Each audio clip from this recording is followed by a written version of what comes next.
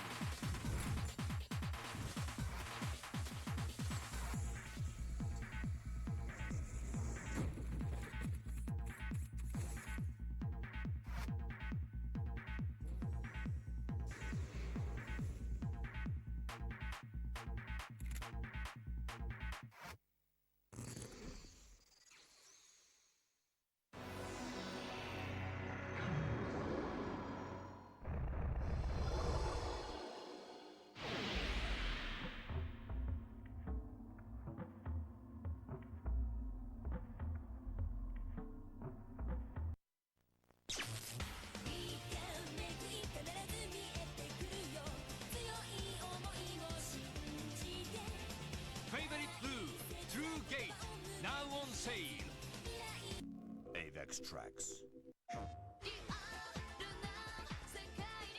遠の何説、それが足元から崩れていくような気がして。ファイナルファンタジー10 2。 プレイステーション。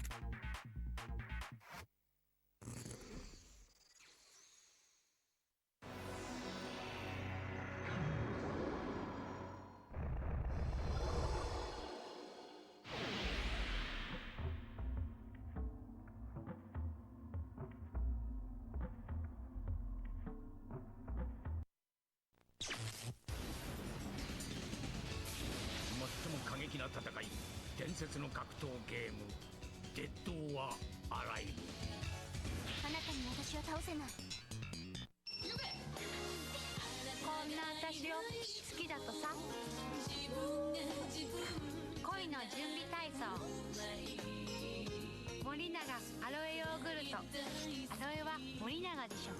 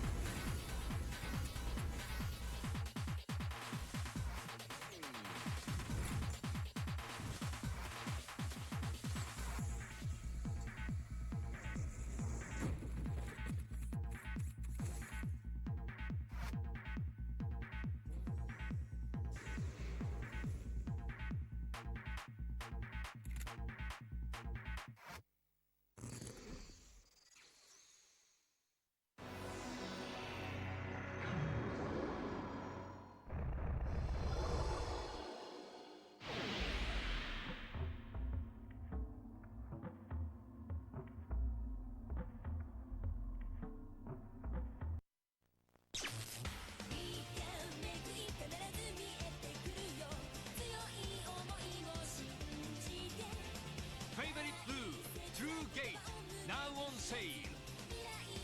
Avex Tracks. 永遠の何説、それが足元から崩れていくような気がして。ファイナルファンタジー10 2。プレイステーション。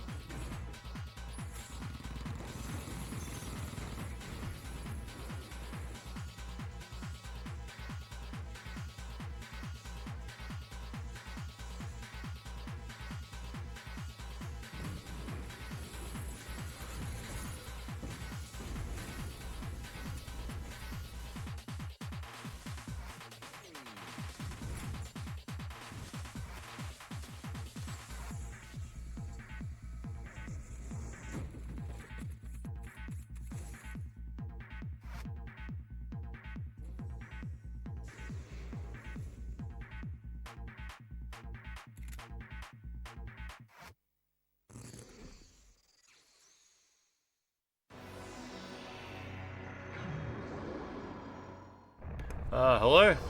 Hello? Hello? Hello? Hello? Hello? Hello? Hello? Hello? What's going on?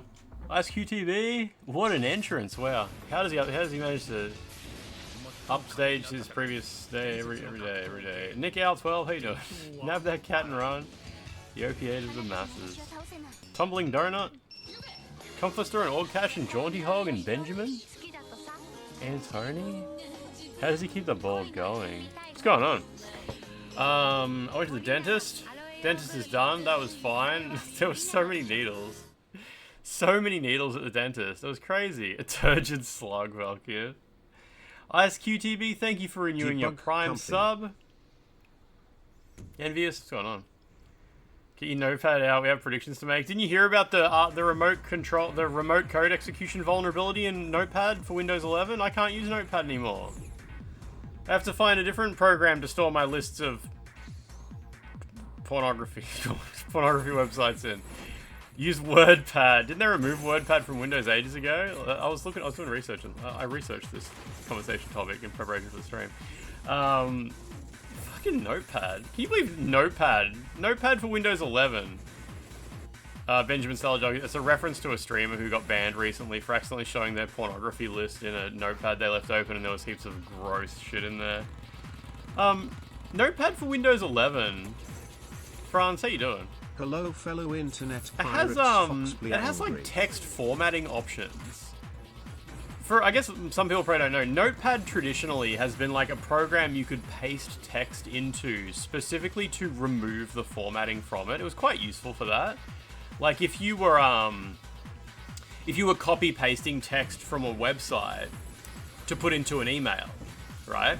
So you grab the text, copy it to clipboard, then paste it in an email, but then in the email it would still have the formatting, like the text would still be bold, there'd be a link, but the link wouldn't work anymore because and like some words would be underlined and shit like that with format. So what you do is you paste it in Notepad first, and then that would give you just the text. Then you'd paste it into the email. It would be cleaned out. Notepad could be used to sanitize text. For Windows 11, they removed that. So now Notepad in Windows 11 allows like bold, italics, links, shit like that. They've added these used to be features exclusive to Microsoft Word or WordPad or Write and things like that. There were other programs built into Windows that did this, and they've removed them all now. And they've tried to build these features into Notepad. And today it was announced that these features allow remote attackers to take control of your PC. So that's pretty cool. That's pretty cool. If someone, you know, it's possible to open a notepad document now that has a button in it that you click, and with no with no confirmation, that code can execute remote code. That button can execute remote code from a remote attacker. That's crazy. I hope it just enables BitLocker. Yeah, well, that's the sort of shit it would do. Like, because apparently the code can be remote supplied and shit like that. So anyway, great job, Microsoft. Great job, Microsoft. Have the same idiosyncrasies with his hands. You mean like ticks? You mean like ticks? I want RC on my smart fridge. Yeah, it's fucking great. It's fucking very fucking cool. Why is there almost a hype train? It was Franz. Franz resubscribed. Yeah. Download a markdown file with a bad link and then click on it. Yeah, exactly. But I mean, like, it's funny because, like, your computer can't be hijacked by clicking on a random link on a website. But it can be hijacked by clicking on a random link in fucking Notepad. That's insane. That is fucking insane. It'll get patched. It's probably why Windows is nagging me for an update. There's like there's a Windows Defender update and shit like that, and it's got a red dot on it. It's like it's saying like very important update to install. Windows Media Player downloading codecs type shit. Yeah. Antonio, I never actually fell for that. But I'd get close. Like, you know, back in the day, I would download a movie, and you'd double click on the movie, and Media Player would open, and then it would say acquiring codecs, and you'd be like, oh, fuck off, and you'd close it because it's downloading viruses.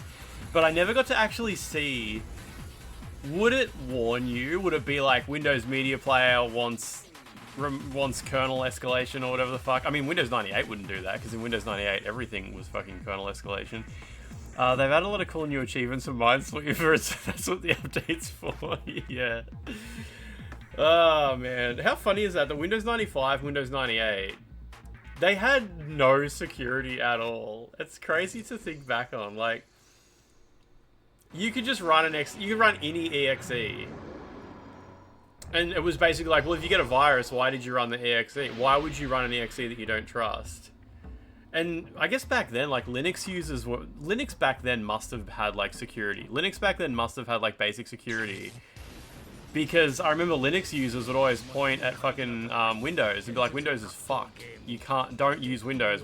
You will lose all your shit. If you use Windows, you will lose all your shit. And that's just the whole story of it. And then, like, Windows... I don't think Windows XP had basic security either. I mean, you could turn it on, but by default, everybody on Windows XP was just using an administrator account, and I don't think it had like a pop-up. I don't think Windows XP ever had a pop-up to warn you that you were about to run code that could take control of your computer. I think it was Windows Vista. We used to trust Norton back then. That's actually a good point. We did. We actually had antivirus software back then, yeah. Yeah, I kind of forget that. Antivirus software used to be the thing that protected you. Now Windows actually protects you, and Defender actually protects you and shit like that. Yeah, Avast, McAfee. Yeah, it's true though. Like, we actually did use that for that shit, and it actually was important. Remember when Windows Vista came out, and one of the huge complaints about Windows Vista was it continuously asks your permission to do anything. And it's kind of how it's meant to be. Like, if you run fucking hackmypc.exe, it should pop up and say, hey, that thing you just clicked on, are you sure? Because it's requesting, like, full control of your computer, including making core changes to the system files. On Windows 95, it would just run. Like, it would just be like, okay, you double-clicked on it, you must want to run it. On Windows Vista, it would come up, and if you were like, if you weren't the owner of the PC, it would even ask you for the owner's password. I think Vista would ask you for the password. Windows 7 doesn't. I mean, Windows 8 and 10 and 9, and Windows 9 does. Windows 9 does. Windows 11 and Windows 10, they've started having secure boot on by default. I noticed, Cash, that in the latest Windows update, the list of things that there is to update, there's something about secure boot in there. macOS asks you about as much as Vista. I fucking hate how often macOS asks you for the password. Although you can do thumbprint scan or Face ID on macOS as well, can't you? It's annoying though. It's annoying. It's very annoying. Linux asks for admin password when running commands in the console. Yeah, the sudo things. Yeah. It seems, I don't know, like, I guess that it's got to a good point now. It's obviously got to a good point now, but it's just fucking Windows 11 with its shitty fucking notepad that added features, and now there's a massive vulnerability in Notepad, so that's a lovely place to be. I was on Reddit just before. It's completely unrelated. I was on Reddit just before, and I was reading a post, and in the middle of the post, it got removed by an administrator. You know how sometimes you see people on the internet, like incels and shit like that, and they'll be like, I can't get a girlfriend, women's standards are too high. Women's standards are too high. I will never get a girlfriend unless I'm 6'4", shredded as fuck, billionaire, fancy car, bald, all the peak aspects of a man. But then you see posts you see posts from a woman saying, I'm a 27-year-old woman. I'm fed up with my boyfriends, repeated hospitalizations from weed. Am I wasting my time? We've been together for 2 years. This 27-year-old woman has been with this 25-year-old man for 2 years. He has an issue with weed. It's not legal in our country, and every time he smokes, he ends up violently throwing up and has to be hospitalized for a few days. This happened multiple times. He says he's going to work on it and stop, but it just keeps happening. So then it continues. I haven't seen him in 3 months. I haven't seen him in 3 months. He lives an hour away. He missed our anniversary. He missed New Year's. It seems like he's going to miss Valentine's and my birthday. He tells me over and over again he's coming to visit me and just doesn't show up. I'm just left in the dark and stressed. With how long this has been going on for, I feel like I am the problem. This whole situation's got to a point where I'm having negative thoughts about myself.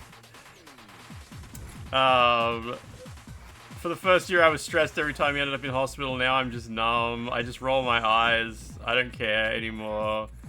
I want to settle down and get married. I'm not getting any younger. My family is very anti-drugs.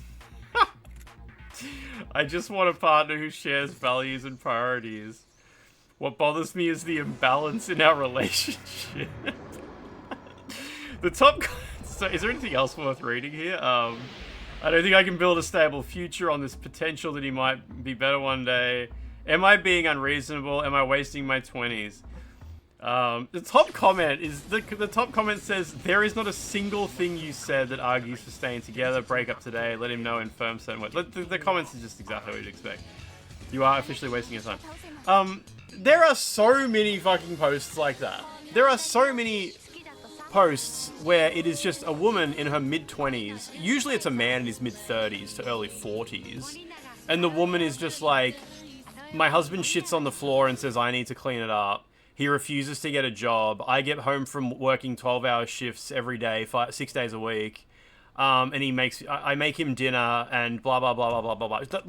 The women will just list the shittest stuff for this old man. And then it'll say, but I love him. I've complained about this before. I've complained so many times about the phrase, but I love him. Where are these people learning about what love is? Like, where does this even come from? But I love him? What the fuck is... I don't know what love is. Clearly, if that... What the fuck? But I love him? Yeah, of course some of them are rage bait. Of course. But I mean, this is a... We all know people. We all know people who are in similar situations and shit like that. Like, Lance hasn't watched Love Island. No, they're not. The problem is they're not 100% engagement bait. It's a bunch of them are engagement bait. But I mean, these are stories from real life. Like this isn't just coming from Reddit. You've never had a friend who's a woman and she's like in a fucking stupid, idiotic situation, and they're like, "But I love him. But I love him. But I love him. But he's cute." Would be something. If it was like, "But he's hot as fuck and he's good at sex." It would be like, well, you know, girl, like, what the fuck? You get to pick and choose what you do and don't care about in a relationship. But I love him. That's nothing. That is, but the sky is blue. Like, what the fuck? Who gives a shit what color the sky is? It's got nothing to do with how often he shits on the floor and doesn't wash between his cheeks because he says he'll turn gay if he does. One the other day of a woman making her beer. One the other day of a woman making her boyfriend nice-looking meals, but he only wants to eat nuggies. The commenters turned on the woman and said her meals look shit, and they were just perfectly normal. Yeah, they probably said she was being ableist because he had autism or something like that. Sometimes Reddit gets fucked. My streamer put a dookie on his bald head, but I love him. But you know what I mean? Like, you know, if it's like the dude is hot as fuck and has good sex or something like that, or the guy like makes good money and provides, like those are things. Those are things. But I love him is just fucked. But you see it all the time. Like, at least that post didn't say that. It was just like, am I wasting my life by... Fucking, that's so funny. Spending 2 years with a man who's shit and being like, fucking, what's the phrase? What's the phrase where you put too many coins in the slot machine to quit now? It's like investment fallacy or something like that. False, where you've put too much into a thing and you're like, I can't stop now. Sunk cost fallacy. Thank you, thank you. Yeah, they get like sunk cost fallacy in their mid-20s. They're in their mid-20s and they've been with a man for 2 years. I've spent like 5 to 10 years doing things that went nowhere. Like, I guess the older you get, you realize, like, it's just, I don't know if it's ever too late.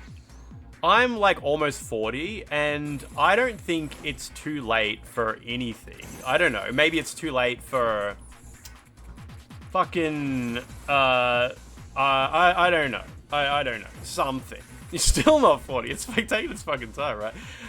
Like it's just like the older you get, you realize how little time there is. But I mean, like, time to do what? Time to do what? It's too late to get into Bitcoin. I mean, yeah, maybe. It depends what results you want. It's never too late for the wig. It's too late for extreme sports. It's probably too late for like physical shit. Yeah, maybe. But like the idea that it's too late for ballet. Yeah, my hip bones have fused. You know, my growth plates have finally closed.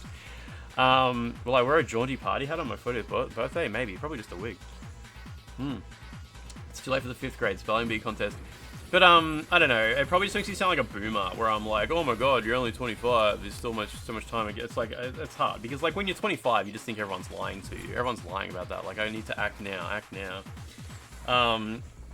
Can still be healthy, but you won't be an Olympic sprinter. Yeah, I mean but I mean obviously the scope is a little smaller than that, at least, isn't it? It's never too late for a man to discover their prostate. Franz, I have had that conversation many times. I've had that conversation many times with friends, loved ones. Like, it's not too late. It's not too late to try. You can start small. Wait, what do you? Oh, did Stephen Fry have his removed? Nick Al, how you doing? Come on, Doc, get up there. Oh yeah, exactly. Like I said, I'm always getting to that age. Maybe I will discover my prostate in the general practitioner's office sometime soon. By 11. I seriously have had that conversation.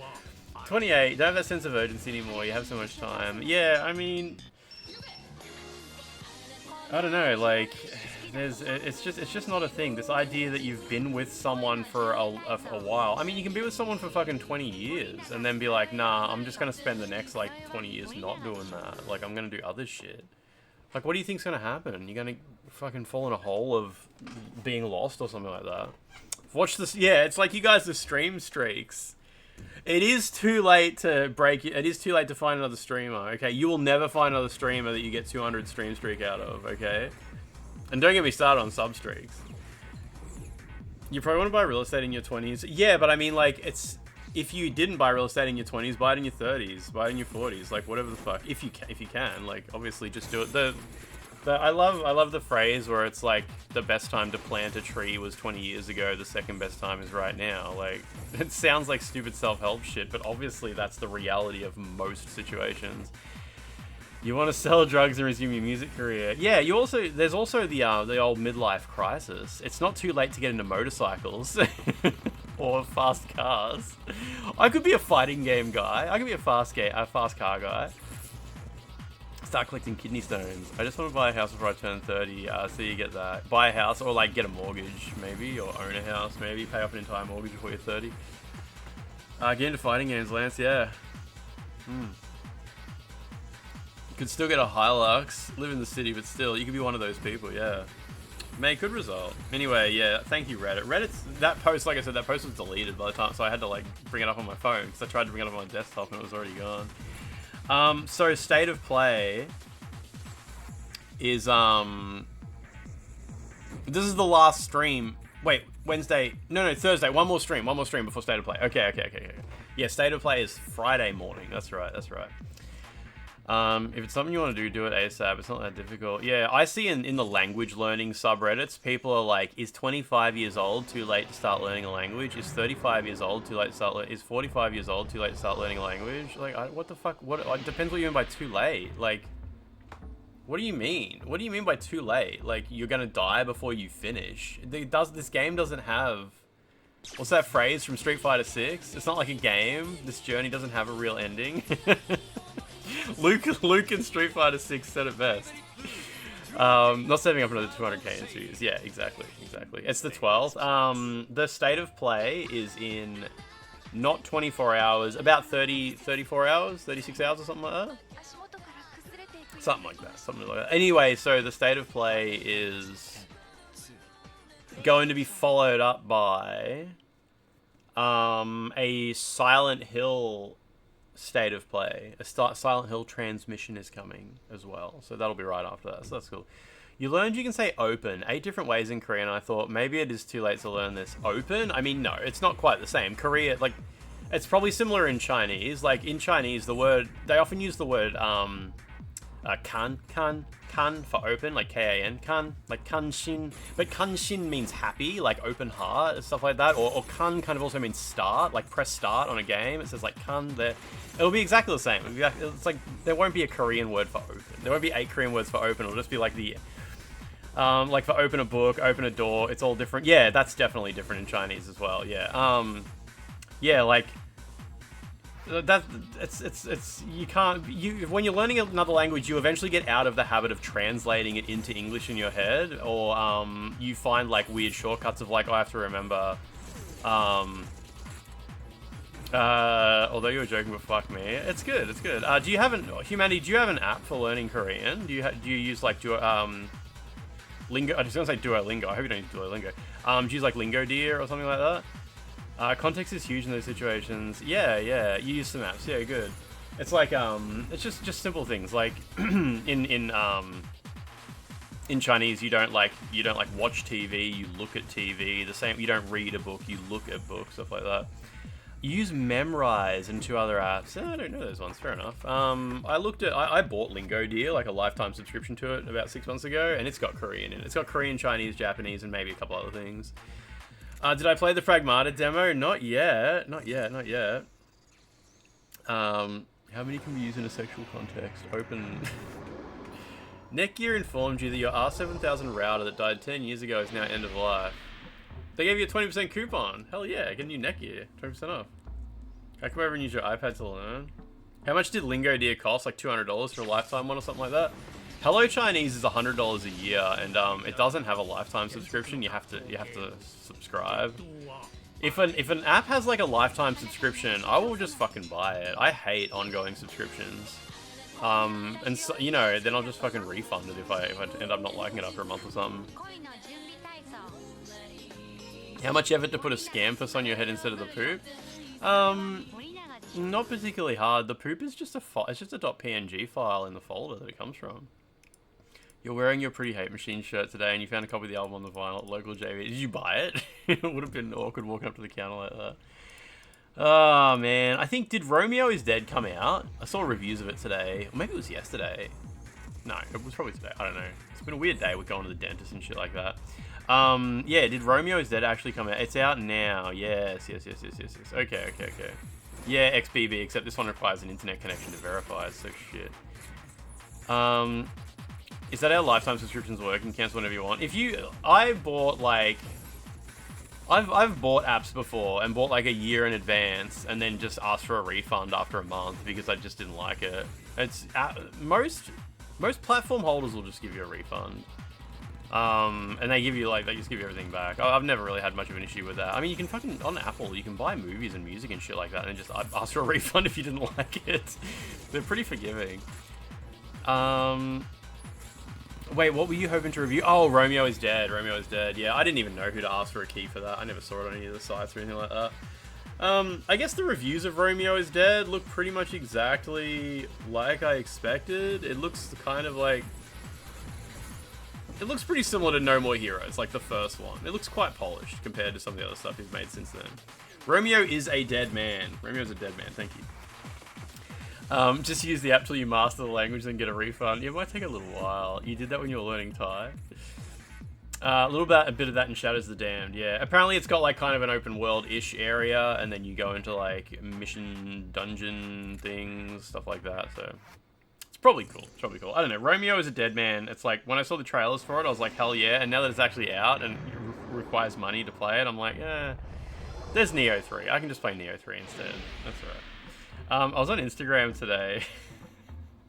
I was scrolling Instagram on the toilet, and there was a reel in my feed. Instagram has started. Instagram, it's like TikTok. It's short videos, just slop. Instagram has started doing auto translate by default with lip dubbing. So the mouth gets AI dubbed over, so it looks like they're speaking English. And it was a video of a child who had a toy, like a fucking thing stuck in their eye. And the mum was trying to get it out. And the camera was just showing the child's face. And the kid was crying. The kid was crying. And the mum is like, how did you get this stuck in your eye? Why did you get this stuck in your eye? You know not to put this... So it's doing this shitty AI voice because it was in Spanish or something like that. But the child's mouth was... Because the child's mouth was moving because it was crying, the AI thought it was the child...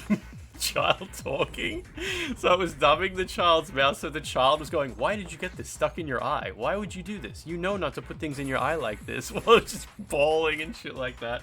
And I was looking at this video being like, what the fuck am I looking at? The Instagram algorithm is just like, at this point, it's just like, this dude will watch anything. Did I screen record it? No, I should have sent it to someone. I should have sent it to Connie. Usually when I want to look at something later, I'll send it to someone. Not so much so they can see it, but so I can pull it back out later. That's half the shit I said to Connie. Is just like, I'll save this for later. She can look at it while I save it.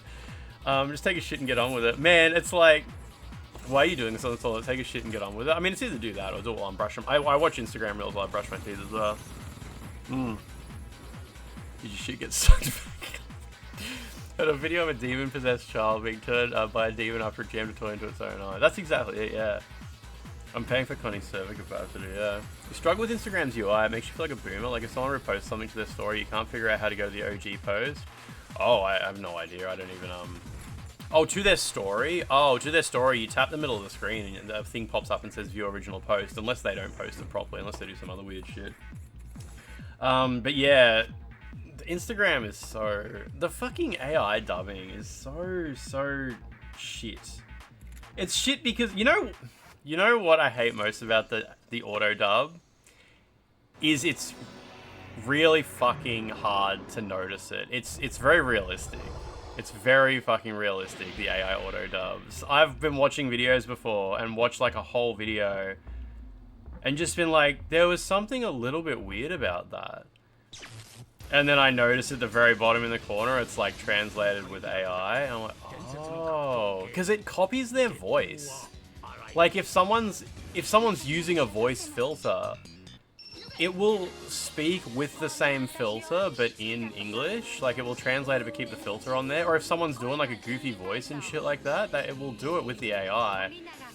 Changing the lip syncing is creepy as fuck. One of the features you cannot fathom an actual need for. I know, Red Letter Media, I was watching a Red Letter Media review of some movie recently, and they were like, they actually watched an entire movie on Netflix or on some streaming service, and it was AI dubbed with lip replacement, and they got like halfway through the movie, and they were like, what the fuck? Was the voice calm while the kid was dying in street? Yeah, the voice was really calm. It was like a disappointed mother type voice. YouTube Premium guy, recently YouTube Music keeps giving you the weird fucking AI DJ or some shit. Oh, man. What did I get in my feed the other day? And I showed you guys. I was like, someone paid money to put this in my feed. And I think it was just a dude's face. I was like, look at this. I don't know if I posted in the Discord. Or if I sent it to like my mate's group chat. If I type in Instagram. Fucking... Yeah. I'm like, this is just a man advertising his random... Let me show you guys this. On Instagram, like on YouTube and shit like that, anyone can pay money to advertise their account. So it's quite common with young people, like kids, like 12-year-olds and shit like that. They'll start a YouTube account where they play a little bit of Fortnite, upload a couple of videos of them playing Fortnite, and they'll beg their mum or dad to give them $25 to advertise their channel. And they'll be like, Mum, this is how all the popular YouTubers get started. All the popular YouTubers get started this way. I just need $25. We'll just do a little ad. And they do it. And you guys probably see it sometimes on YouTube if you don't have ads blocked. Sometimes you'll get an ad, and it's just for a kid's YouTube account where he's just playing Fortnite. And he's like, yeah, I'm gonna get a battle fucking victory royale, guys. And thanks everybody for subscribing. See you next time. And then the video, like, what the fuck? That was an ad? And it's just someone's account. You can do it on Instagram. Instagram tells you that if you've made a new account and you don't have enough followers, $25, we guarantee you'll get at least 100 and shit like that. I recently got this ad in my Instagram feed.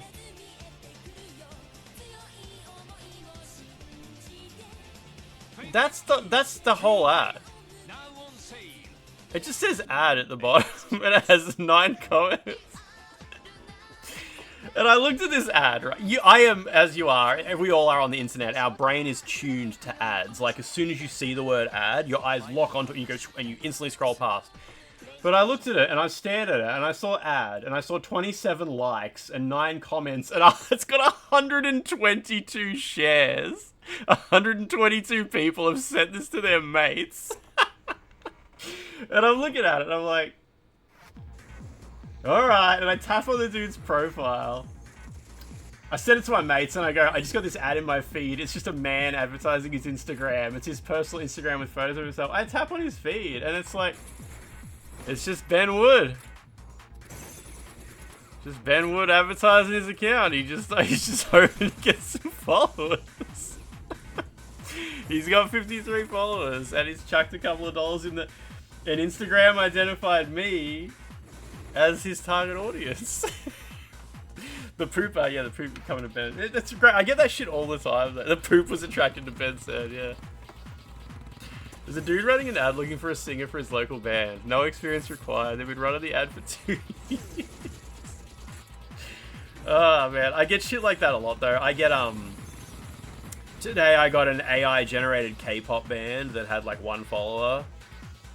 And it was like an AI-generated video. They look like Blackpink. It looked like Blackpink's a K-pop band. It just looked like the girls from Blackpink, but it was AI-generated, and the camera was spinning around. And one of them, the arm like snapped backwards. Like this girl's on stage singing AI lyrics, and her arm like twisted and snapped backwards, and then she like warped through her skin and shit. And I looked at it, and I clicked on the profile. I had like 2 followers, and they were like the hottest. If you like Blackpink, Le Seraphim, and it was Red Velvet or something, you will love. Look, I don't know, whatever the fuck. I clicked on the dude's profile and the only video he'd uploaded was an AI-generated song about how shit Elon Musk is, like 6 months ago. But I love it. I fucking, the shit, when you scroll, I don't use TikTok, but I assume TikTok's the same. You recently got a paid ad from someone called Manfight Dragon 2 that was a conspiracy theorist about the FBI, and we need to make, we need more dismemberment in games. Was his name Manfight Dragon 2, was it? Was that what the guy's name was? Yeah, he said that, Elden Ring's gonna fail because it has no dismemberment.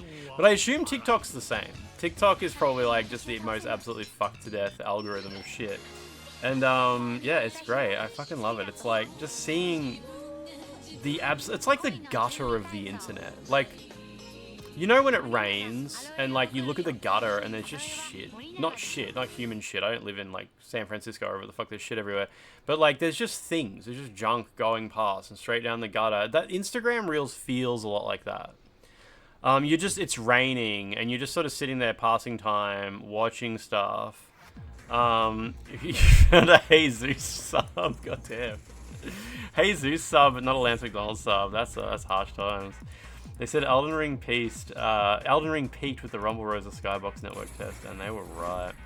Is it San Francisco where there's like a map of where all the human feces is? Isn't there a city in the US where there's an app you can download? Yeah, I'll never get the Jesus subs. I don't have enough AI generated shit all over my stream. Maybe if I AI generated Bloodborne 3 better than From Software ever could, I could get it. Oh, it was a gift sub. Yeah, so Zeus. Zeus is gone. I don't know if you've seen Zeus. Zeus disappeared for like 6 months, and when he came back, he was talking about how he's just like gone on this weird AI stint where he's been saying this crazy shit about how AI is going to change the world, and he's going to use AI to generate Bloodborne 2. He's going to do it better than From Software ever could, and he keeps posting. He posts like AI generated replies to everyone on Twitter and keeps attaching AI generated images. And they're really fucking weird. Yeah, just interesting. He's but he's been through some times. Like he went through a phase of like being truly shitty online. He doesn't seem like he's being shitty anymore, but he's just being just sad. Why he left for 6 months? He left around the time people found out he voted for, or he told people he voted for Trump. It was only not long after that. But I think I don't think that's why he left. He told people he voted for Trump and got bullied for like a day or two. Good news, Lance. I finally got a new job. I can finally escape Best Buy. Also, geez, what a weird path Zeus Oh, which took. Dr. Bob? You got a new job? Holy shit, that's great. That's alright. I assume that's really good. Yeah, no, the Trump thing was cringe and sad, but then Duskbloods got announced. And Night Rain got announced. Night Rain and Duskbloods got announced around the same time, and he was really pissed off about them. He was really angry. I thought Night Rain and Duskbloods not very good. I don't like them. I don't think Duskbloods is going to be very good either. But that's just me. But he like posted these freak out tweets about how like if you like this, you are R-worded and shit like that. Like he was cracking the shits, and people were replying to him like, "Dude, calm down." And he was like, "Fuck you, idiot. Anyone who subscribes to me has been scammed. I don't care anyway. I don't care about any of you people. I'm gonna use crypto and AI to be a millionaire and have more money than I've ever had as a streamer anyway. So who cares?" And he just disappeared. And now he came back and he's really big in AI. He loves his AI. So I don't know. Super weird, man.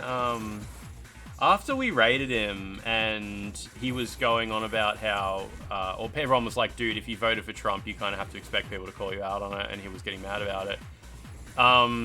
A little bit after, he should have pulled a crypto scam before leaving, exactly, and then not come back. Bloodborne coin. After we raided him, in the Discord, we were like, oh, that's kind of sad that he voted for Trump. Like, he's always been a little bit of a weirdo, but he was, like, aggressively talking about it and shit, and we kind of, it was kind of like, we probably won't raid that guy anymore. But that was it. It was, like, no bad blood or anything like that. It was just like, yeah, we probably, our community might be a little bit incompatible with his community. Just that kind of thing. There's been people that there's sometimes you stop raiding someone because something happens and you're like, I might just not hang out with those people anymore. But yeah, then when he came back, he started doing AI generated tweets and he tagged me in one of them.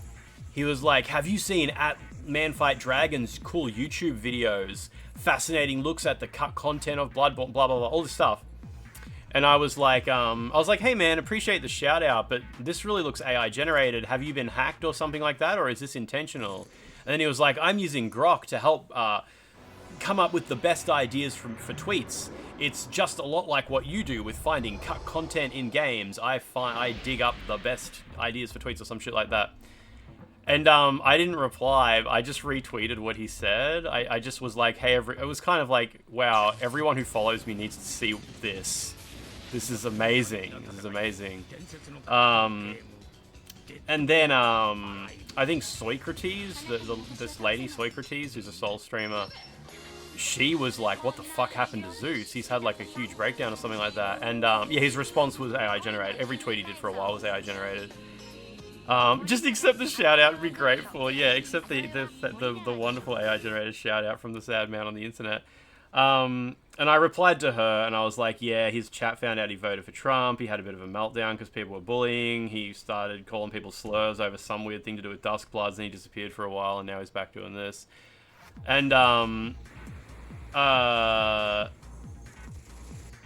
mean, yeah, so that's the whole story of Zeus. That's the whole story of Zeus. That's the whole story of it. Great guy. Great man, great story. Good times, good times. I'm just trying to think if there's any other details I wanted to add. I don't think so.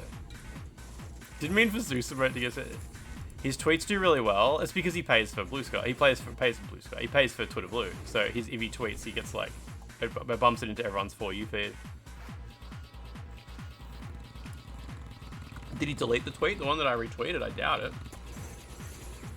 Microsoft unveils Lightbox, a Rust-based security library OS. Rust-based. Microsoft was saying they were going to use AI to port a lot of Windows to Rust or something like that, didn't they? His tweets do so well, he deleted all the tweets. That's interesting. The idea of a tweet doing well isn't really much of a thing these days because a popular tweet doesn't really amount to very much in life, but whatever. It's just fucking, what is it? It's Wednesday. It's just fucking Wednesday. Oh man, what a beautiful day. What's my stream schedule? I usually just stream this time, every weekday, unless something's going on. You paid the guy who wasn't accepted into Epstein's Island to boost his tweets. Exactly. Don't know how people get offended by the R word. I'm autistic and I don't care. Yeah, I mean, it's not offensive to me either. Skibby Dippy, it would be stupid of me to act like it's offensive to me. I just know that some people do get offended by it, so I just don't use it. That's like the whole thing for me. Skip Dippy, it's good to see you. How you doing? What's going on? It's good to see you. He was spouting some absolute wildness in my whispers about Plato's cave. Oh, fuck yeah, that's awesome. That's awesome. It just like generalized discussed. Oh, I mean, I don't know. I have no idea. This is Skip Dippy. It doesn't. I got nothing. Sorry, I have no horse. I have no horse in that race. Like I said, doesn't offend you, doesn't offend me. That's probably like the whole story. That's the whole thing there. We got a Saturday, Sunday stream last night in January. What was I doing then? Why was I streaming on the weekend? How's Nioh 3? If you didn't really like the last two because of levels, though, you're probably not going to like this one. This one obviously is open world and it's easier as well. I mean, it's expensive. This game is too expensive to just like buy to have a try and see what it's like. There's a demo. You can try the demo out. The demo's got a big chunk of the open world in it. Nick Al, no, it's good. It's good. It's good. The R word, you mean Republican? Oh. Do I have a job or is this my career? I mean, it's not really a career. I have like a bunch of income sources online. I have like a little Patreon. I have a YouTube channel. I have my my Twitch. I think there's a fourth thing. I can't remember. Maybe it's just those four. Something like that. Something like that. Oh, you didn't really follow Nioh 3. You didn't realize it was open world. Yeah, it's basically open world. It's basically open world. Oh, the OnlyFans, of course. I'm not supposed to talk about that. Oh no, the Only Egg. Yeah. Fansley with the armpit pics. The Fansley. You got the rarest drop in the game via replaying the final mission a bunch. Lance's Steamy Yogurt OnlyFans. Man, so I went to the dentist today. And he gave me so many needles. Usually, I get like 1 or 2 jabs to get a filling done. But, he was like, he's gonna do he was like, you don't have to get numb for a cleaning. It is just like it's a fucking little extremely powerful brush. But like, he would be jamming it into my gums, so it would be like stabbing down into the gum. So he's like, I can just numb your whole mouth, unless you really don't want needles. But I'd spent like the last couple of weeks hyping myself up for the needles. And then when he gave me the choice of having no needles, I was like, no, let's just do the needles. Let's do heaps of needles, let's go. And he gave me so many needles, my face was so numb that when I couldn't move my mouth out, like my lips. I couldn't move my lips whatsoever. They were completely flaccid. And when I laid down on the dentist chair, my lips fell into my mouth, which is such a weird fucking thing to try and describe. But like push your lips between your teeth, like they fell into my mouth like that, and I couldn't smile. They wouldn't come back out, so I had to go like with my tongue and like push my lips out of my mouth. It was so fucking weird. And I guess to him it was just normal. It was like, yeah, that happens to everybody who not has their face numbed. Yeah, it was just fucking strange. And I also got a filling. I got a filling done. I've had that done heaps of times. Did he ask, is it safe? I was like a monster from the Dark Souls character creator. Temporal Shrimp, I was talking about how I went to the dentist today and I got so numbed up. And like, he's like, okay, you can rinse and spit if you want. And I had no way to tell if the cup was touching my mouth. I picked up the cup and went like this. And I'm like, so I had to get my hand and go like, and like place my lips onto the cup and then pour it and it just fucking fall over. So strange. So strange. Wouldn't expect numbing to be like deflate your lips to the point they flop into your mouth. I mean, it was just because like my mouth is open, like my jaw is open. And like the default place my lips just sit. They just kind of fell in. It was so hard to like, it's an experience I've never had before. Did I cry? No, it was, the dentist was not unpleasant at all. Oh, there was when he did the cleaning, he had like this ultra high pitched drill. And when he did it on the very back teeth, it was some of the loudest noise I'd ever heard before. And it was just those back 2 teeth. He did it like here, and I was like, that's gonna fucking destroy like one entire frequency of my hearing if he does that too long. Yeah, it was so loud. And he stopped to take a break, and he goes, "Are you alright?" And I'm like, "Yeah, this is fine." But through my like fucked up mouth, I said, "That is so loud." And he's like, "Oh, I'm sorry, I'll try to." I'm like, well, you don't have to do anything differently. Like, it's supposed to be loud, but like, that is so loud. And he's like, okay. You had a filling a few months back and had the same, like the sagging feeling of your mouth. Dentist helped you take a drink. Did he put his fingers in your mouth and just, no. It was pretty good. Also, it's interesting, like the dentist is always like, let me know if you need me to stop. Which I didn't. It was no pain or anything like that. But it's cool because like he'll be there with like he's all up in your mouth, and he baby birds you the drink.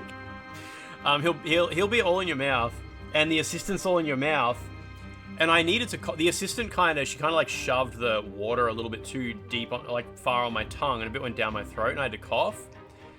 So I just raised a finger to be like, just a second, because I need to cough. And the instant my finger moved, both of them just went, what? Like back, like they're so ready.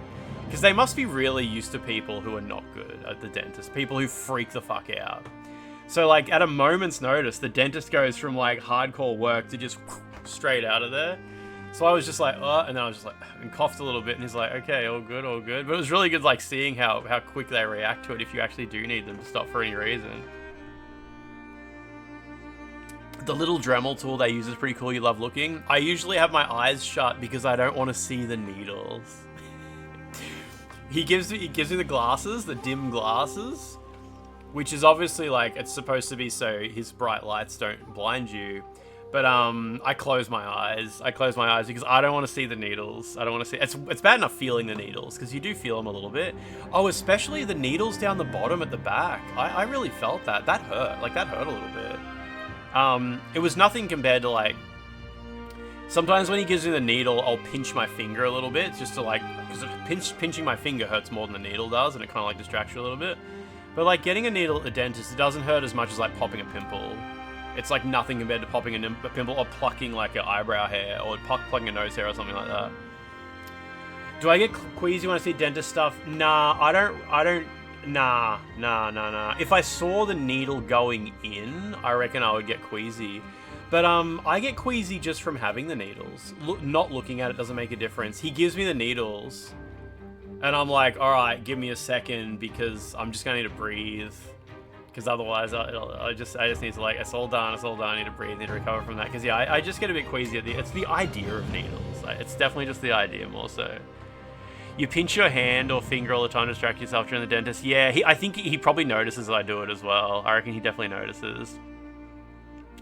The only time you got queasy was an injury in a construction site that you won't describe. Blood doesn't bug you usually. Yeah, it's queasiness. I've tried to describe it to people who don't understand it. Queasiness is so weird. Because you couldn't even like write a list of the things that, is that a huge cocking gun for us? You couldn't even write a list of the things that make you queasy because like it's so case by case basis.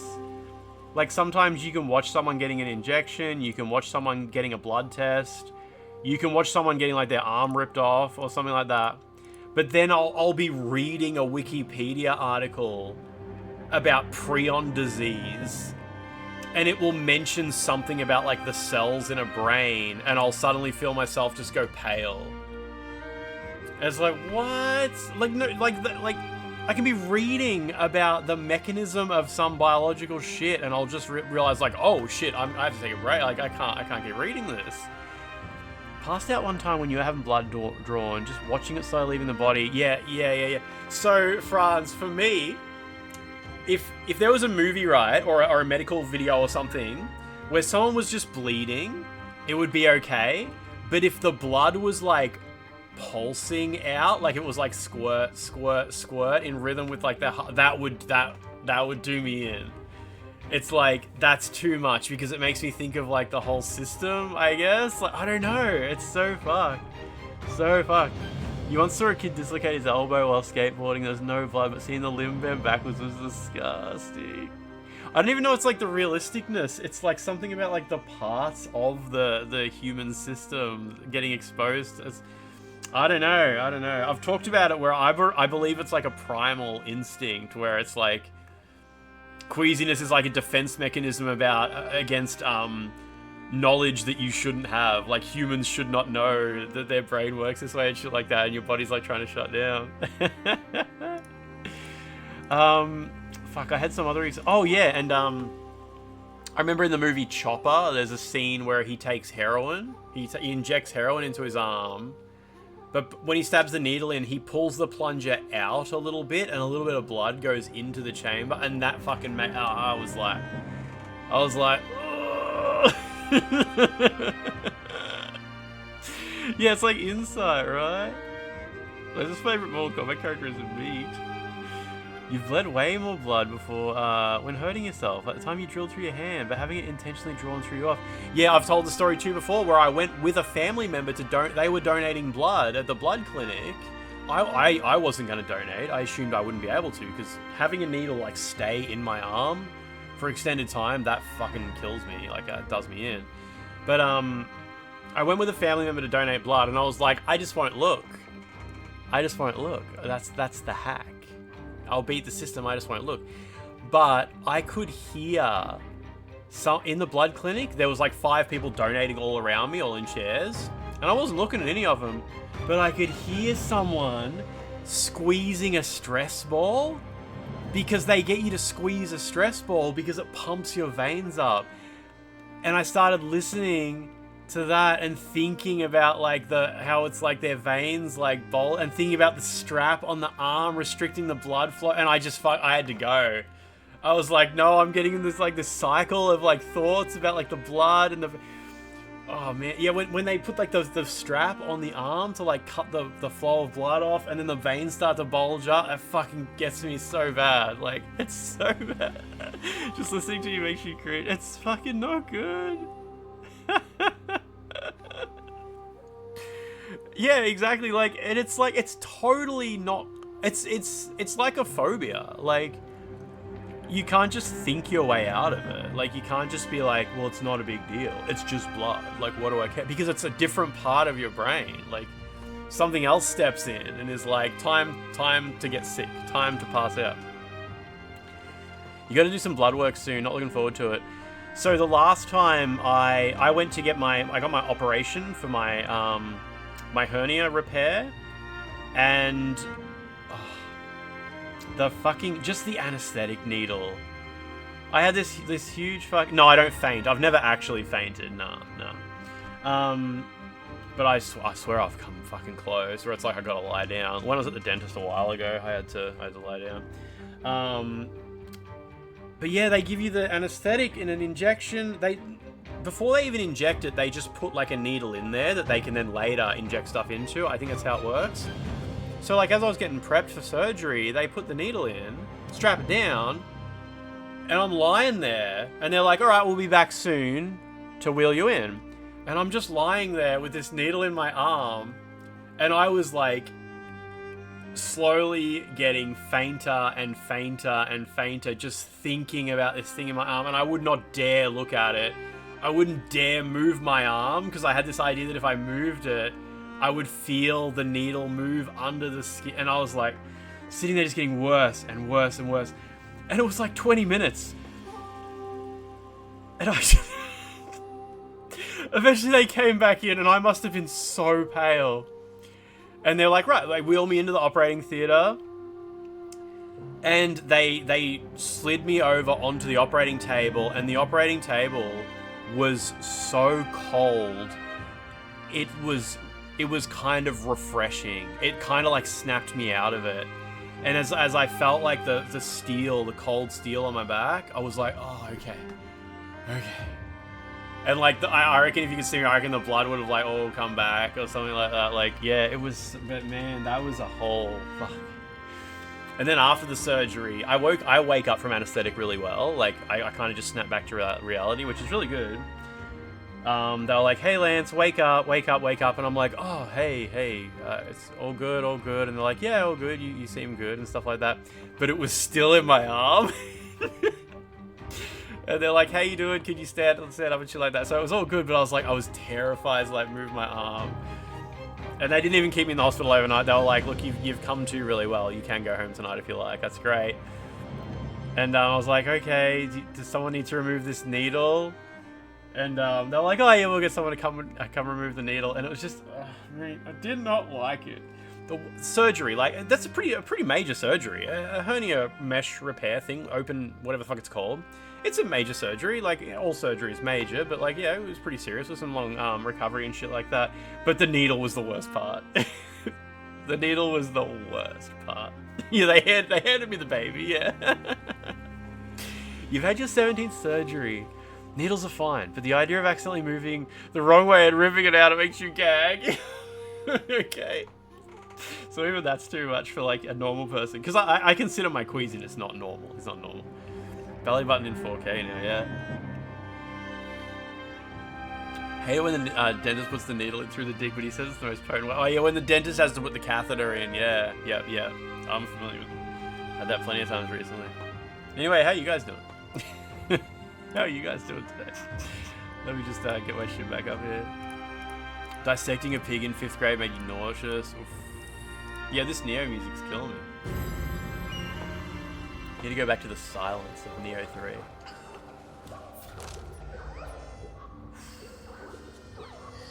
What did Hattori Hanzo want to talk about? Just the fact that, I can't go through that door yet. Yeah, it just says locked. Oh, the Suda 51 game is good, but it runs like a turd. Really? Come on, Unreal Engine. Score some fucking goals. Imagine the next Nioh 3 boss is a giant needle. Nah, but like I said, like, it's not always needles. It has to be like a needle in a certain context that makes me sick. It's Lord Takechio. Takechio. You made 2 clips of my horror stories, dentist and surgery. My chin's a bit sore as well, because yeah, he put the needle, like, he jammed the anesthetic, like, down here, really deep, and my chin is kind of, like, bruised on the inside. Took a while for the numbness to go away. When I was doing my squats today, and I breathe pretty heavy when I do my squats. I count, and, like, I go, like, 1 as I do my squats, but my mouth was a bit numb, and it was kind of getting in the way while I was trying to do my breathing. How about the scene in Die Another Day when Bond squeezes the guy's medical drip to torture him? Oh, I haven't seen that. That sounds fucked. That's not good. No, I only do my counting in Chinese when I do bent over rows. Because, I count to 10. I count to 10 for those.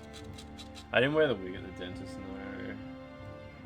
Also, I don't want to count in Chinese while I do my squats, because squats is like a whole body exercise, and sometimes when I count in Chinese, I have to stop and think, and like if I stop and think in mid-squat, I'll probably fucking snap my spine. The Takeda forces, though thin, appeared in Mikitagahala in the northwest. Hara. Scouts even say they saw Takeda himself in the vanguard.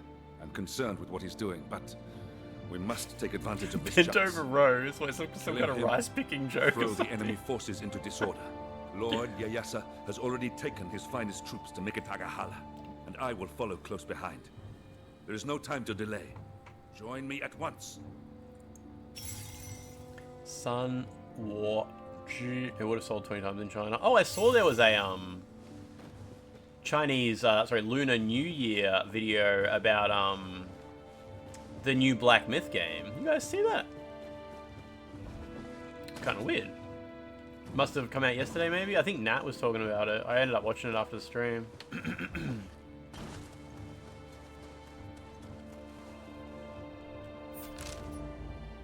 That's kind of cool. You can see it from here. So that's where we're going. Yeah, the Big Tiger game. Yeah, the Big Tiger game. Saw it on the Xbox channel. I didn't wear my hair system at the dentist, nah. Now, what's it called? Zhong Kui? I think Black Myth Zhong Kui. Looks a bit more interesting on foot. The castle reveal.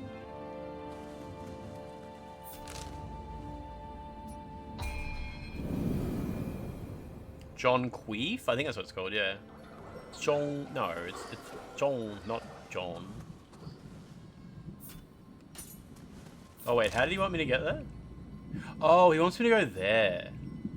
Right. Different place.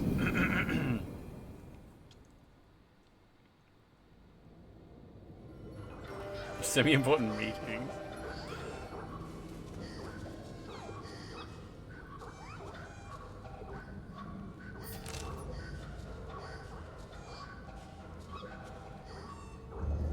Wait, let me just...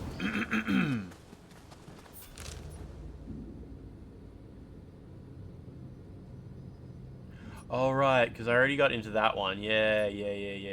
So...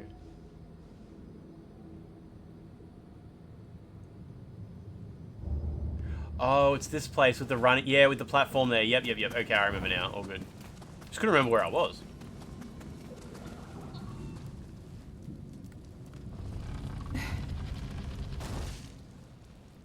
The thing about fast travel is sometimes it kind of throws you off.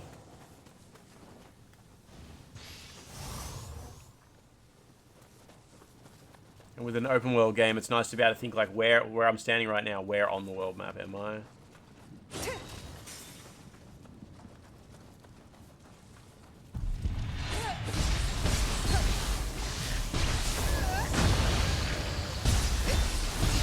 Man, this audio is so bassy. Second area is really well done. Third area is slightly better than the first. Sounds similar to Rise of the Ronin's pacing. I don't think Rise of the Ronin's first area was this big.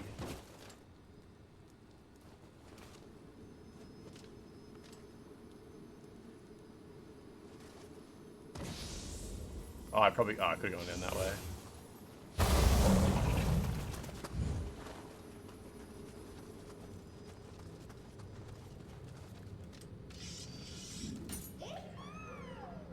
Any particular reason to visit these guys? Like, do different ones sell different things?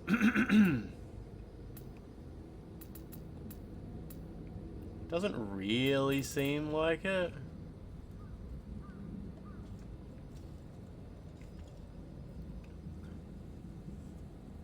Oh, they have limited stock of a bunch of stuff, do they?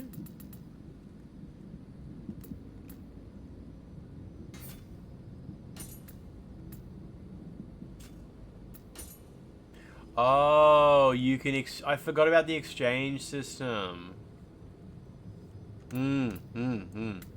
So, should I buy everything they sell?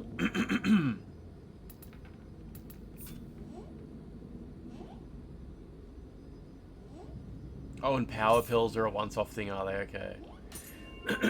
Okay, should buy everything these guys sell. Excellent.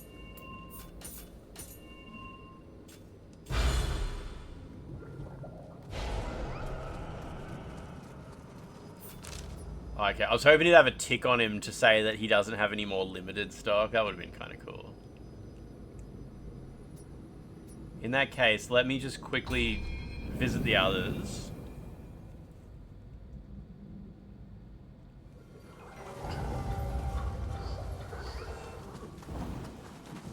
I think I already bought this guy's ones.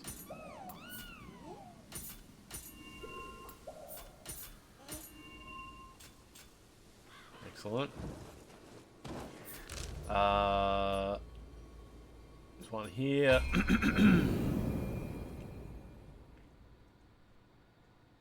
Man, it's really hot today, but it's raining really hard. It's kind of good. Okay, this one I bought everything from. Oh, so they do all sell different things at least.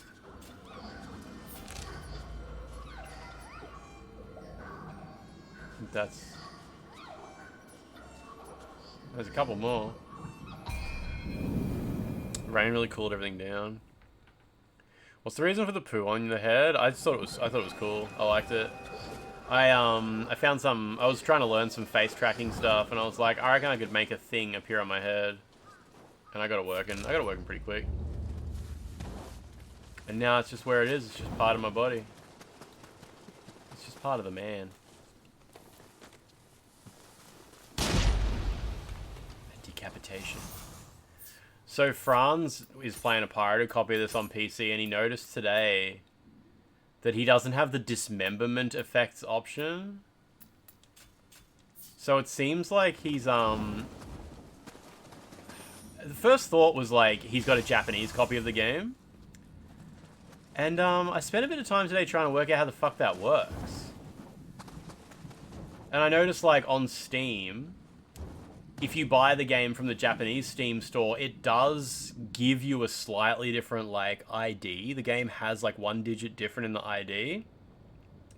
And then I was searching through the code for the game, and I found there is a check to see if you've got that ID. Is your game this specific ID?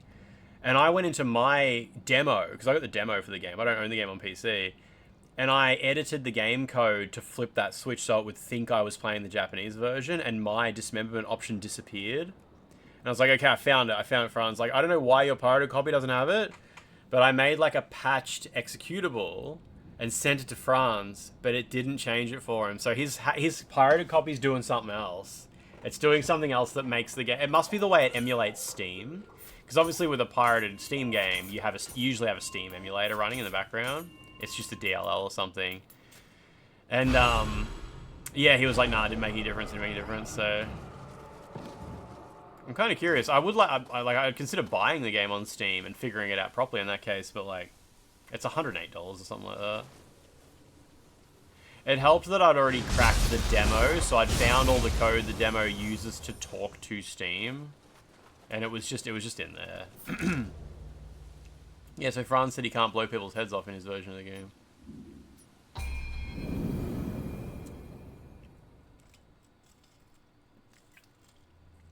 It's interesting that Japanese people don't even get the choice of decapitation or dismemberment.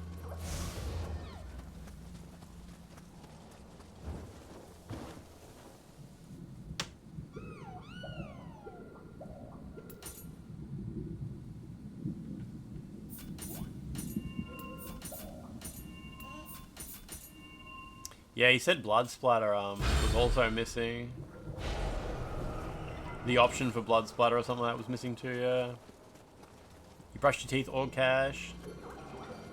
My dentist said that after I had like the really aggressive cleaning today, he said that he said my gums would be really, really sore. He was like, your gums are gonna be really sore. Take paracetamol every day for like the next few weeks because it's gonna be really sore.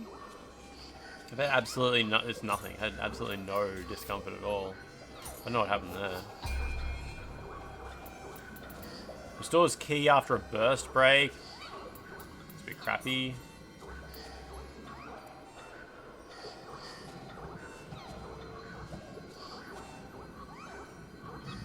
Yeah, it's alright.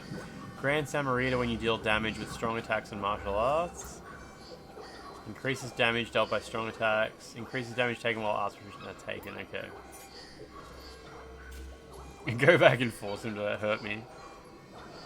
Have I bled from brushing? I mean, that happens sometimes if I floss and stuff like that. But I mean, right now I don't really have much bleeding. He said the health of my gums were really healthy. He was like, I don't have like infections and stuff like that. It was like for someone who needed a cleaning so bad, it was pretty obvious I like brush and floss all the time. So that's cool, I guess.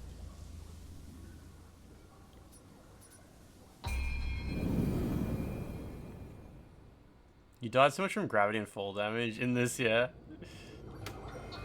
Kind of interesting that the Japanese people had to make that mode, then remove the local copies. Well, they basically just like every copy of Nioh 3 supports censorship. The game just checks some system properties when it boots up. Like, so when you boot Nioh 3 on PC, it checks what Steam entitlements do you have, and when you buy the game from the Japanese Steam store, it gives you a very specific entitlement. So it just checks, it says like, do you have this entitlement, and then it turns off that option in the menu. So yeah, I found the code that was checking for that entitlement, and just, it was like jump if true, and I just changed it to jump if false. That's how most very basic patches are done. You just change a jump. You change JNZ to JZ, or the other way around.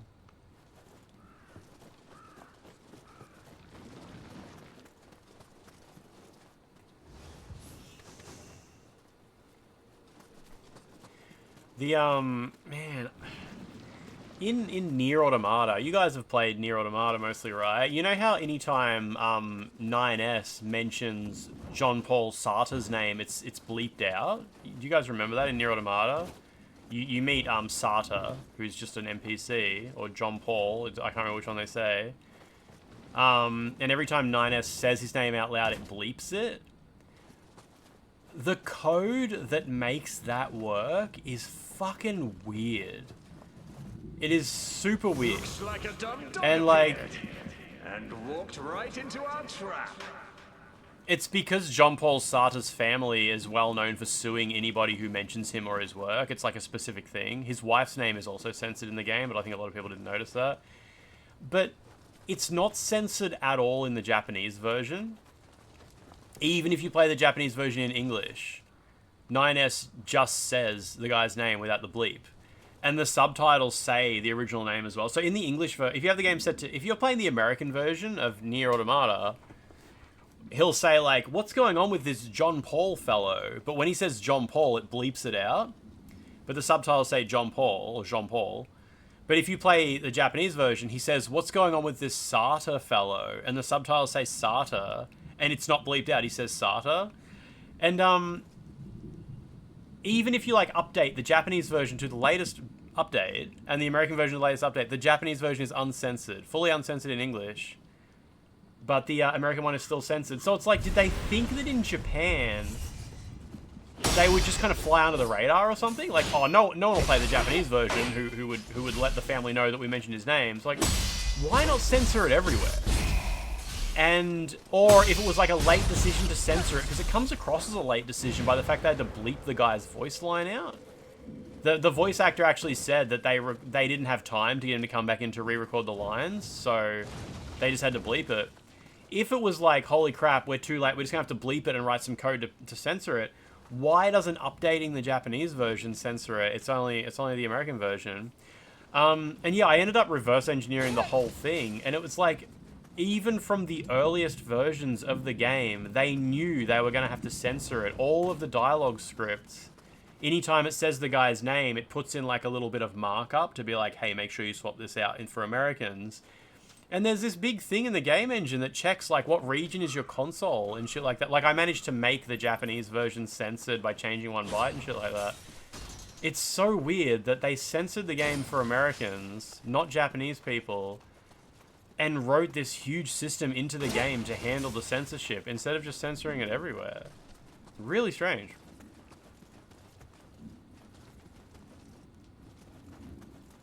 I don't know. Super weird. What do I get here?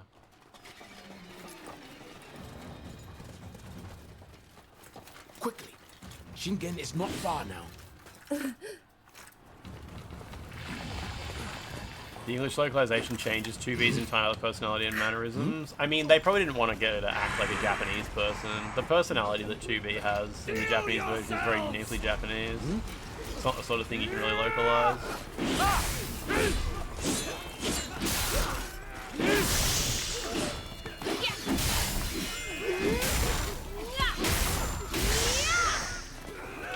Lord ES. Yes.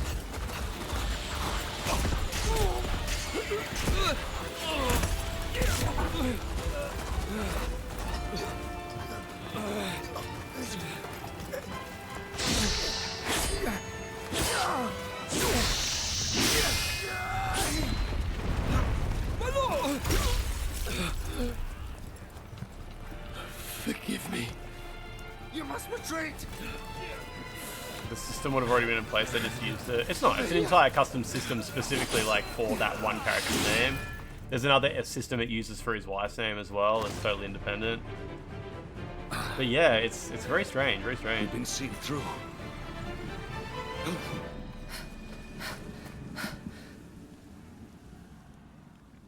The Nier Automata engine is very Greetings, Lord Takachiho. very ad hoc, Intended very to ad launch hoc. a surprise attack, but it seems we've been exposed. I'm going to return to Yeah, Hamamatsu Nioh with has all 30 haste FPS and call for cutscenes, so does Rise of the reinforcements. Ronin. You hold the line. I think Nioh 2, Nioh 2 is probably 60 FPS on consoles, isn't it? But it's 30 FPS on PC, I'm pretty sure, the cutscenes.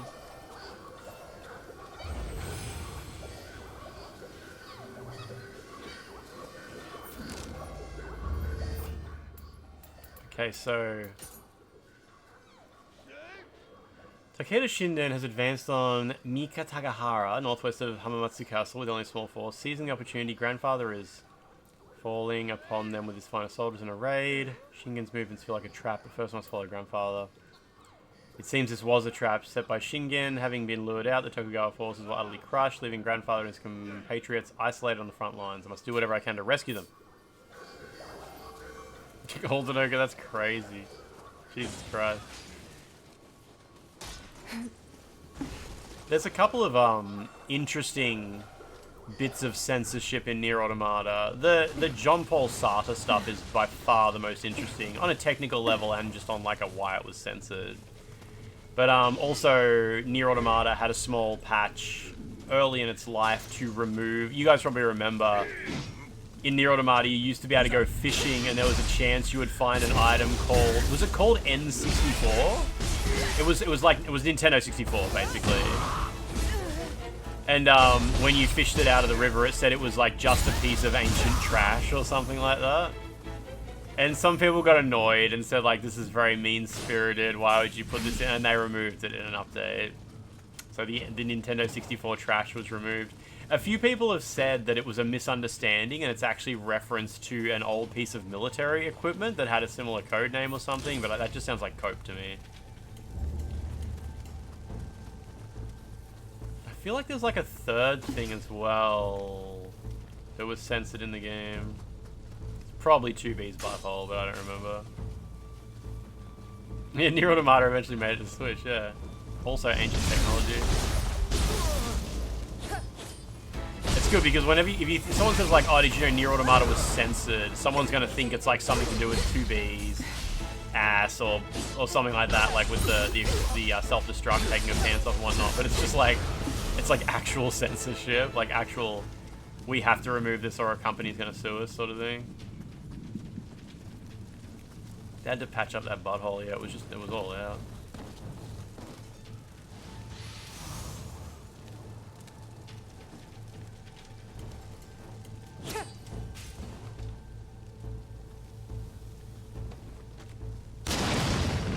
Thought that might break something. So it says mid-mission. That's what that symbol means. Okay.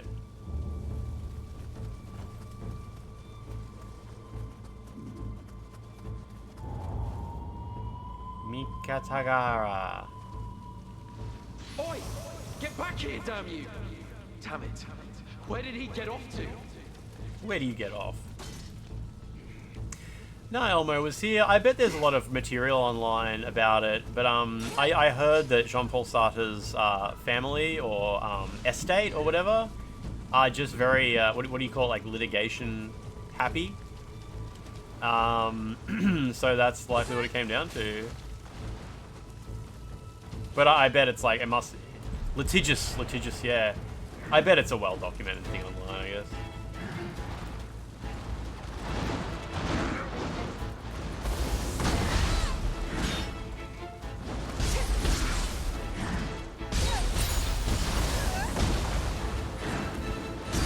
Guy's crappy aim.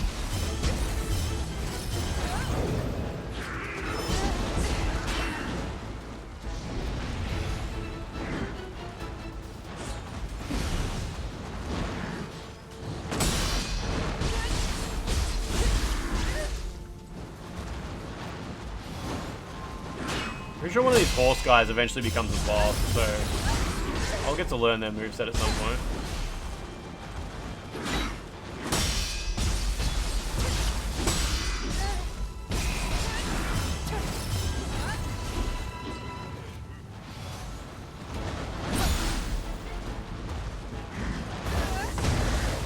Okay.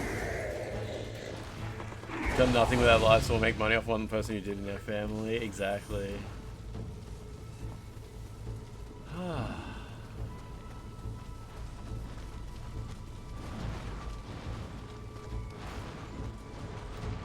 Floor skeleton.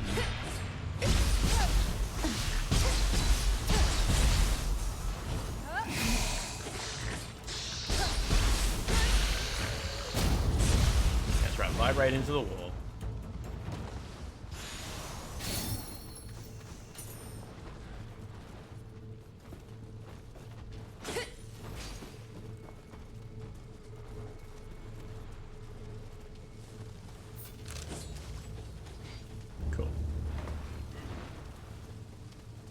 They removed the fangs, like, gee, I just thought Takega's that. invincible cavalry live up to their reputation. They've even got yokai. Yokai! I love the way he says that.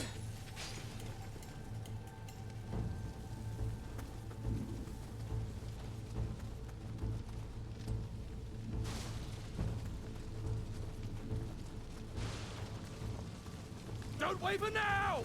Into the fray! Go, my friends. I'll hide in the grass.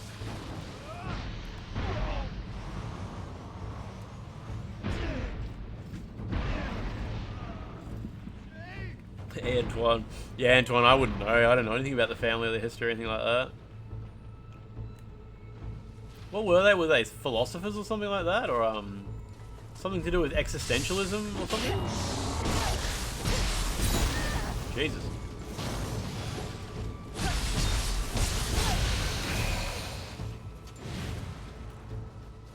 Yeah, the guy with the stone, yeah. They were both philosophers, okay. Philosophizers.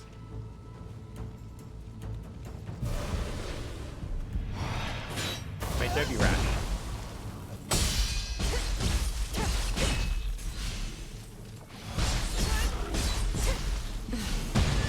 Oh, that guy just got exploded, okay. You learned, those are called fangs from my anecdote with the caravan and 2 boomers. Yeah, the butt fangs.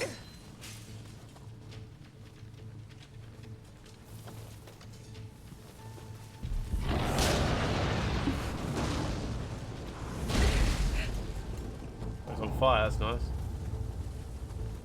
Oh, I got rid of his ammo, okay. He's still on fire too.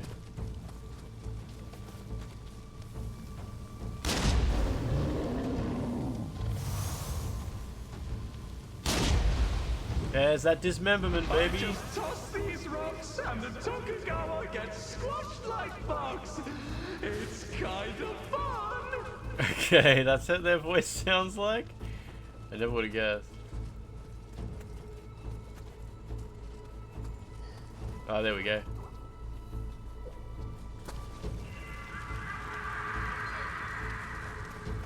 Go, little man.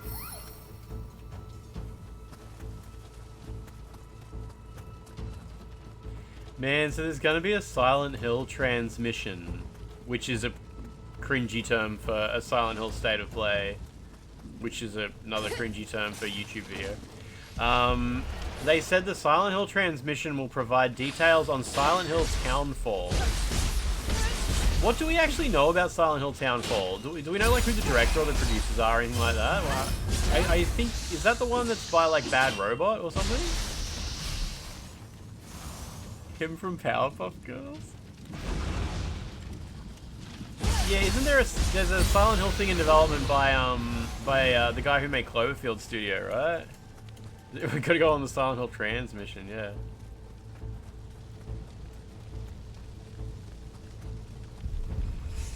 Virtuous mission. Virtual mission. These guys keep coming from.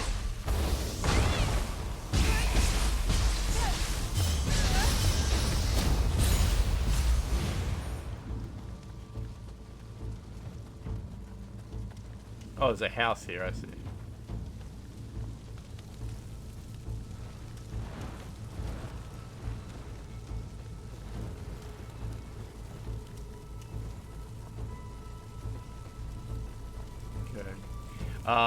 What's his name? J.J. Abrams? Is that his name? Is that guy? Am I confusing that with something else?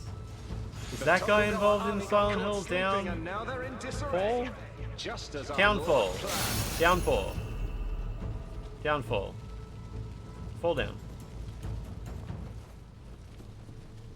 Or maybe it's Annapurna. I think I get them confused. Maybe it's Annapurna. Annapurna? I don't know. The state of Silent Hill is confusing. I feel like they're just throwing the name at all sorts of random people. Like, you make something. You're so fucking smart, make it yourself. Oh, Townville is Annapurna. Was there one by J.J. Abrams production company? Maybe I made that up. Maybe he's making something else and I mashed it together in my head.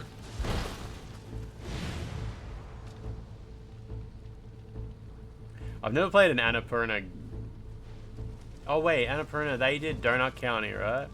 I think they did Donut County.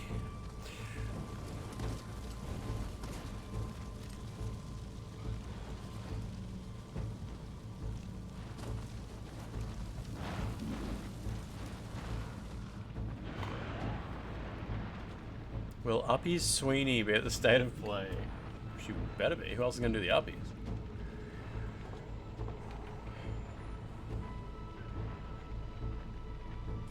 They did Stray, Outer Wilds, and Neon White. I'm pretty sure I saw J.J. Abrams at, like, the Game Awards or, like, Summer Games Fest or something kind of recently, and I don't remember what it was for. I swear he was there with someone else, being like, we're so excited to work together on Thingamabob. What the fuck? Where's my backstab?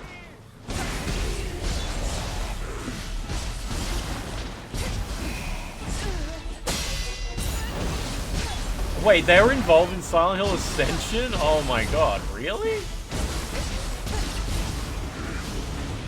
I'm guessing just producer credits.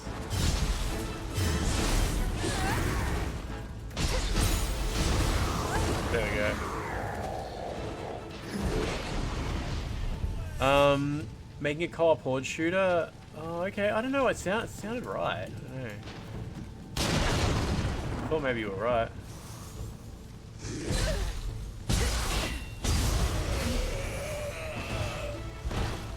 No, not that. Okay. What's for loop? What is that? I know what a for loop is.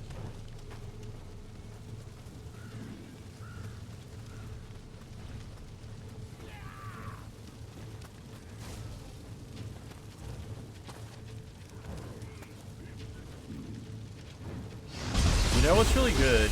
In a game, in a video game, right? Where you have a stealth button, a crouch button, right? It's real good when you got a crouch button in a game, and you crouch, and you fall off a ledge, and you stay crouched. Games, a lot of games, they uncrouch you. This one, you stay crouched when you fall off a ledge, when you jump up a thing, you stay crouched. So many games fucking... They switch your states when you move around like that, and it's so annoying. This one makes the right choices. He is doing a co-op shooter, for loop, co-op sci-fi wave shooter. That must be what I was thinking of.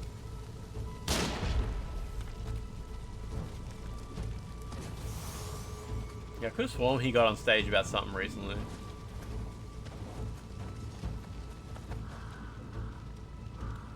Oh, look at that guy. Oh, you were thinking of John Carpenter. Is John Carpenter doing like a Hellraiser game? No, Hellraiser is Clive Barker.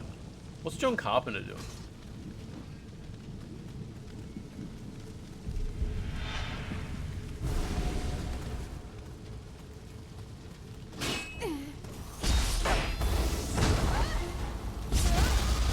Oh, Toxic Commando. Toxic Commando, I'm pretty sure, is an old movie. I think when I was little, I remember watching. It's like a trauma. It's probably not trauma. It's probably John Carpenter. But I feel like Mutant Academy would know Toxic Commando. For some reason, it gives Mutant Academy vibes. But yeah, I definitely. It was just like a random. Oh wait, that's Toxic Avenger. Yeah, what the fuck is Toxic Commando? Okay, alright, I give up. I got nothing. Yeah, Toxic Avenger. Yeah, I watched that when I was a kid. Fuck me, okay. You can tell how long it's been since I thought about that. You know what else I used to watch when I was really little? Like, sometimes I think back of, like, the videotapes we had when I was little and my parents would just put them on. Just like, I'll put a movie on for the kids. We had fucking Attack of the Killer Tomatoes. And my parents would always put that on. I don't know if I ever, like, I don't remember anything from it. But I remember my parents would always fucking, like, that was one of the regular things we watched in our house. Attack of the Killer Tomatoes. And I have not thought about that movie. I don't think I've ever heard anyone talk about that movie. I don't know if it's a well-known movie or series or whatever. But yeah, like, it's just one of those things that, like, it was just, like, in our house, it was... they just like the movie. You like that movie too? You were so scared of that movie as a kid? They had a TV series? It's a well-known movie and it was popular when it came out. Shit, okay. It's George Clooney's in it? 27% on Rotten Tomato. There was an animated show in the 90s. I probably watched that. Oh man. Are you guys familiar with the cartoon version of the Ghostbusters? Did any of you like ever watch that when you were little? Or before you were born? And if so, I'm assuming you're familiar with how there was two cartoons. There was Ghostbusters. Then there was The Real Ghostbusters. A lot of people who like watch, you know, just watch like crap on YouTube. You watch like a documentary about a fucking TV show or something. You're probably familiar with how there was two of them. There was The Real Ghostbusters, which was based on the TV series. Oh, sorry, the movies that we're familiar with. You know about this, yeah. So, you know the other Ghostbusters cartoon? The one with the fucking monkey? Or the gorilla? I used to watch that heaps growing up. Like, heaps. There were 4.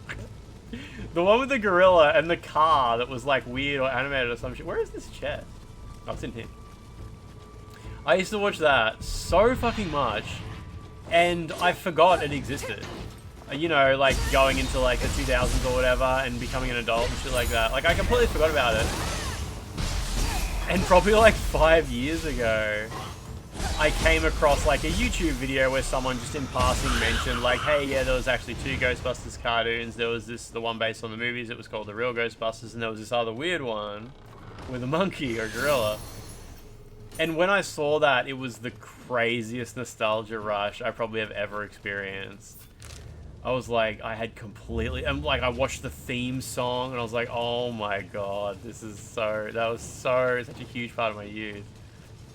You watch Rocko's Modern Life a lot, and everyone forgot about that. You need to buy a dress shirt with his design. Oh man, Rocko's... I don't think anyone in Australia has forgotten about Rocko's Modern Life, at least. Surely not. Rocko's Modern Life, like, are you Australian? Like... Was Rocko's Modern Life big in America? Like a big Nickelodeon cartoon? Because like everyone in Australia knows Rocko's Modern Life. I guess everyone who's like at least like 30 years old or something. Yeah, okay, so you know it as an American. Yeah, okay. I will not lose.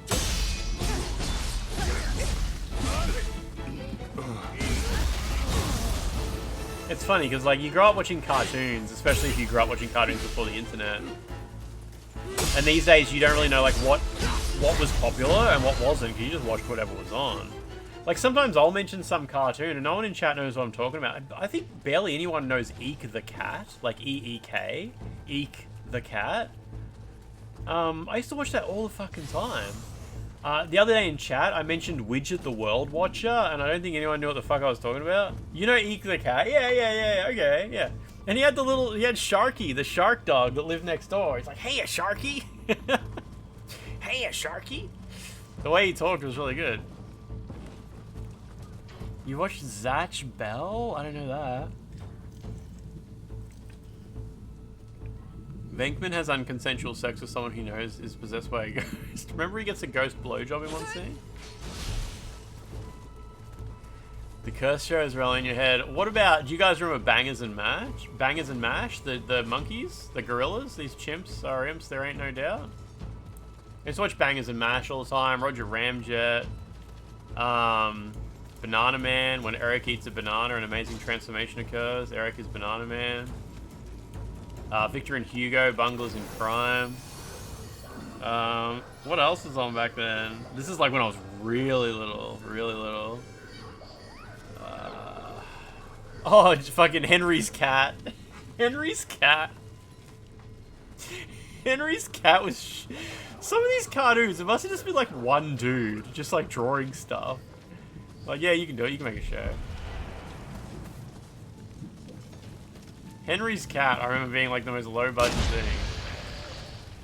I think a lot of the stuff I watched was like in the UK. Like, every time I mention this weird shit, it's like some people from the UK will be like, yeah. That's not Australian, that's British. But I never watched Cow and Chicken growing up. I knew it. But mostly through osmosis. Williams, Wish Wellingtons. I forgot about that. That's a little bit later, I think. Yeah, I remember seeing that on TV.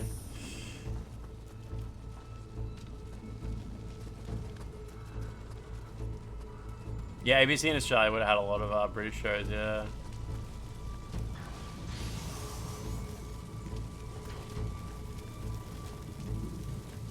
Yeah, are real monsters. Your Irish nan had some old VHS cartoons from when your dad was little. They felt like fever dreams, or like fucking Worker and Parasite type shit. Yeah, Noddy. Everyone remembers Noddy. What was that show where it took place in like a child's bedroom and it was all the toys come to life and there were people in suits? And there was an accordion. And an elephant. Toy Story. It's the Epstein. Johnson and Friends. Johnson and Friends. Thank you. Yeah. Yeah. You remember the accordion, yeah? Oh man, do you guys remember the Raggy Dolls?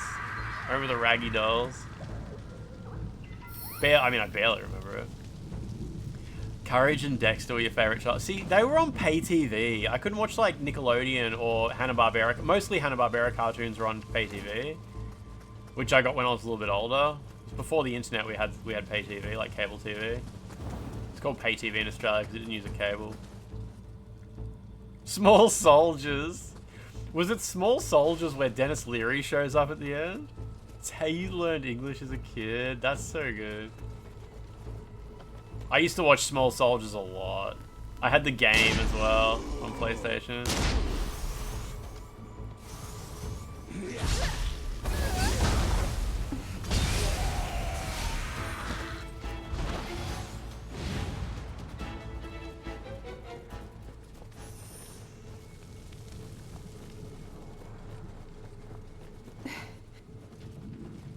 Yeah, there was a Small Soldiers game. I don't think it was very good. Brum, yeah, Brum was the most... Even as an Australian, as a child, when Brum came on, I knew that shit was... That shit seemed so British. I don't know if it was from somewhere else, but it was like the most British coded shit. I was like, this is not from the country I'm from. I wonder if there's like any shows I actually grew up watching, like any of these cartoons I've mentioned and shit that actually was Australian. Like where it's like you guys haven't heard of it because it wasn't Australian. There was like stuff like Mr. Squiggle, I guess, and I think Mully Grubs as well was Australian. I'm assuming none of you guys know what those are.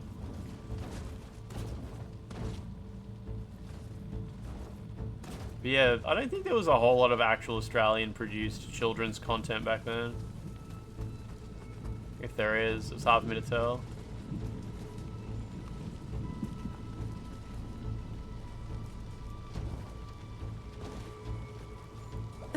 Wait, did I activate this shrine? Oh, I did, okay. Oh, the Ferals, of course, yeah.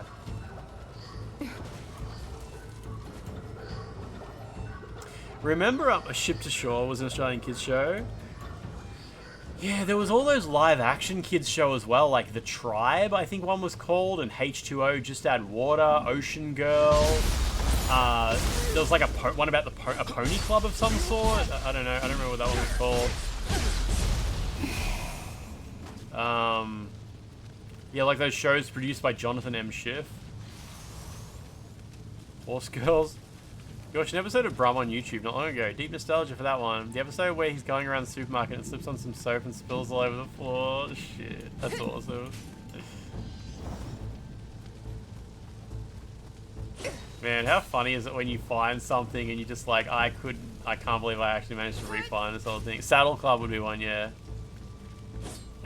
Shit, Lachlan. Not good.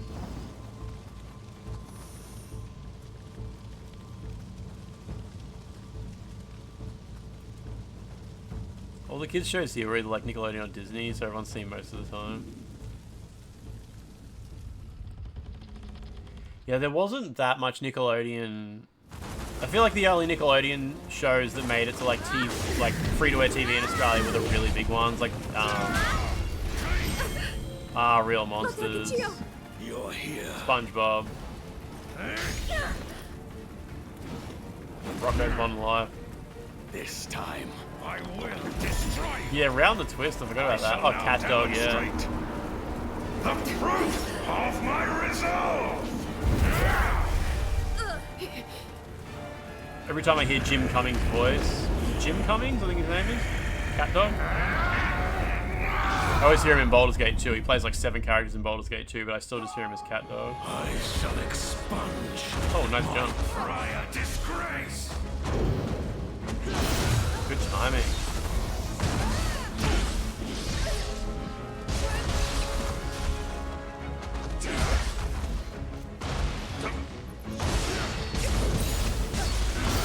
Oh, that was lucky. I was stuck in a combo there, but I got out of it.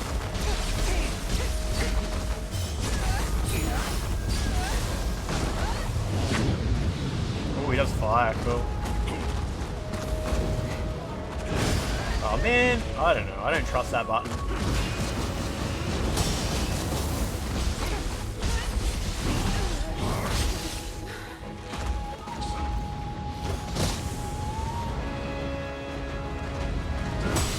Pretty cool guy.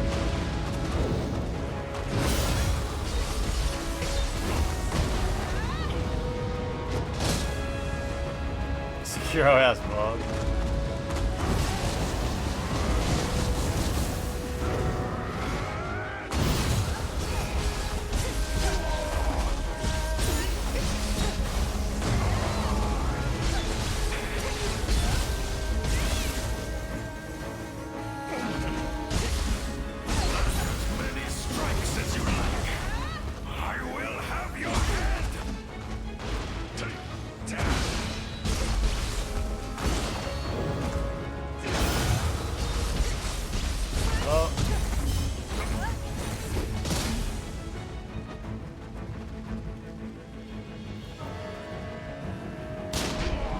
Oh shit, that actually worked. Oh my god, what the hell? Oh, his AI is just like turned off. Okay, there we go. Oh good. I didn't want to exploit that. That was weird.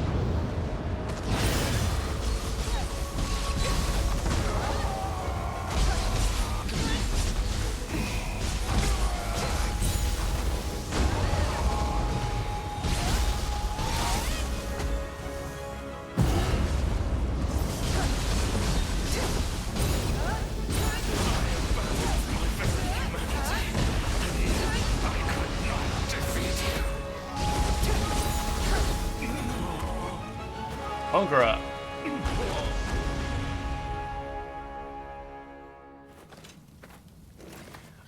No, I say I am too bad for you. Jim Cummings is in Baldur's Gate 2. Did I say Baldur's Gate 3, did I? He voices heaps of people in Baldur's Gate 2, and probably in Icewind Dale as well. If only we lived in a world where no one had to become a yokai.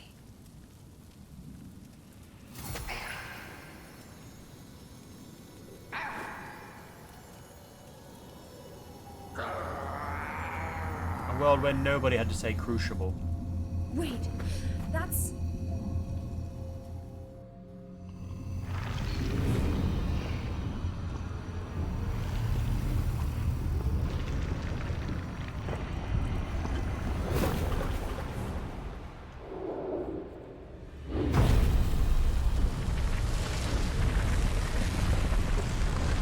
That's how it happens.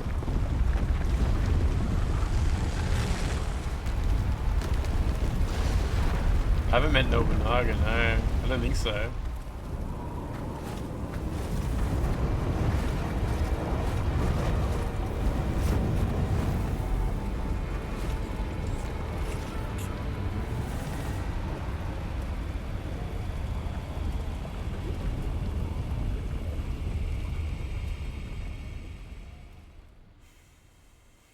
It's another crucible. Crucible! That yokai is the death veil. Summoned to the skies by those who harbor Crucianite within them. From there it spawns crucibles to plague the land. Lord EAS is probably in the crucible, but you are the only one who can reach him. I beg of you, lend Lord EAS your aid. Give us a hand, mate. Lord EAS, but you are, I beg of you. Gotta pick up all these lollies first. Is this the doing of that creature in the sky? In any case, it seems we must purify the crucible again. You certainly do have a heavy burden to bear. Maybe they just thought it was charming that she said it like that. It's just part of her character. It's just how she says it. She doesn't know how to say it properly. So not. It's a character flaw. She has a character flaw.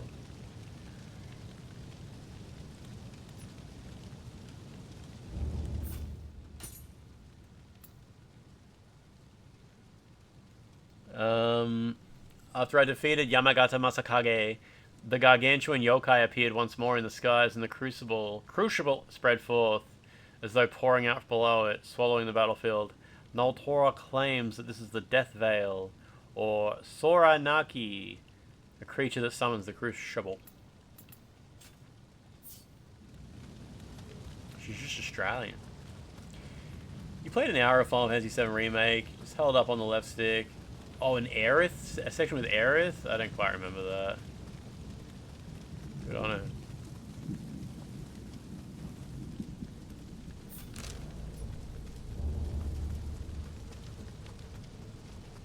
You walk around picking flowers?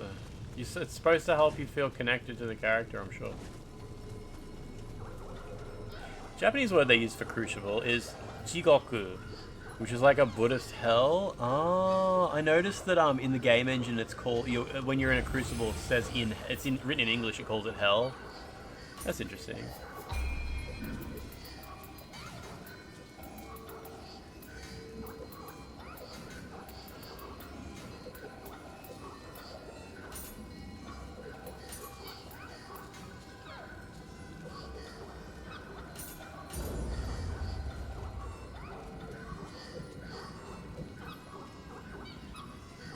Never played the original 7. Why would I want when the excellent remakes made the originals 100% redundant? It's true, really. Good point.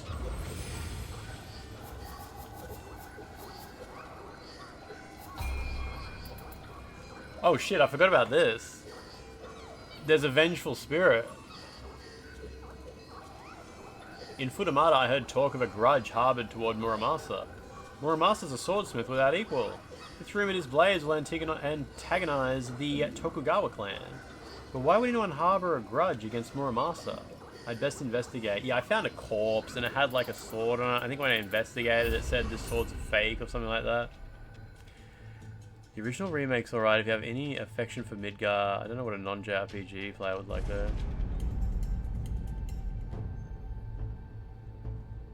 Not a fan of turn-based RPGs. You like the remake. There's people who've seen online like it. I mean, I really liked, I liked Final Fantasy VII Remake, but it's hard to remember what I liked about it. I definitely got through it and was happy I did.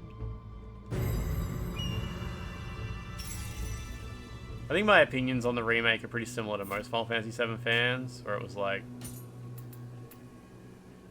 I kind of wish it was just a remake. Nah, Rebirth was too much. Rebirth was way too much video game for me. I'm only one man, I can't handle that much video game.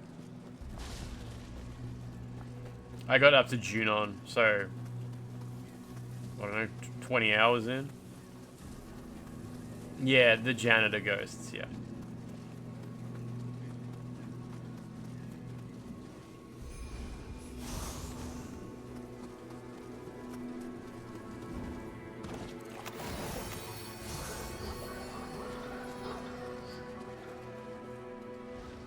imagine if Tokugawa saw a Muramasa imitation on a retainer's corpse? Muramasa is a curse on Tokugawa. His reputation will only get worse.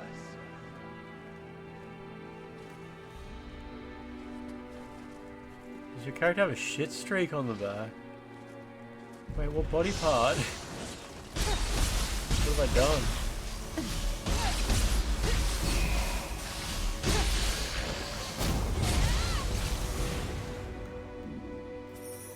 Oh, you mean like her back, the shadow between her back muscles? She works out. I assume that might be what you mean, I'm not sure. Yeah, the line on the back. What do you call that line between the back muscles that runs along the spine, like where there's no actual muscle? Is there a name for that?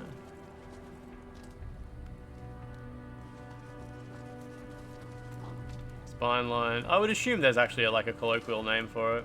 Sweat gutters! That's way better. Yeah, that's great. Let's go with that. It's present on hot chicks. Men have that as well if they're fit. Men have the same thing. It's definitely not a particularly feminine thing. That's so funny. Handlebars.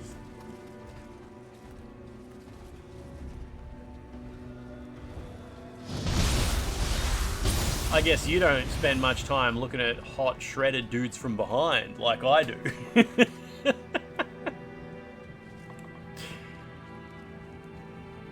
you look at a Giga Chat, it isn't super visible compared to a lady. I mean, if someone's like massively on steroids or something like that, I guess like the huge muscles would distract from the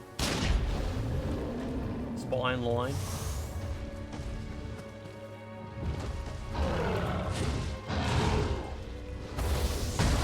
It's like those little dimples you get above the butt cheeks as well. There's a name for those. It's something to do with Venus, I think. I can't remember what it is.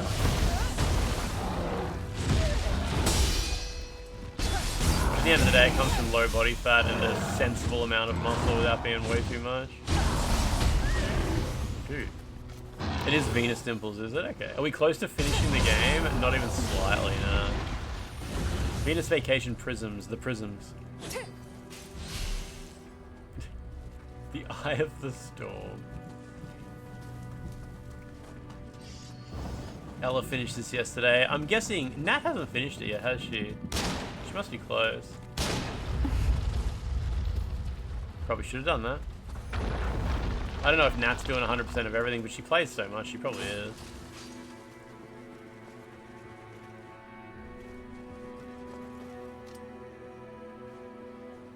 You were watching Larksa play Portal 2 and that game is still so good. It's fucking shockingly good. How...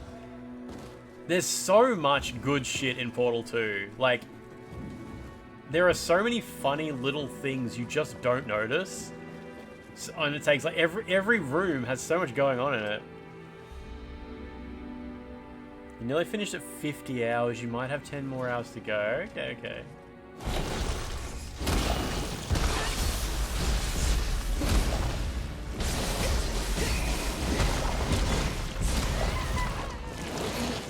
Dodge that drop down that he does.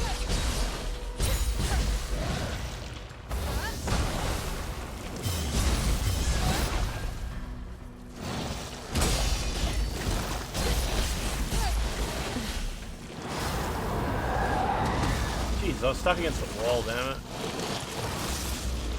I can't see much.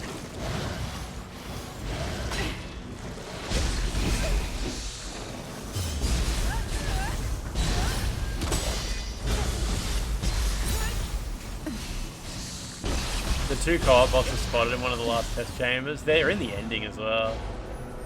Man, Portal 2 is just the fucking best. Like, how fucking epic is that game? Like, the very end, the very fucking end, when GLaDOS says, I already fixed it, and it's like, it's so epic. It's so epic. Just like her voice coming through like that. Since she was just thinking about it, shivers down my spine so bad. Like when GLaDOS, when the player falls on their back and the moon has like the little twinkle. It's fucking crazy. Don't worry, they don't feel anything. It's all simulated. Well, it's really enough for them, I suppose. And like little things like in Portal 2, you arrive at a test chamber and there's just trash everywhere, and GLaDOS is like, oh, hang on, give me a second, and a big like arm goes and just pushes it all under like a wall. And then you get to the next test chamber and the floor's all lumpy because she's just shoved everything under the floor. Just like that little, like I didn't notice that the first time, like why is the floor all lumpy in this test chamber? Oh, it's because in the previous one she just fucking shoved everything under there. The part where he kills you is still the funniest fucking thing you've eaten. What's the part where he kills you? What is that? What is that? I don't remember that.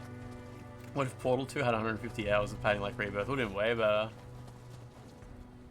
Once you break out of the sterile test rooms, it's sometimes a bit confusing where to go. They didn't use yellow paint back then, but they use like if you look at the interviews with Valve where they talk about what they did use, and it's so much better. They're like, hey, did you notice where you walk into this test chamber and then a panel falls off the wall on the roof as you walk in because they're hoping you'll look up there and see like, oh, there's a thing on there I gotta get, you know. The part where he kills you, is that a particular mission or something like that? Is it like the start of a certain mission? What a beautiful game.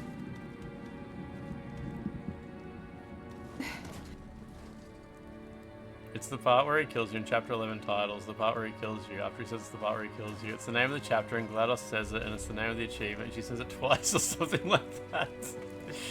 Dude, I don't remember that. That's great. Larks wants to play co-op? Yeah, play co-op. The co-op is really good. The co-op's quite difficult.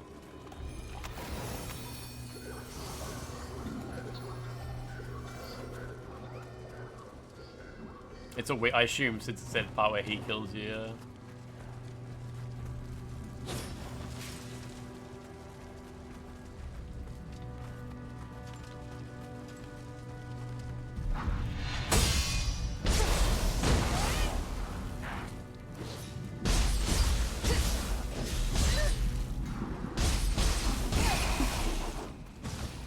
Nice farting, man.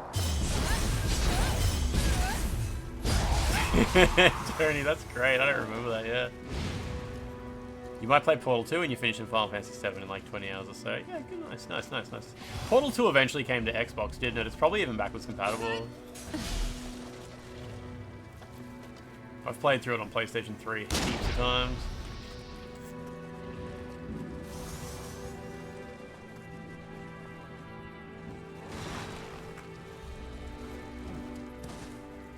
Load times suck.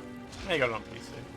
The PlayStation 3 version came with a free PC copy, so you could play with a friend on Steam, because it had crossplay. It's, yeah, they actually ported Steam to console for Portal 2. It was a super weird project. Like, you could appear online on Steam from your PlayStation 3. Really weird.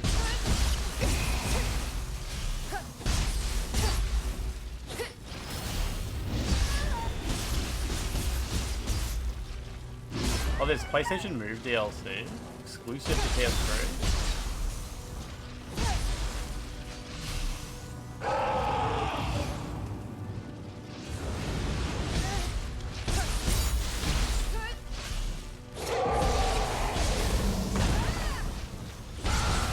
He's got a lot of health.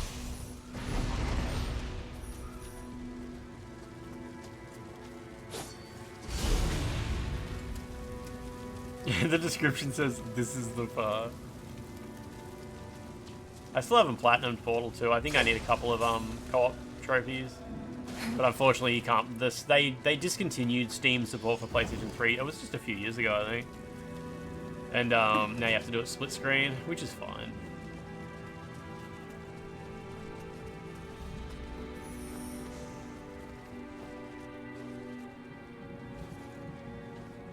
Portal 2 is also just really technically impressive. Like, the fact that you start in that tiny room at the start of Portal 2, And then it turns out like you are inside, the room is like capable of moving anywhere inside that huge facility, and they end up using the room as a battering ram to smash a hole in a wall. Like, that's so good.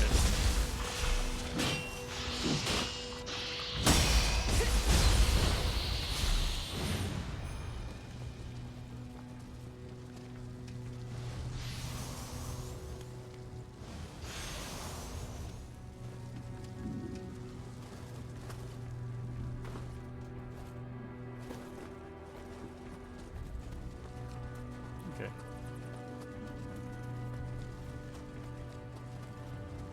They push the physics of the Source engine to absolute limits.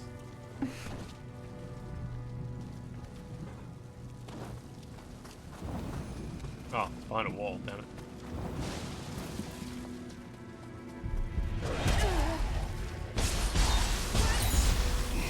Yeah, the paint stuff is good too, yeah, it really works.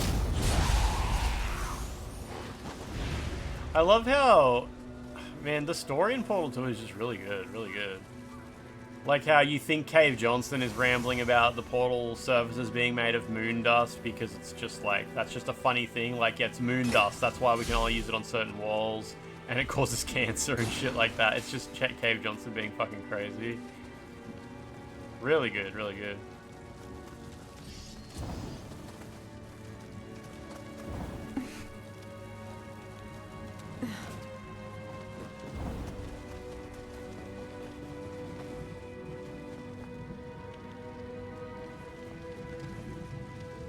I think I can get on that roof over here. Have I played Superliminal?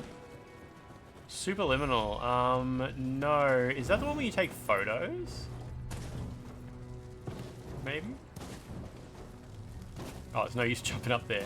Does take you to the same place.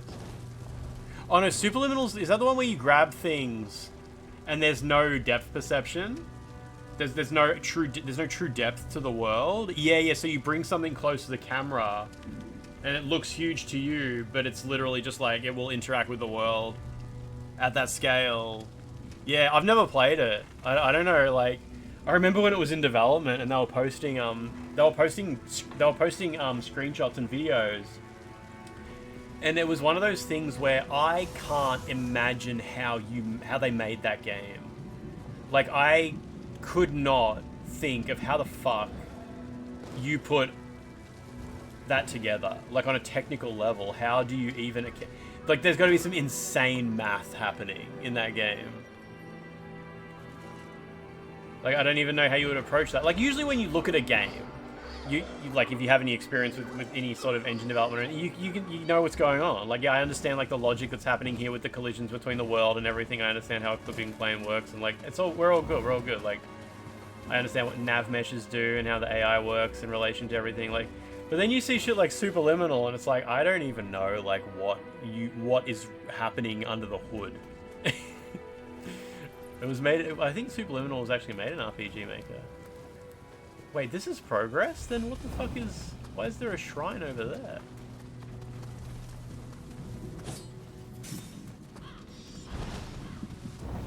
This map is convoluted. Viewfinder was more magic, was it? Really? Really? Isn't Viewfinder the one where you take photos and then you can, like, you hold up the photo and you can walk into it or something like that?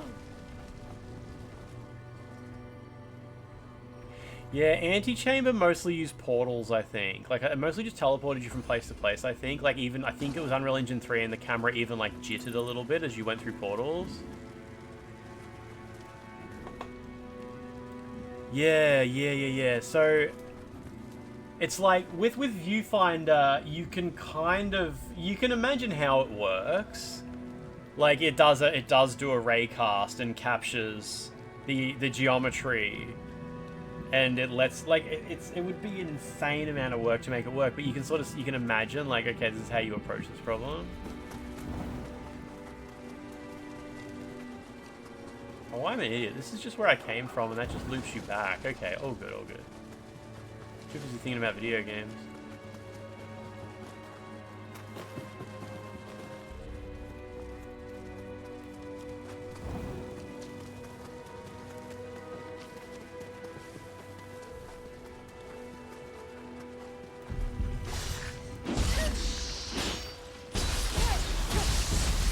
played some other game that had... Oh, it was Prey, the original Prey. Prey's use of portals was very, very cool, but I always hated how the camera would jitter a little bit as you walked through them to let you know you would, you know, like it just wasn't it wasn't a perfect transition. And I was like, I just wish they could have smoothed that out somehow.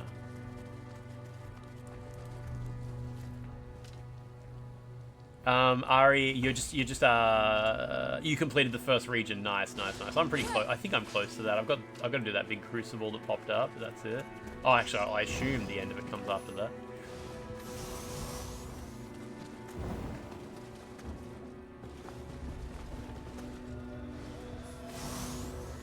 But Prey was obviously the best they could do in the Quake 3 engine. There's one of them fake swords. I hammer, nothing I make comes close to his source. Is he really better?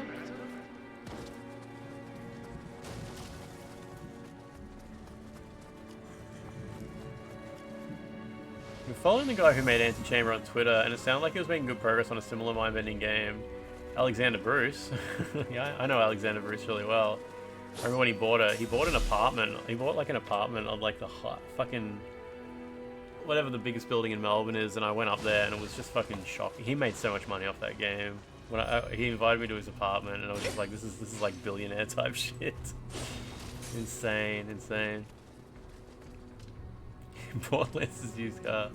He made Antichamber at a time where any game that got released on Steam made insane amounts of money, and his game sold really well on top of that. You got to the second Crucible, died by an instant kill explosion twice, lost 900,000 Amrita. I'm not screaming or dying. Yeah, I remember he went through a period of posting videos of himself learning to do backflips for a while. He's a weird guy. I probably wouldn't hang out with him. But he's kind of quiet. Just a strange man.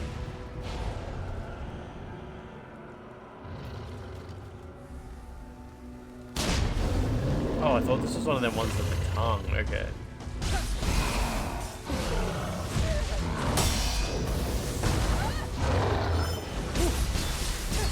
He has like weird quiet energy, yeah.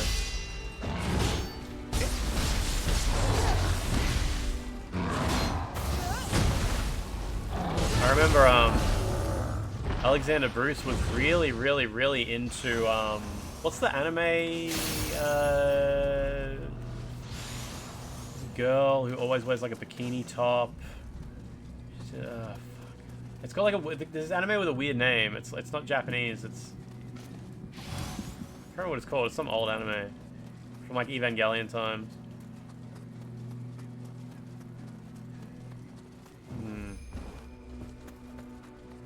Yeah, it just doesn't narrow it down. It's extremely popular anime. Gurren Lagann, thank you, Gurren Lagann. Yeah. Yeah, I remember Alexander Bruce was always talking about how that was just like the best thing, the best. You have to watch it. I haven't watched it. I think I've got a T-shirt with her on it, maybe. John Dungeon Man? What's going on? John Dungeon Man, thank you for subscribing again.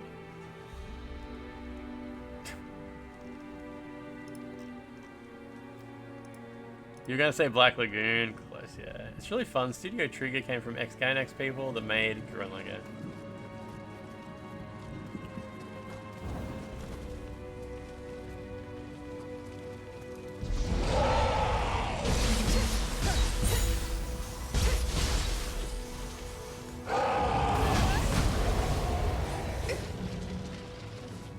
Fucking stamina, I'm standing in yokai piss. I can't fucking do it. Oh my god, fucking hell. That's terrible. Kill La Kill was your go-to. It's on my Instagram link. Is that the T-shirt? Is it? I couldn't remember what was there.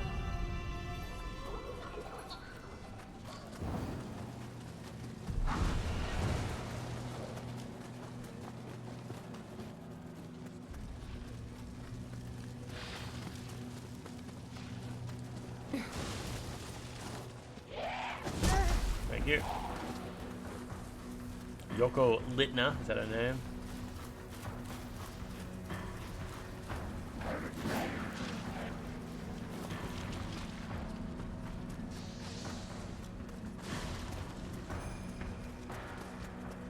Oh wait, that's the dead end.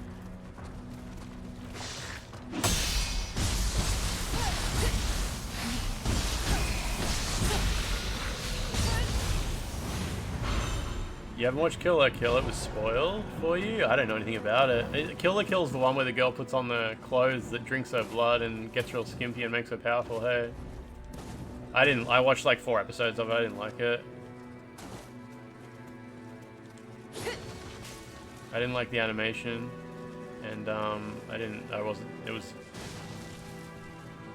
assuming that's not the spoilers. I'm assuming something happens in the show.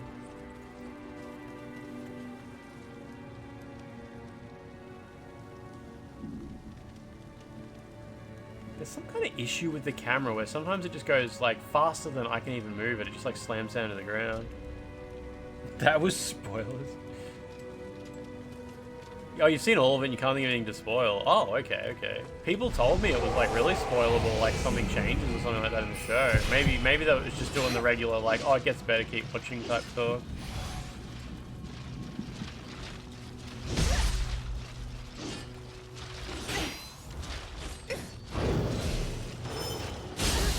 That's massively delayed attack.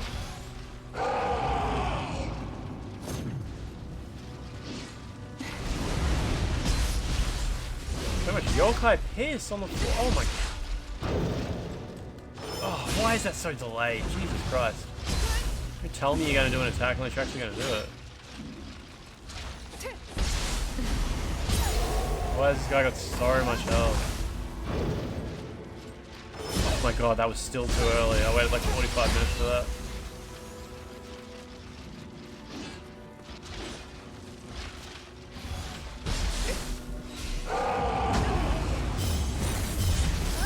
You missed with all that shit.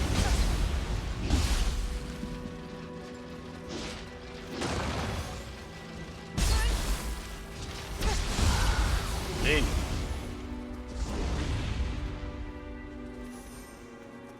The plot, yeah. PC's barely able to run Nioh 3. Some parts of the map are just tanks. The FPS dynamic would swap to 30. Ugh, yeah, okay.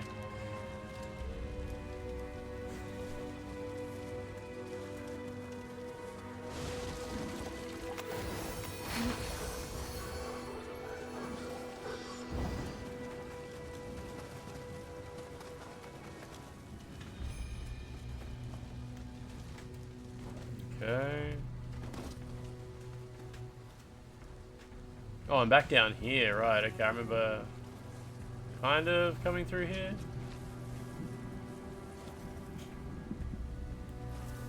Found the one person who likes Wolong. So he forges his swords with spirit stones, huh? Well, it's an unusual smithing technique. But it is worth a try.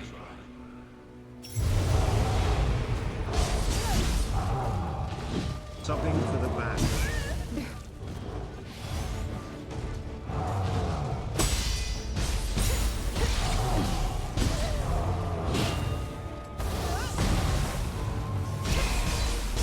Ippon Datara.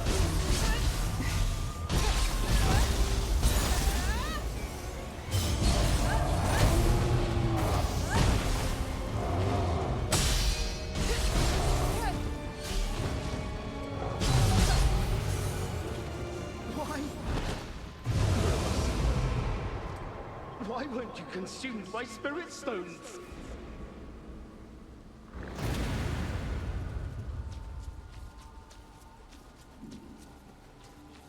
Fair enough. Simple. Simple. My Krabby's fight. Testing for badge. I can't see it yet. Randy said Borderlands 4 is a premium game for premium gamers. It doesn't run on Switch 2. Nintendo's not... well, I mean, the Switch 2 is obviously... it's a budget... that's a budget console.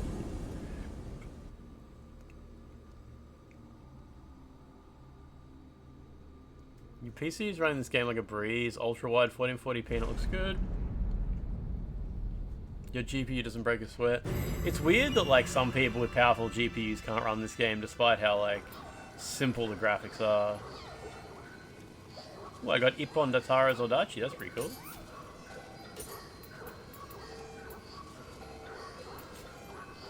Your PC's struggling with it, damn.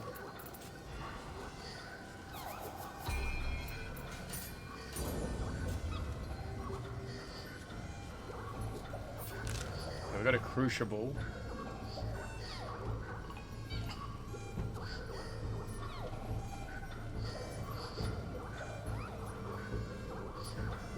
The thingamajig, yeah. Alright, I'm gonna go to the toilet. Maybe get a coffee, we'll see.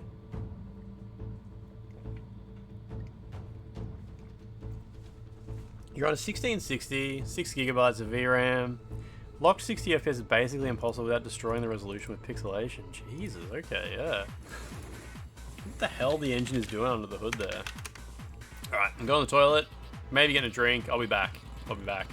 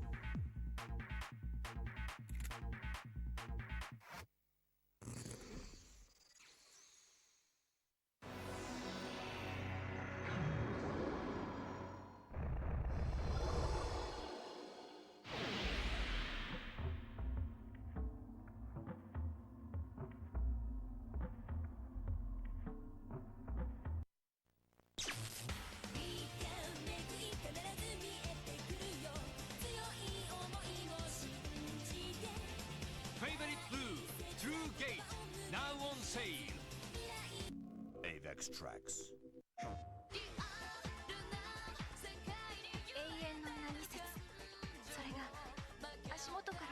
ていくような気がして。ファイナルファンタジー10、2。プレイステーション。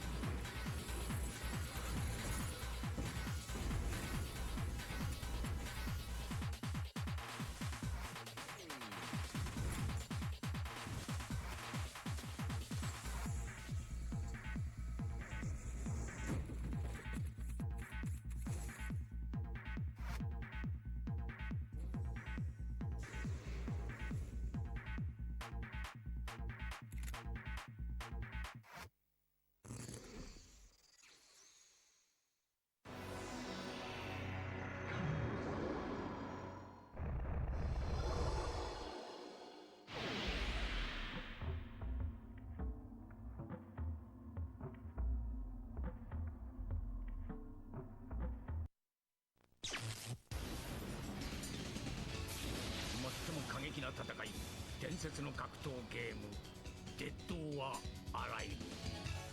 あなたに私を倒せない。こんな私を好きだとさ。恋の準備体操。森永アロエヨーグルト。アロエは森永でしょ。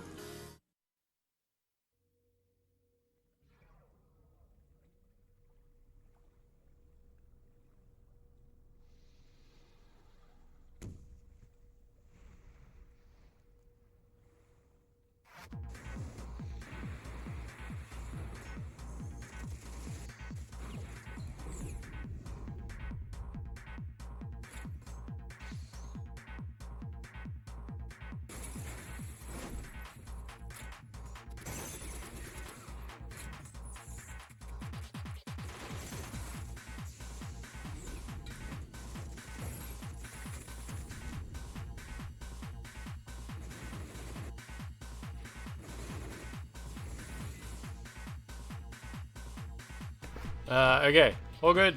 All good. Really taking the full 10 minutes. Yeah, that's what I call it when... I got nothing. I'm sorry. I got nothing. All good. All good. All good. Man, when I go back from the dentist today, it was like I had to eat. Like, I had to eat food, like, as a human. The human condition and shit like that. No, I wasn't scrolling. I didn't check Instagram. I was just waiting for coffee and shit. I had to eat, but like my teeth felt so clean. I was like, I don't want to dirty them. It's like I've just gotten home. I've got my teeth like they're so clean. But I did. It's just it's like, I don't know. It felt like I was like ruining something that I just spent so much money on. It's cost like, actually it was a lot cheaper than I expected. It was they originally quoted me like $700 to get a filling and a deep clean, and I think the biggest charge is the anesthetic. The anesthetic must be expensive. Just blend the heated food and sip it. I get the impression that like if you're getting a needle, it adds to the cost. But yes, they quoted me like $700 something. It ended up being $300. I don't know what happened, if I misunderstood the quote or something like that. But I gotta go back. I gotta go back in April to have a tooth removed. So I reckon getting a tooth removed won't be as bad as that cleaning was, because getting a tooth removed is only like 2. He just used an older needle. He just got one out of the recycling bin and just reused it. Yeah, that's why it's clean enough. Wipe it on his shirt. Asking if you watched Marathon. I still haven't seen that. I think you linked me to a clip. I watched it. That's good. You're probably like, nah, what's that? He goes to me, he goes, have you been playing any video games lately? And I said, I've been playing Tekken. And he's like, oh, I know Tekken. Because, like, Tekken's an if like a kind of normie person asks what games you've been playing lately, normies know Tekken and they know Street Fighter, so you can say that and they won't ask any questions. If you say Nioh, they say, what's that about? And I was like, I don't want to talk about Super Mario, yeah. I don't want to talk about what Nioh is about. Like, someone says, what's Nioh? You say, oh, it's just like a samurai game. Like, that's it. That just goes straight. Like, they don't care. They're just being polite. But he goes to me, what games have you been playing lately? And I go, oh, I've just been playing Tekken a bit lately. And he goes, oh, is that like for your YouTube channel? Or do you just play? I'm like, no, I just play Tekken. Just play Tekken. And he goes, oh, I've been playing, do you know Shadow of Mordor? And I go, yeah, I know Shadow of Mordor. I haven't played it. And he's like, yeah, I've been playing Shadow of Mordor. I said, yeah, there's 2 of those games. There's Shadow of Mordor and there's Shadow of War. And he goes, yeah, I've been playing Shadow of War. So last time I talked to him, he said he hadn't played any video games for a long time. He said he used to be a huge fan of Mass Effect. He never played Mass Effect Andromeda, but he used to really like Mass Effect. But yeah, now he's I got him back. Maybe he's gotten into video games again, so he has something to talk to me about. Maybe I've inspired him. Monochrome living with little sister. You played the first but never the second. Yeah, well, he said Shadow of Mordor, but he was talking about Shadow of War. Yeah. Mass Effect fans got massacred. Massacre effect.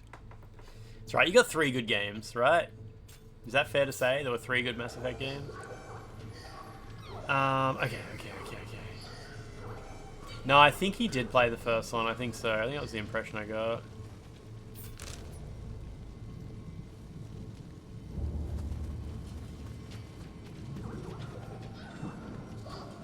Brazilian drug dealer 3. I opened a portal to hell in the favela trying to revive. MIT AIA, I need to close it. He would definitely know that one.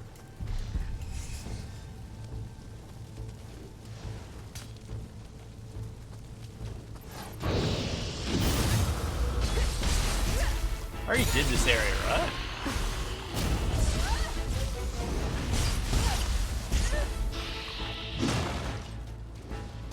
It kinda... I know it's mostly me. I've mentioned this complaint to you guys before, and you guys are like, nah, you're being stupid. But I don't like when someone asks you what game you've been playing video games lately. You've been playing video games lately, right? Because it's kind. They're interested. They're interested in your hobby. They're asking you about it. That's nice. And you tell them, yeah, I've been playing... You either tell them the name of the game, or you say I've been playing a fighting game, or I've been playing this ninja game, or something. You dumb down your language for the audience. You say I've been playing Nioh, or I've been playing Bloodborne, and they say, what's that about? And I don't like that question. I don't like that question because what's that about? I feel like that question doesn't apply to video games. I feel like what's that about is... It's for movies and TV shows. And I get it, because you say that with movies and TV. It's not weird to say that about a movie. Someone says, oh, I was watching Pluribus. They say, oh, what's that about? And it's like, it's like kind of post-apocalyptic, but sort of a bit of a character drama as well, like... But when it's video games, what's that about? It's a genuine question, and they're not being dismissive. But there's no good... Because, like, you say, what's Bloodborne about? And it's like, oh, there's a plague... And, well, you show up to town, and you don't know if you're supposed to help or, like, these monsters. And it's like, that doesn't sum up Bloodborne at all. Bloodborne is about dying over and over again. In a beautiful, beautiful world. But I get it. It's silly to be annoyed at that, because it's just someone trying to talk to you about your hobbies. You get to take liberties and describe it for fun. But yeah, I did mention to a friend of mine the other day, she said, "What game are you playing lately?" And I said, Nioh 3. And she goes, "What's that about?" And I said, "It's just samurais." It's just samurais. It doesn't matter. It doesn't matter what it's about. It's just samurais. Cock and ball torture. It's like saying, "What's that about?" when someone says, like, "Yeah, what music you been listening to lately?" Yeah, yeah. And it's a fun. Like I said, it's just you can't go holding that against someone because yeah, they're just trying to engage with you. God forbid they actually show interest in your hobbies. What's Binding of Isaac about? How do I end up back here? Is this really how you get back into the Crucible, is it? Oh no, there was a ladder I was supposed to take, wasn't there? It's alright, it's just there anyway. Wouldn't have made any difference. You can murder a fetus. What's Death Stranding about is great.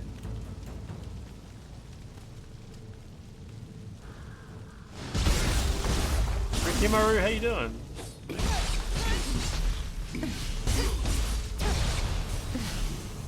Temporal Shrimp. I didn't know we had a slay emote.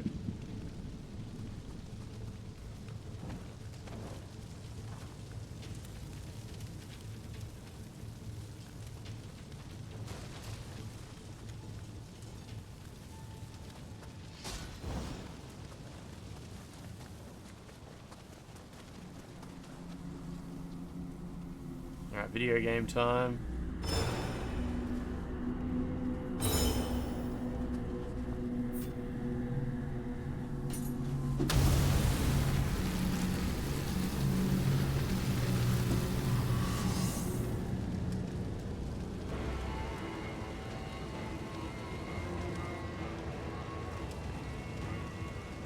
It's about the cycles of grief and blame and how intergenerational trauma interacts with personal responsibility. But I think when someone asks what... Oh shit, that kills you? Okay. When someone says, what's a video game about? I don't think they're really considering the question. I think they mean like, what do you do? Or something, you know? Like, I think if you actually tell them a bit about the plot or something or the themes, they might be like, how is that... I reckon they would say, how is that a game? You know, how is that a game? Like, yeah.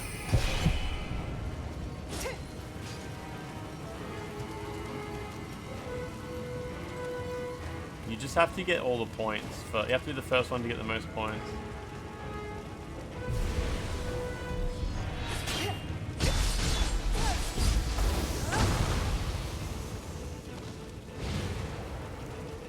It's about blood transfusion.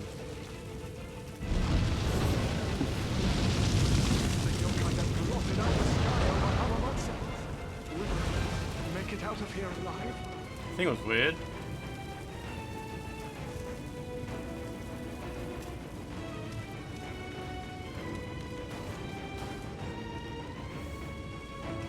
When you try to explain Dwarf Fortress. Your brother hasn't played a game for like 20 years and all he remembers is Final Fantasy, Fable, and FIFA. Your brother needs to see Red Dead Redemption. Thank you, Anthony. That works really well. That's the exploding enemy that cost you all your Amarita? Jesus. Wait, so did I activate this shrine? Yeah.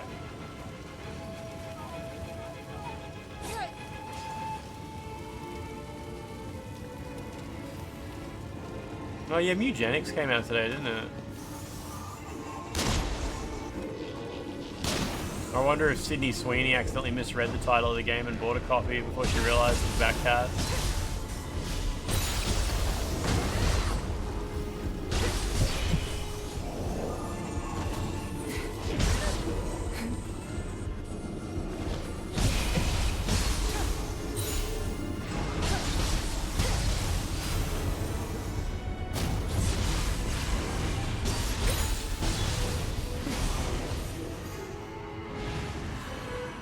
He was really disappointed when he found out Final Fantasy isn't turn-based. I don't know, do I even have a Crucible weapon?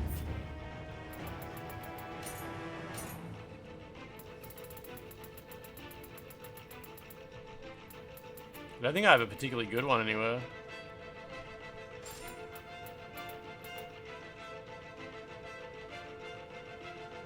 Well, answer what's it about when it comes to games by stating that I enjoy what you enjoy about the game. Yeah, you cater your answer to the situation, don't you? Crucible weapon has like a little skull icon on it, doesn't it?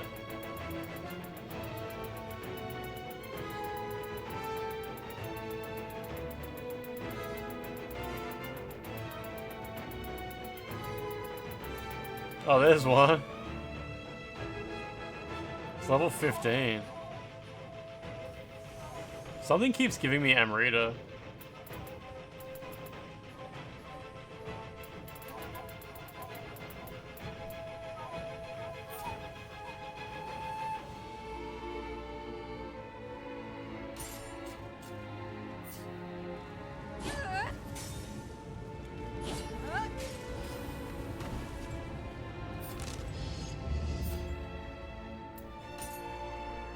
I still got plenty of room.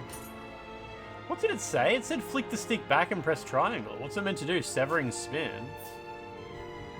Doesn't work.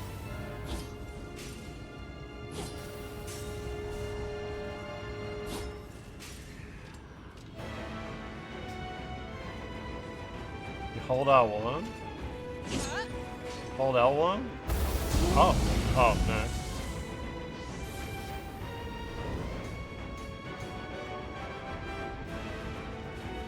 What the fuck? How do you use the Crucible weapon ability? It says flick the stick back while pressing. It says back and triangle.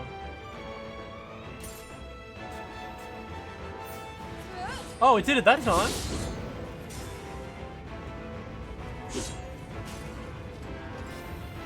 Okay, yeah, it's just one of those things. We've had other moves that also, yeah, if you try to do them locked or unlocked, even when locked on sometimes, it would just do a strong attack instead.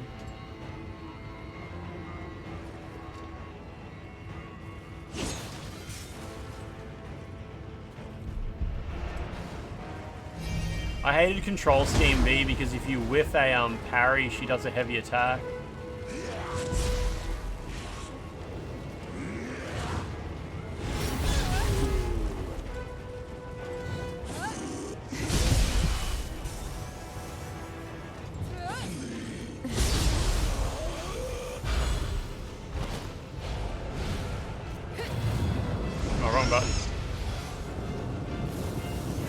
Oh, piss off. That stuff sucks.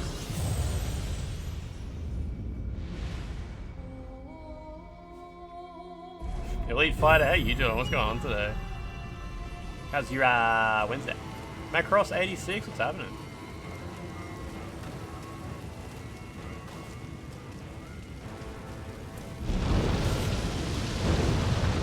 Oh, it actually aims at you too. Yeah, the white fire, it's like it's monochrome or something.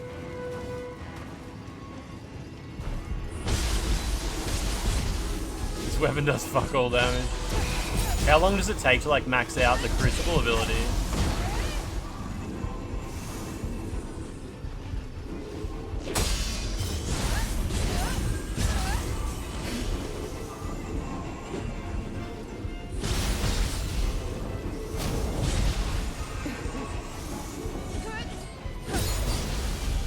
Andy Cortez tried to change the control scheme to Dark Souls, ended up not liking the game.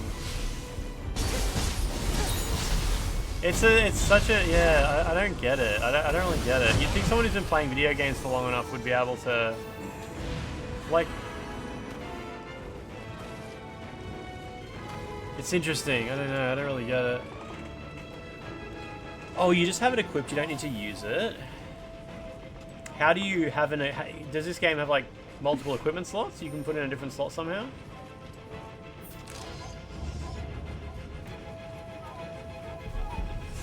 I actually didn't think it had multiple slots.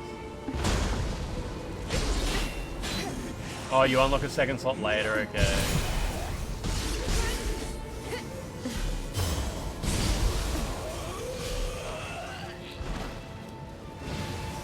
Or I could just use ninja mode, yeah.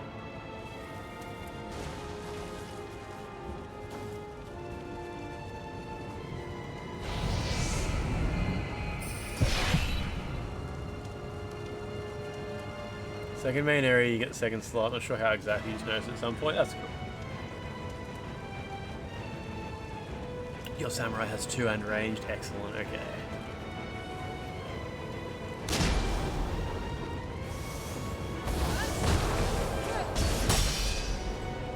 Too close to silly fire.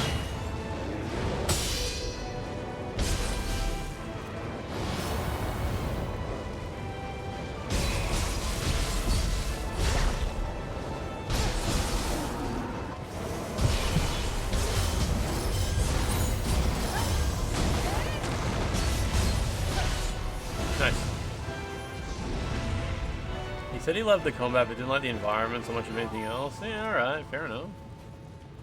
Who knows what it comes down to?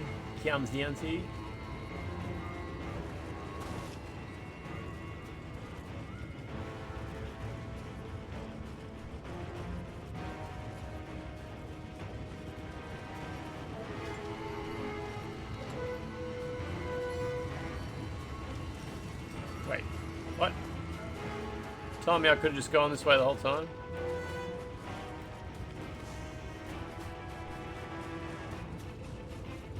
Weird. Oh, you do training in Region 2, okay, yep.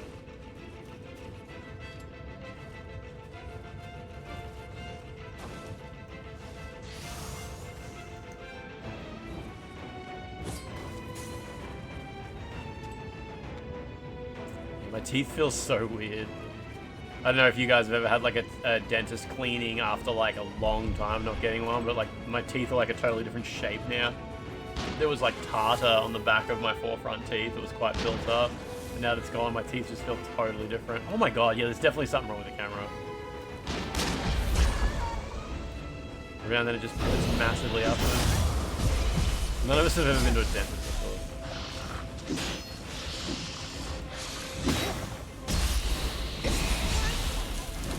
No Australian can afford the dentist. It's not covered by Medicare. What the fuck? Where did my R2 go? Jesus Christ.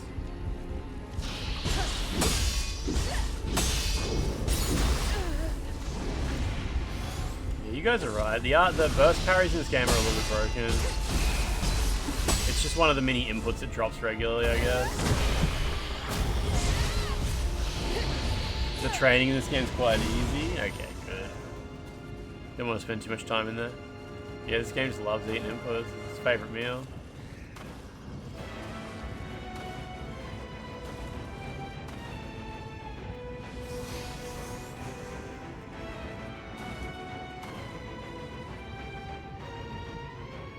Oh, I picked up a crucible weapon, did I? Did it have a little icon? Oh, it would have like a glow to it or something, you said it would, right? So, can you only use a crucible weapon in a crucible? And you can only, or you can only like level it up in a crucible. It was red sparkles in the glow, okay. You can use them anywhere. Use them outside, okay.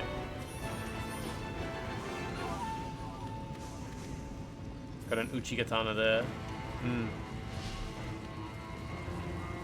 Are there certain crucible abilities that only drop in certain crucibles? Like, do I need to go redo the first crucible to make sure I got all the abilities?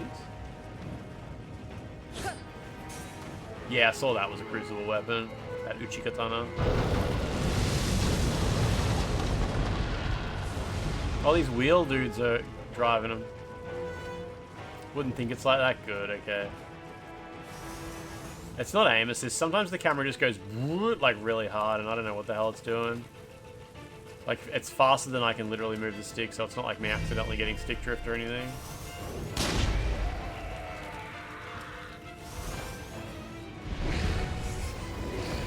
Oh, he died. I didn't even realize.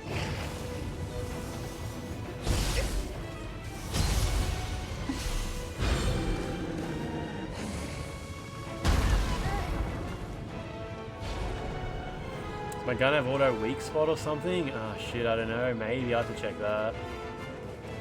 Maybe that's what it's trying to do.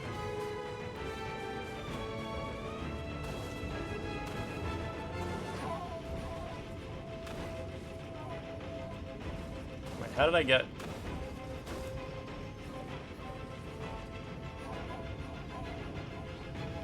there again? Oh, here we go.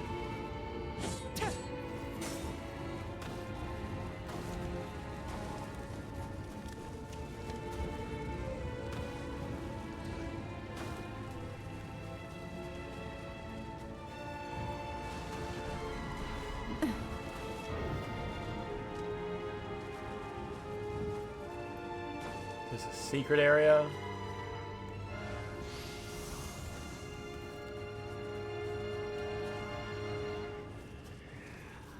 That's it? Just an item? Okay. I guess it's to skip those wheel dudes though. Coming this way lets you skip them.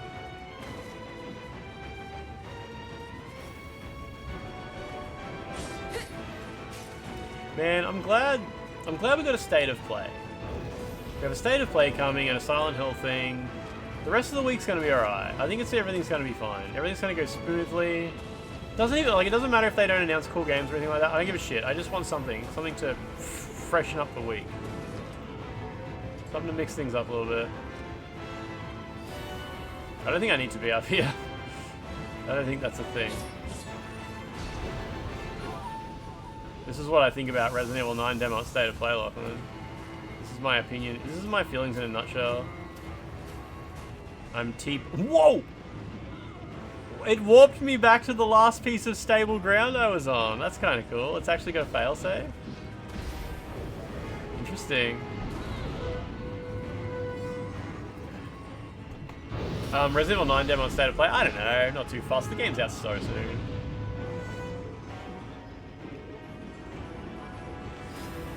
Oh yeah, the boss skating. Yeah, I saw that. Nintendo Direct. I didn't even watch the Nintendo Direct live, so I didn't even get to be disappointed. You guys got all the fun.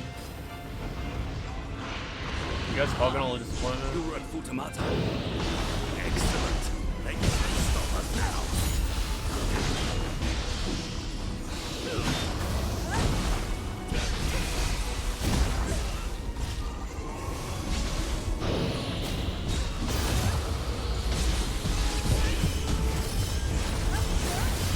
I hate it when she gets like obsessed with doing the martial arts instead of just doing a triangle finisher.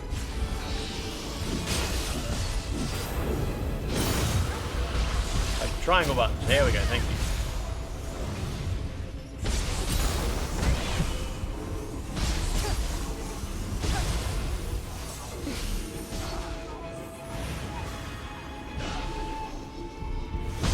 What's the matter with you?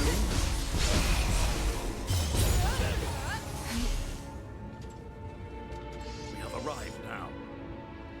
But to no avail. I do wish to accompany you, but I cannot keep up amid this darkness. Venture forth. 60 minutes of PS5 exclusive GTA 6 missions. I'm so excited for that. Oh, right. Take this with you. Please, save my lord.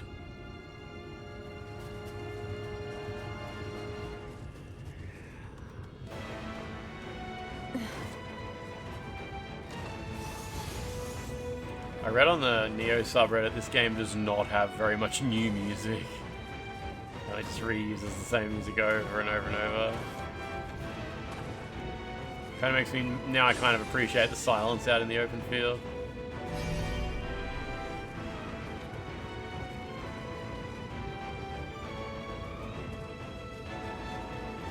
The music's just a huge disappointment, yeah, fair. Have to play some Wo Long to spice things up. The camera just did a little bit of that jitter before. Wasn't even aiming at anything. The silence is deafening, yeah.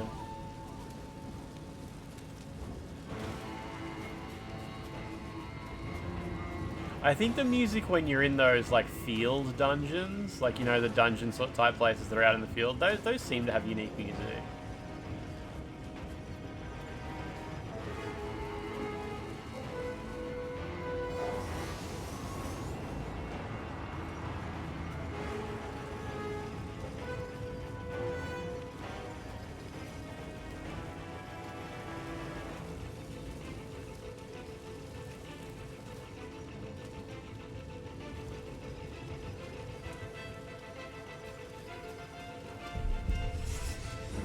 You run into.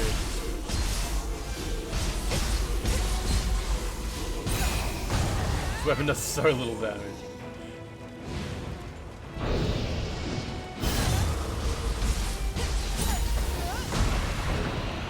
Oh shit! I got hit by a tractor. Can't believe that didn't kill me.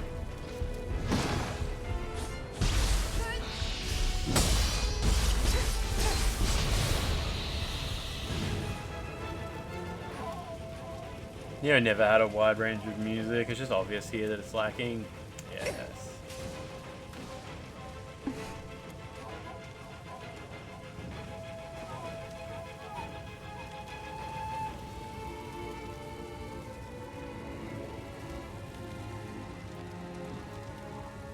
Lack of new outfits is pretty bad, yeah. That's a shame to hear.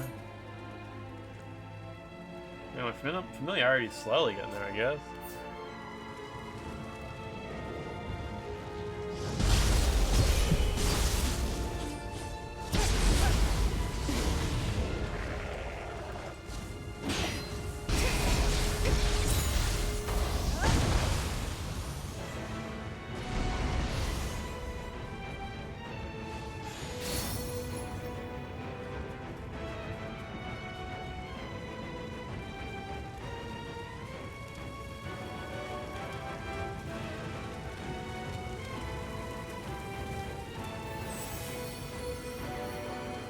I can probably rest here.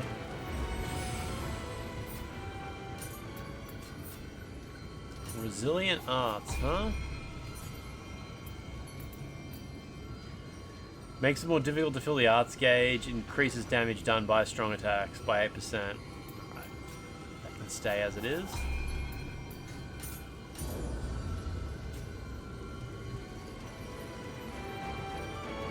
Takechio. I regret that I was unable to keep up and got separated. One such as I, who cannot Worst kill voice your acting in the kind, must game. be a burden. Allow me to hold the enemy off here. My lord is in your care. Allow me to hold off here. My lord is in your care. Stop it. Don't open that door. Captain Wesker? Where's Chris? Where's Takechio?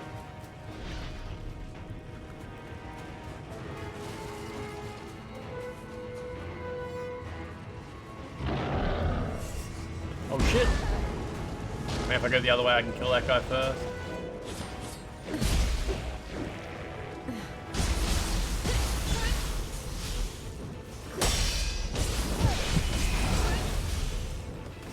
Press that at me, please.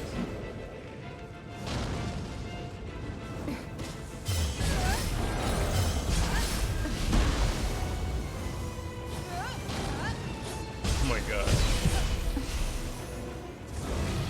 So, when my martial arts, you know the circle at the bottom right, when that's full, usually I just press the triangle button, because that like kind of procs it, and I guess when you proc it, you get like a couple of seconds of extra damage, is that right?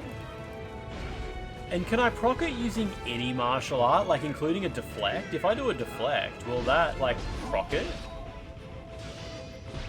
Any martial art followed up with the triangle actually keeps it going. Oh, do you need to use triangle to start it, do you? You can't just start it with any martial art?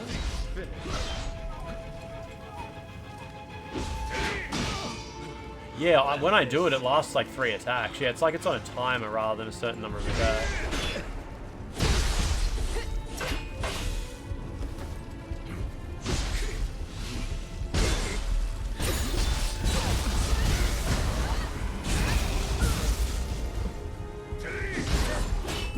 That didn't proc it at least. What if I do this? Stop fighting that man. My turn. Ah, whatever, it's dead.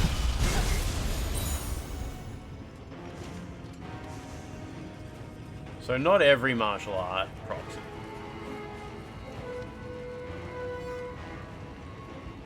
It's OP, it just should be in the ninja when it's not basically. Okay, I get you. You can fill it up in ninja mode, can't you? Right. I can see why Tadakatsu spoke highly of you. If I could only unleash my full strength. No. Now is not the time for a bout. You are worthy of trust. Protect my lord. Here, take this. The path ahead is long. Do stay alert. Thank you for the sake.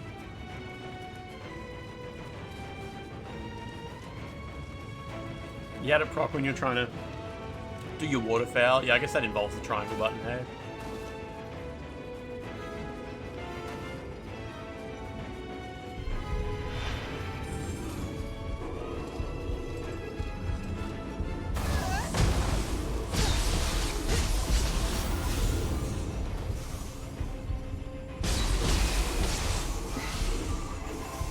Yeah, if I just start mashing triangle.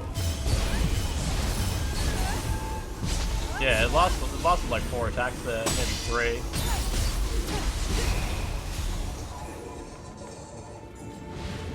Oh, this is the hot spring? Okay.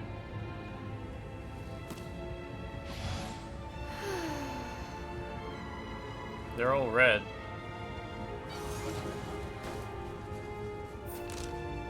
Haven't come across any Kodama here though.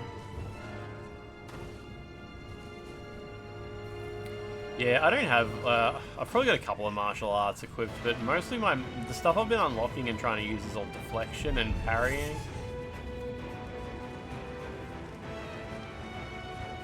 Good tips for when you'll play at Demolinia.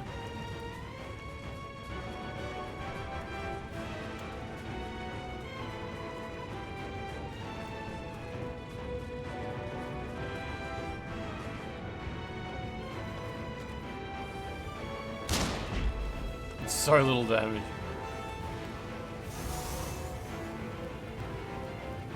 You can't use photo mode when you're in the hot spring. You can use the relaxed gesture in photo mode there.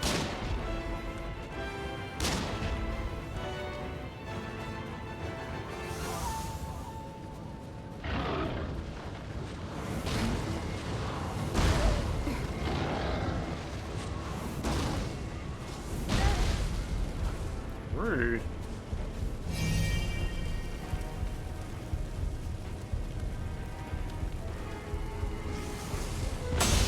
The hell was that? Oh, he shot something at me.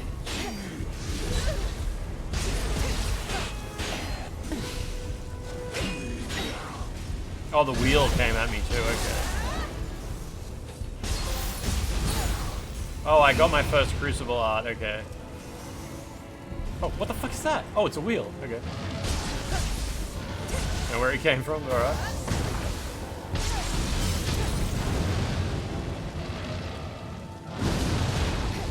Whoa, that was so close to falling off. That's ridiculous.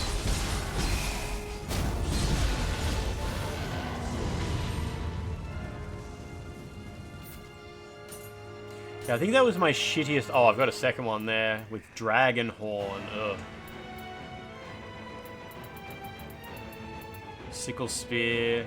So you can get the familiarity up outside of a Crucible, right? Like, I don't need to do that here in the Crucible. I can equip those in the open world, build up my familiarity, and then the ability will unlock. Is that right?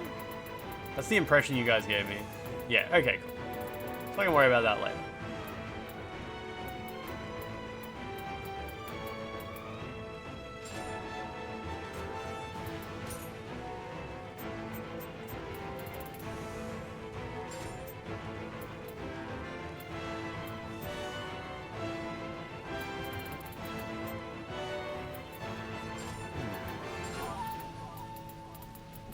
Still don't have an archer's shirt.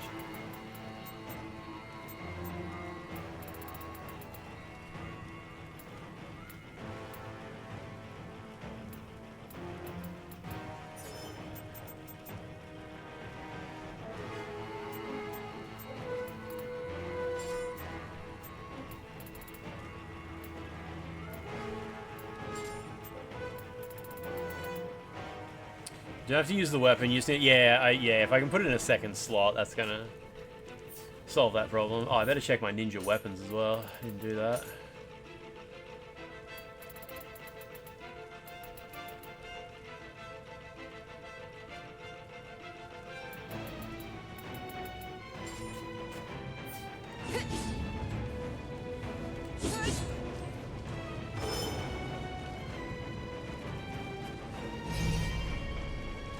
How do I kill that guy? Oh, I'm almost... Wait, no? Wait. Is that an invisible platform? What the hell is that? Oh wait, no, maybe this is, what's this?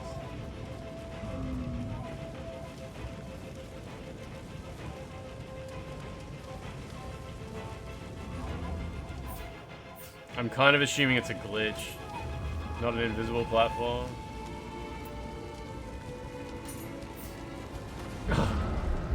Oh, he cracked the shit, it's alright.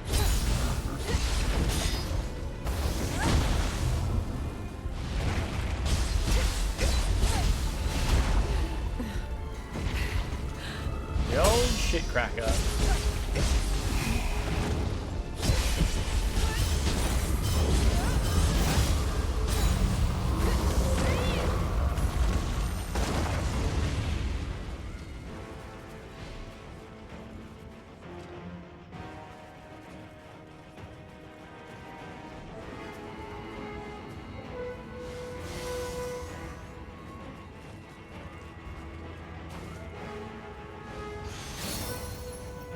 Weight bearer.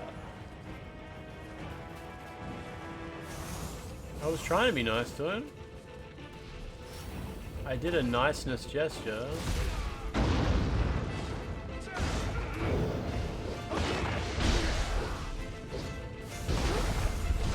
have cheated death time and time again.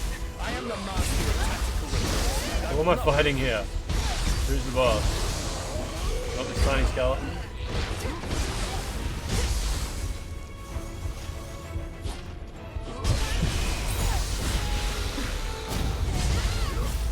That guy, okay.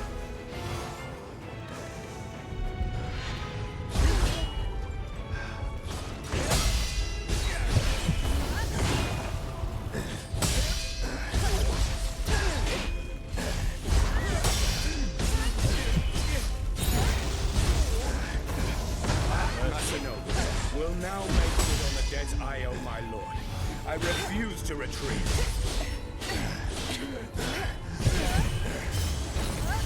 Oh, he healed. Like, oh, he almost fell off the ledge there. Okay.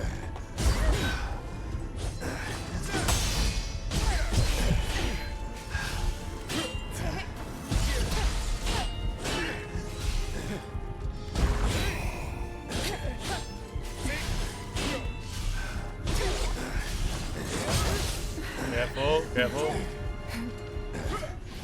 Oh, I can assist that other guy apparently. It's alright, I don't need help. Not like Nioh one.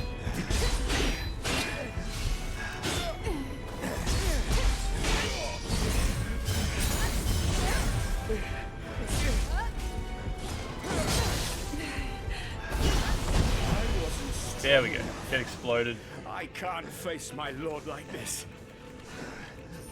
There's generally fewer revenants. Wait, that's the... Oh no, that's not the end of the mission. Yeah. I'm not playing online.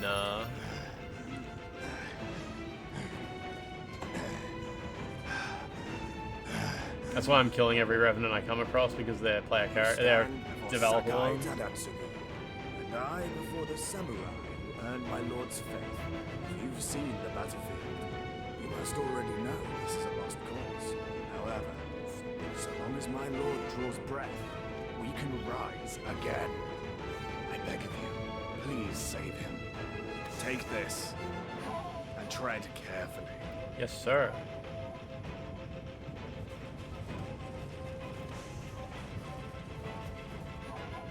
Damn it, the camera just did it again. I'm assuming you guys saw it that time. Wow, that guy did some damage, Jesus. Oh, he died.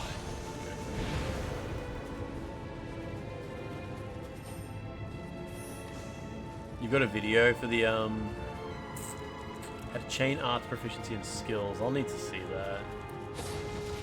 To get the basics.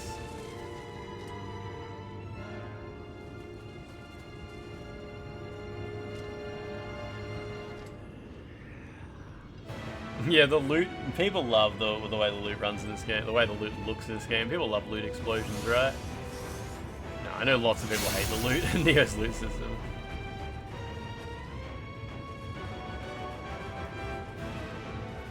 Do you reckon it was an invisible platform back there to go kill that guy? I assumed if I kept moving forward, I'd get to it.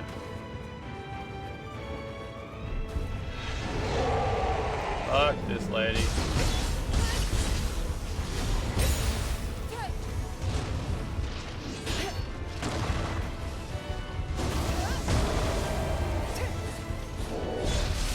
Damn it, there's a bunch of dudes around.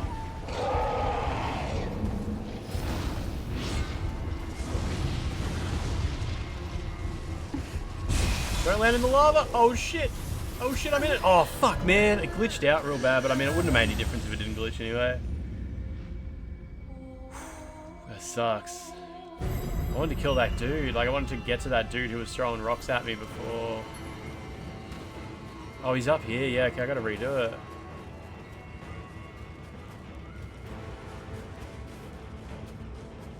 Yeah, I want to kill that Cyclops up there that's throwing stuff. I'm not sure how to get to him.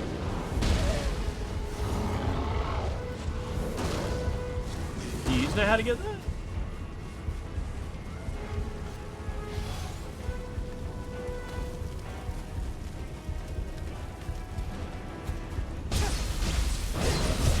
Come on, I totally... Oh, there we go. Oh my god, this guy followed me the whole way. Oh my god, they all followed me. What the fuck?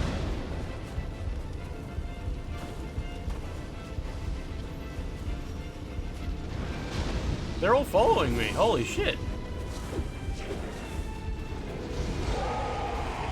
Wait, what the hell? How did I come from this side?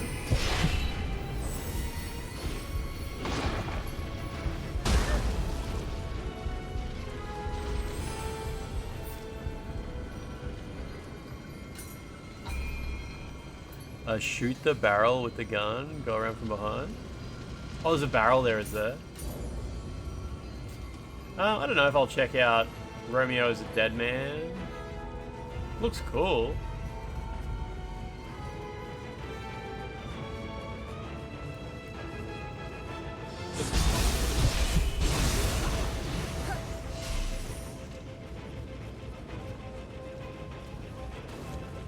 There was a dude on his left, there was a barrel.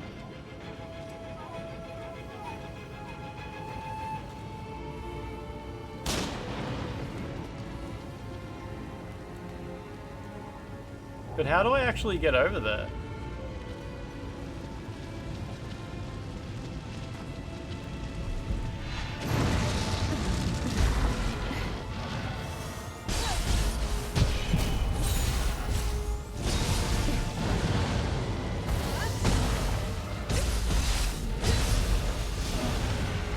You can jump? Oh, here we go. Yeah, you just gotta go a little bit past that fire. All good.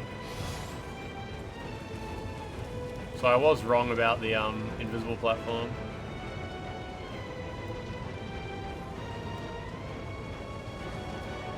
Is that healing him? I think it is. He's standing in the white fire, I think.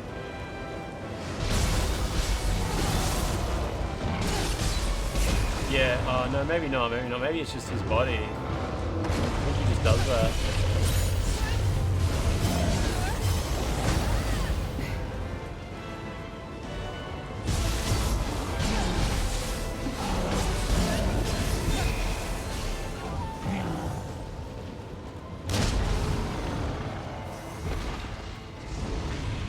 Oh, killing him removes the flame. Oh, wow, okay. Interesting. Well, I don't need to go back down there anyway.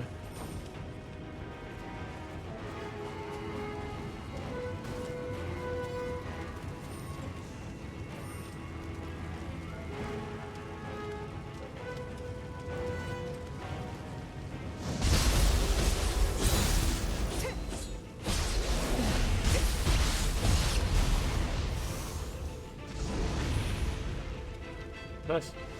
Damn it! We're being attacked by yokai! Aren't they supposed to be on our side? There's a crucible enemy on the lower path. Really? Is that a crucible? That's not. No, they appear on the map, don't they? You sure there's a crucible enemy somewhere?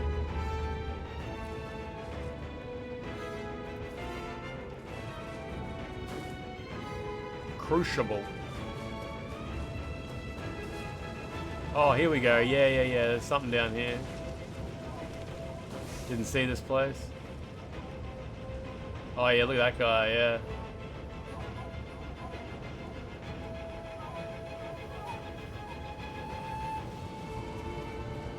Is this the way?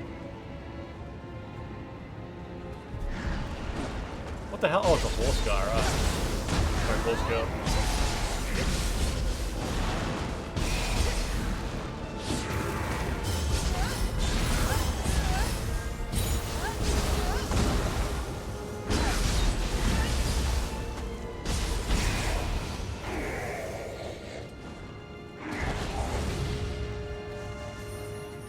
Money.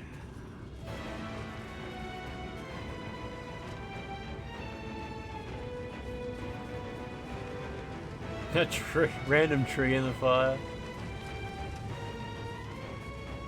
The Crucible Wraiths, yeah.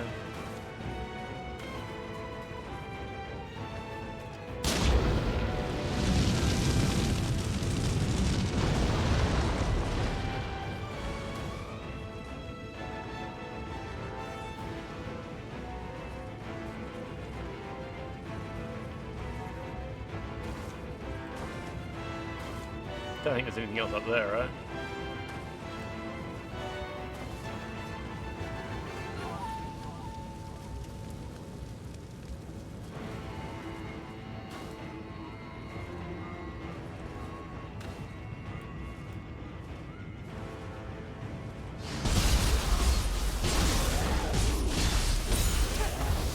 Yeah, but he fell down.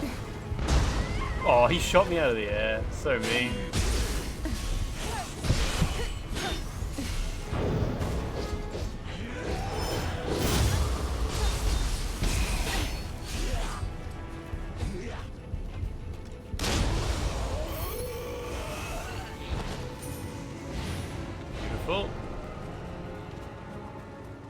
Oh, where I fought the horse, there's a path in the cliffs? Are you sure? I think it's just this. I mean, it got me where I needed to be. Damn it, see that? The camera just went... Whoop.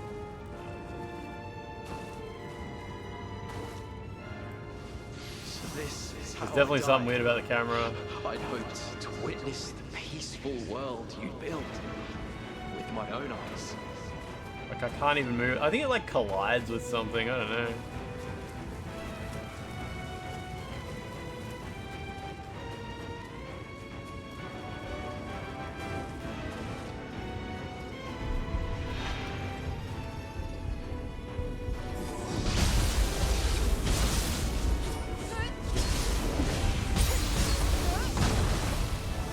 Oh, it's just those boys.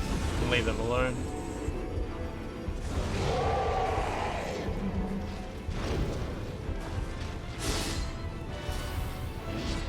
Okay. What was that that just flashed on the screen?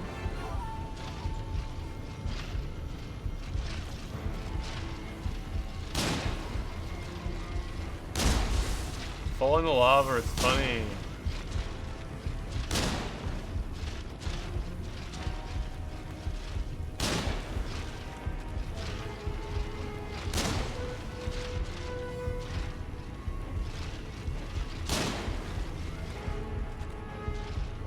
Horse area path goes to a usable crucible wraith? It's not the wraith that I just did? I killed the horse, then reached a crucible wraith just above it. And killed it really easily. Oh.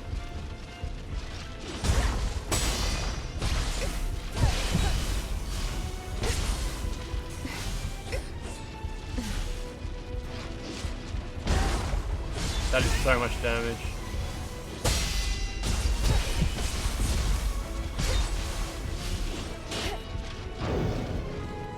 Oh, delay. Fuck off. Never gonna learn that. There's a different crucible, right? What creature is it? It's so far back now.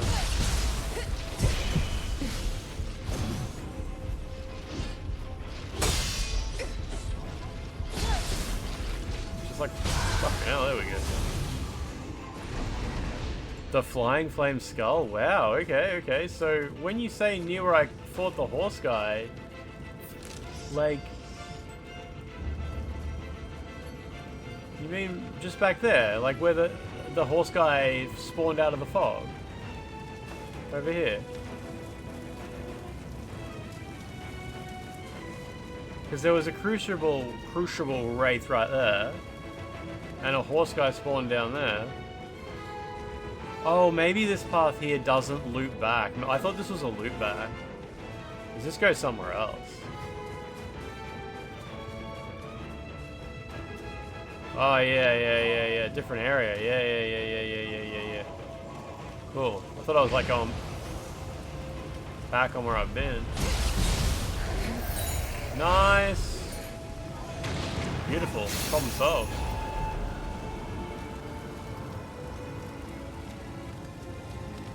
And my sword's on fire. Which is a win for everybody. I'm guessing up here was a little bit loop back here. Yeah.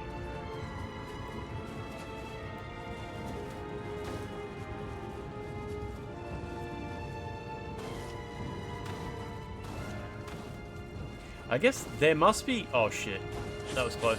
There must be a shitload of Crucible Wraiths in the game. There's got to be one for every enemy, right? So you can fix up your soul cores.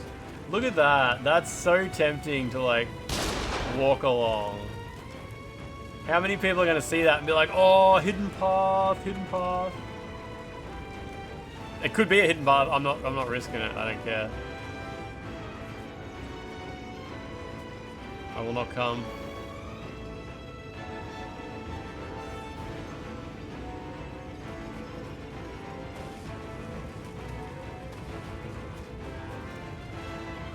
Do not come.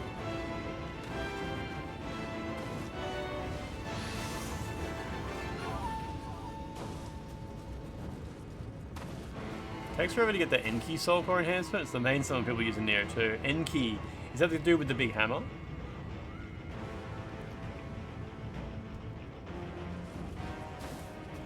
But like, summons were a bit different in Nioh 2 as well.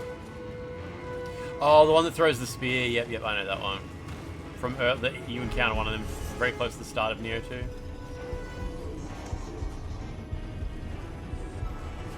It's the first like annoying enemy you fight in Nioh 2. If you count that one that everyone runs past, the big horseman. In Nioh 2, basically everybody told me to use, you know, the guy with one foot who has the big hammer that slams down. Everyone told me to use that, and it seemed like a good way to go.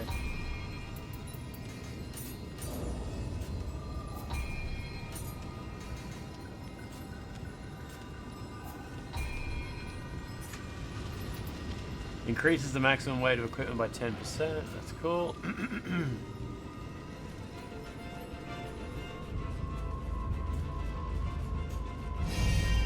Fake sword.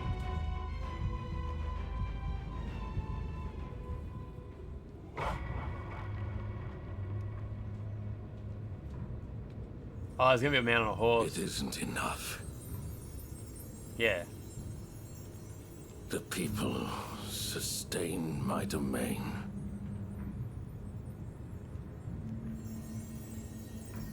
And this shining stone sustains me. How foolish of you to have entered the depths of hell. It's called a crucible, mate.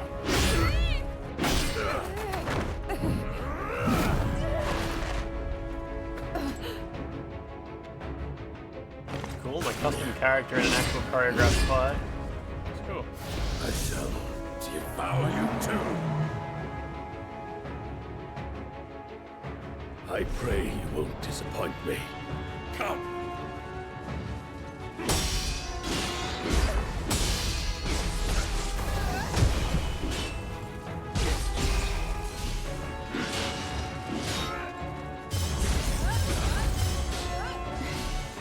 Oh, what was that? That was weird. Had like trading cards or something. You fell my retainers with ease, but I will not come so quietly. A fine display. This is a battle I won't soon forget. Oh, he got me. I was mashing.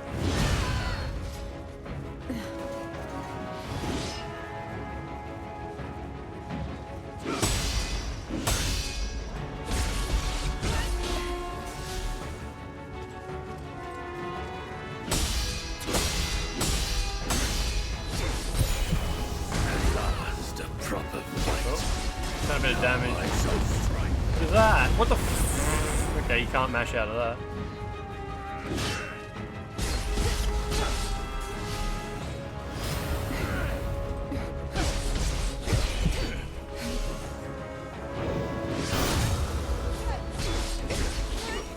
I hate it when your burst counter puts the enemy really far away from you.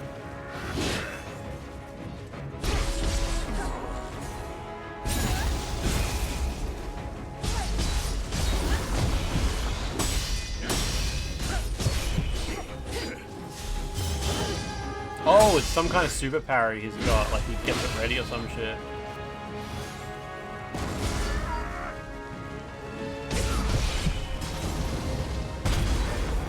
Interesting. Am I on fire? Not a grab. Oh, you can just do— oh shit, okay. Let's go, okay, he's fucked now. Oh, what? What happened there? Okay. As soon as I had his number, he just decided to empty my health bar. What the fuck? Anyway, whatever. At least you can just parry this dude.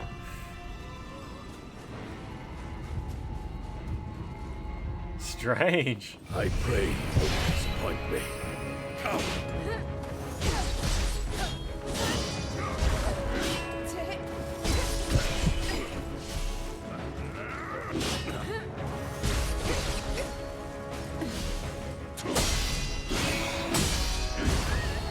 Okay, my high stance parry sucks. You felled my retainers with ease, and I will not go so quietly.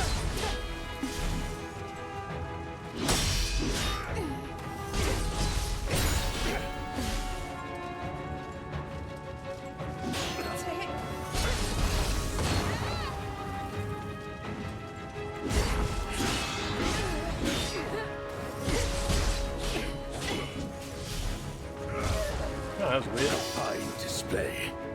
This is a battle I won't soon forget. At last, a proper fight. Can't even reach the guy half the I time. shall strike.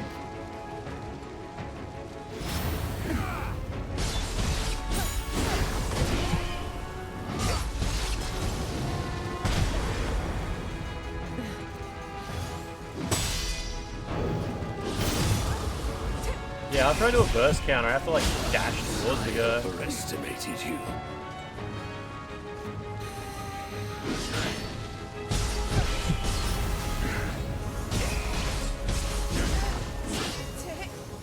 Oh, my health's a bit low.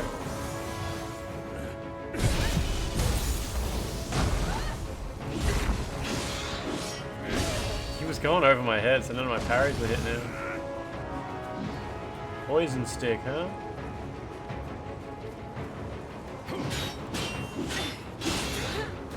I ran out of stamina from all that blocking.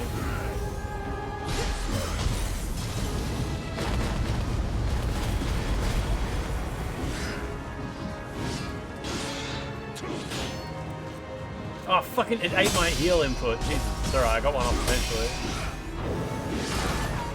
No way. You can't parry that? Oh, fucking hell, damn. God damn. Apparently you can't parry his, like, he's got like a twirl thing he does that doesn't work. Alright. Just went to heal and he did a grab.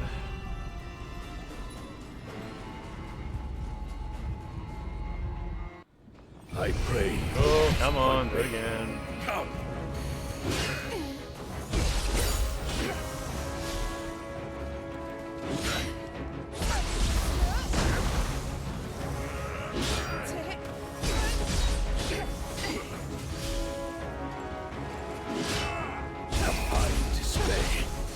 This is a battle I won't soon forget. Oh. With ease. not go so quietly. Oh, fuck off, man. There we go.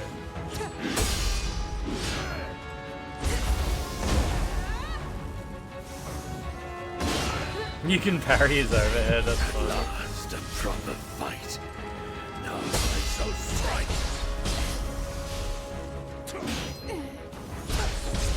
Wait, I don't have extraction equipped, but he's dropping like poop.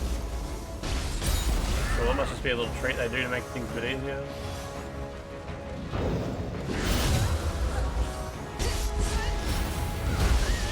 Whatever.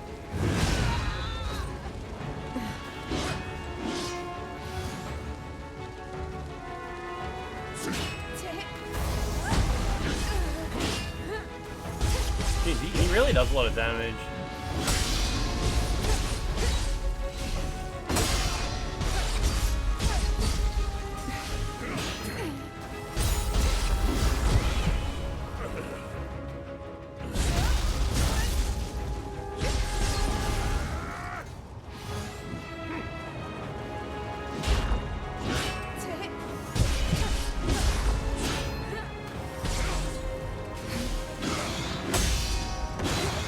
That's the one I think he can't parry, the 12.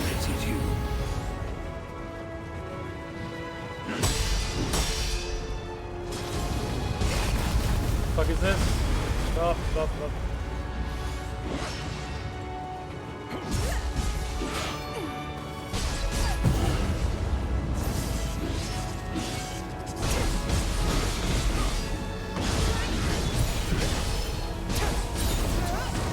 He dodged my last hit too.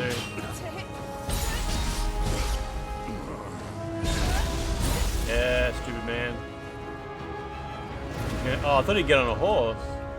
Okay. I thought he was gonna get on a horse.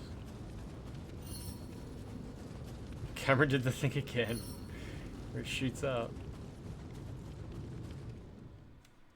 Is this the best Nioh game ever made? Oh, I don't know. I thought Stranger of Paradise was up there.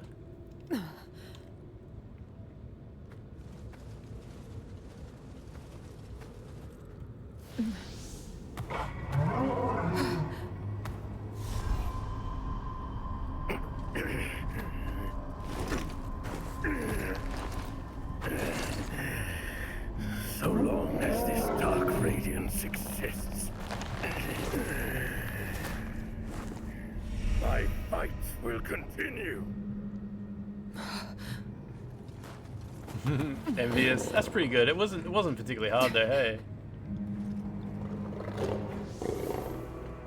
Seemed like a sensible level of difficulty.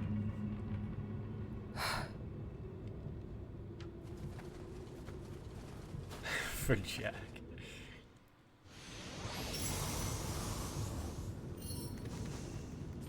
Shingen's fan. Oh, that's for the side quest, yeah.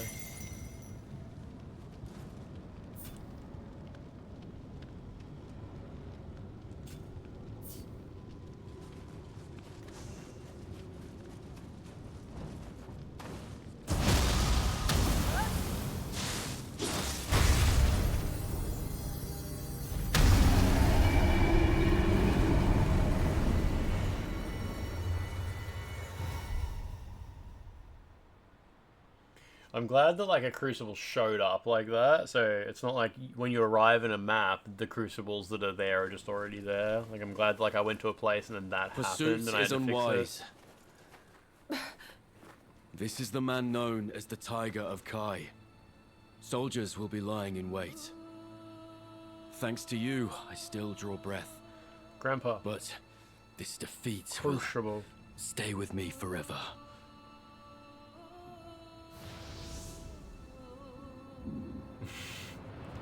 Slow moving dog.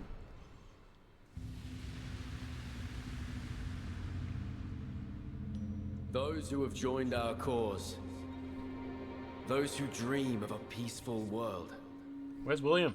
We have shouldered inescapable hardships. The lives of even the most innocent have been taken. The burden of what you feel and hope for may grow heavy indeed. Tokugawa Ieyasu is the guy that Even William so, Blackthorne worked for, right? I cannot halt. Is that the my same guy? advance. It's hard to remember because the names, you know, No get slightly matter changed. how tarnished my image becomes, the path to peace may be long and steep. Is that William? But I press onward.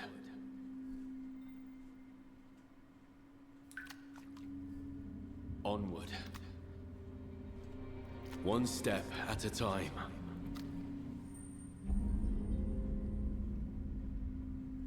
Oh, he had a real actor's face in the first game. So is this after... Or was that showing his future where he'll meet William or something like that?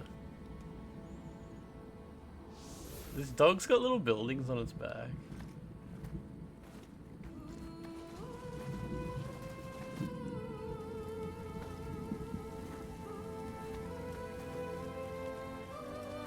This is like 30 years before, so I guess like he was just showing like what his future has.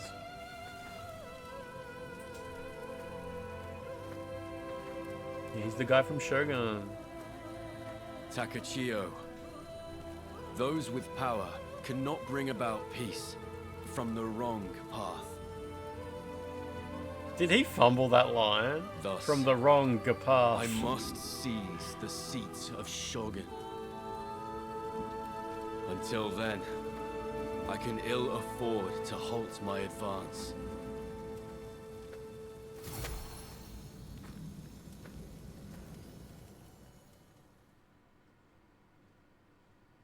It's Shogun time. I got the Tanuki.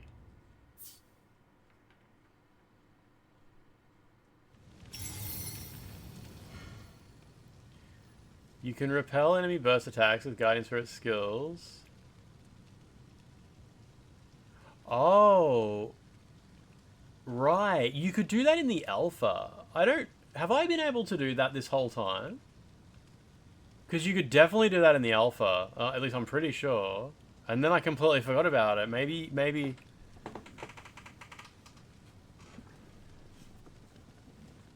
Similar to a style shift burst rate, definitely repelling the enemy will interrupt their attack and deal damage to their life and key, while also greatly reducing the maximum key. Attacks can also be used to repel. Yeah, okay. It was locked until now. Yeah, I'm pretty sure in the alpha you could do that from the start. Which probably gave the player too much to think about. I narrowly managed to defeat Shingen and rescue Grandfather. Shingen has retreated to Mikatagahara. We must return to Hamamatsu and prepare for the next battle. It has a bit of a wind-up, does it? Okay.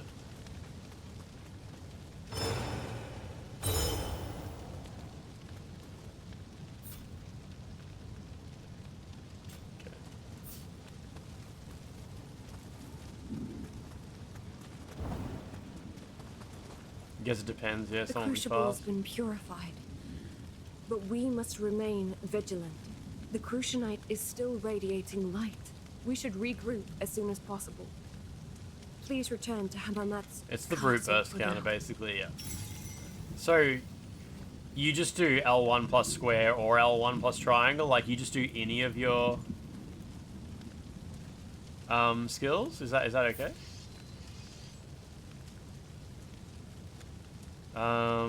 The Tokugawa army has succeeded, though just barely, in retreating to Hamamatsu Castle. However, having lost so many soldiers, repelling Takeda's great army in the event of an all-out attack feels unlikely, let alone retaliating.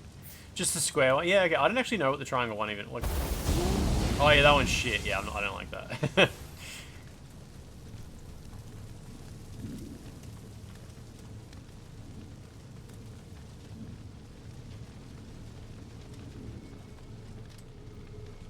Wait, is there any chance we have a new time of day? Who's that? Because that would be cool.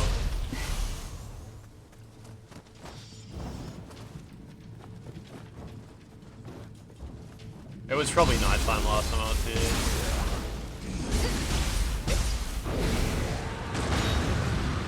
I tried to do it then. I don't think I timed it right.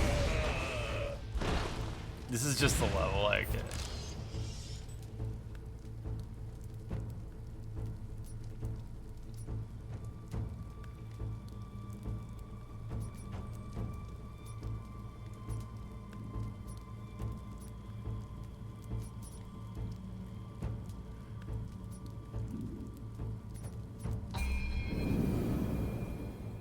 Works for both. You have some weird flying burst counter on your ninja. It looks cool. Yeah, nice. Wait, the time of day has changed. This was like a beautiful sunny field.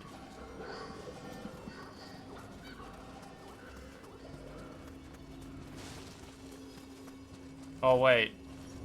What was it? Or is it just where I'm standing?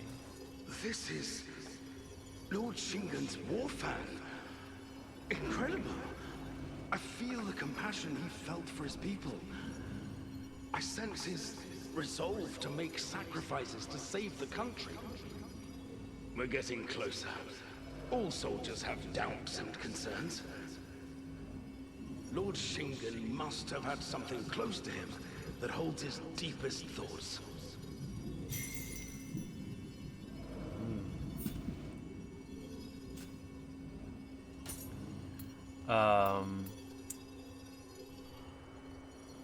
Somehow the artist sensed Shingen's powerful determination through Shingen's fan, but it seems it's still not enough. I should look for something to quell the painter's unease and doubt, yeah. Oh, look at that. Yeah, we're going there eventually. So I can't reach any new, like, I can't unlock any of these. Does anyone know, what is that where the tutorial was? It is, isn't it? Yeah, because you went through... Yeah. You went through that one area with a couple of buildings. And then there was, yeah, where you start seeing yokai and the boss fight. Yeah.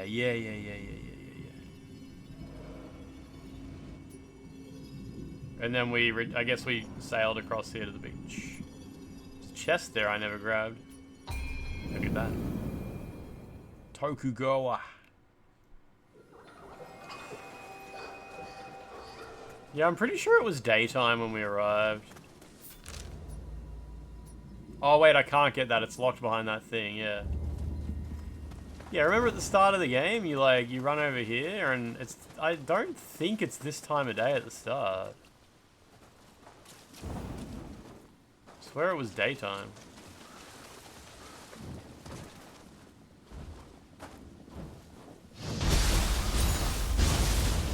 Tokugawa, like Kugabara. Tokugawa? Tokugawa?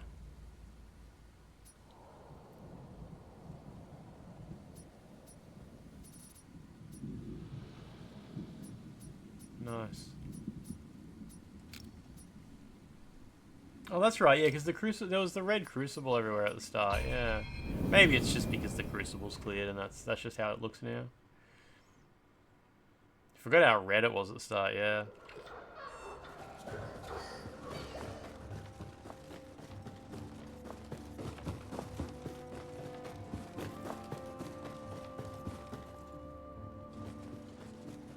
It's definitely nighttime now, and it was not nighttime before. Alright. Takachiyo.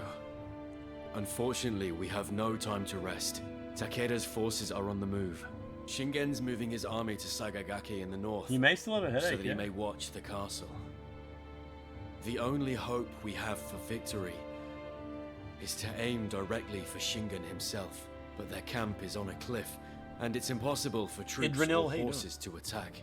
Shingen must be killed. Now we cured his headache because there was a monster spreading shit everywhere, and we had to use a gallbladder to cure it.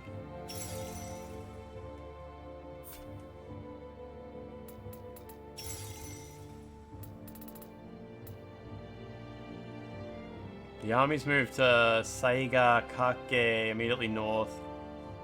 We will act before dawn.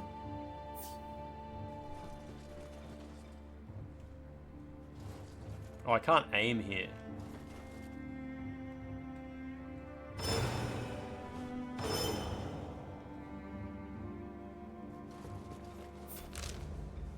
Alright, so I guess that door opens now, nice.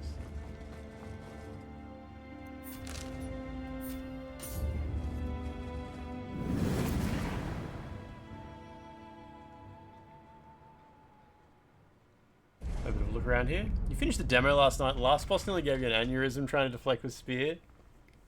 The snake lady. I haven't seen how the spear deflection... Does the spear have a unique deflect? Oh, there's a new side quest as well, okay.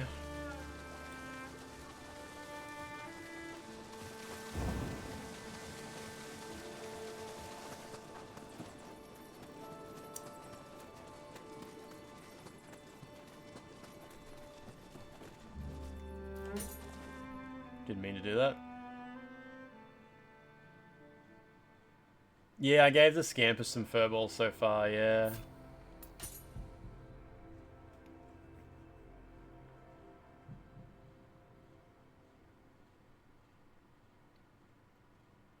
Man, it takes ages to load in and out of the character creator. Look at that hat. Colossal.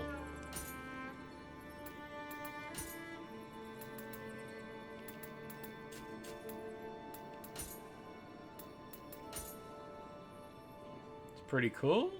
What's that called? Goichimonshu Curious. Goichimonshu.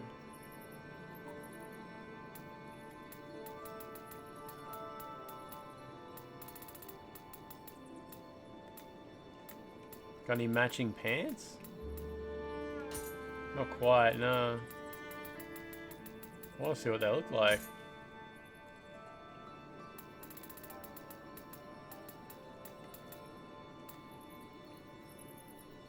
She got an engine block on her head, yeah, it's pretty good.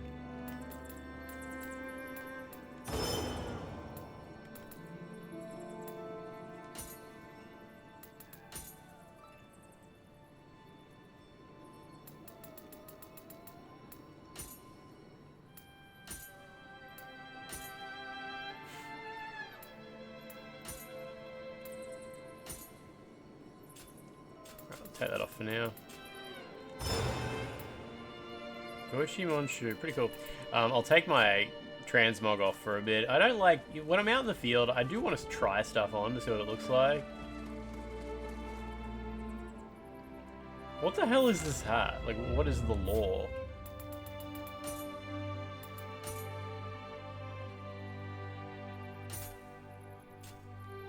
Can you not view the... Oh, an unusual helmet. The skull cap is made of wood laid with silver. It's lighter than it looks. It was made famous by the Battle of Ichi-no-Tani. The helmet is shaped to signify triumph in war. Okay.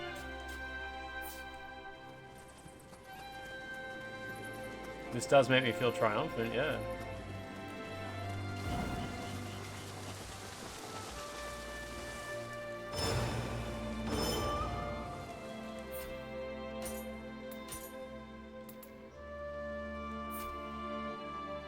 This thing's heavy. What if I put on a lighter helmet? Oh shit, that'll actually solve the issue.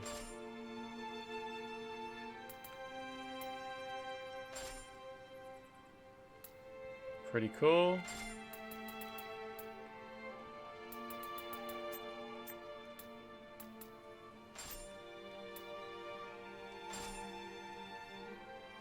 Look at that. Definitely ready for combat. Oh, might as well quickly check my weapons too.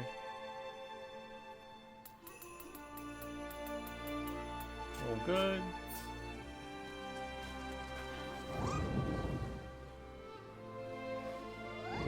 Maybe I've maxed out its happiness for now. Yeah, okay.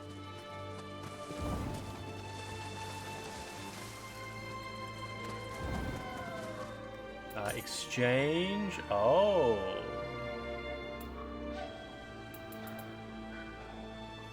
Evil dispelling evade. Dispels yokai realm from an area when you do an evasion. I think evasion is...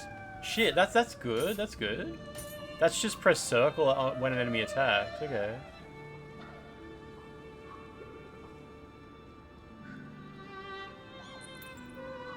Try to try with 4 in your position to reach. Skill capacity. Oh, okay.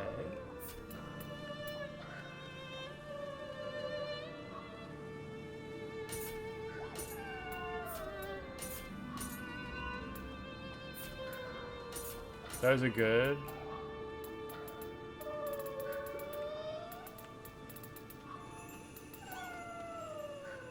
There's a dispel on R1 for ninja, is there? Oh, okay.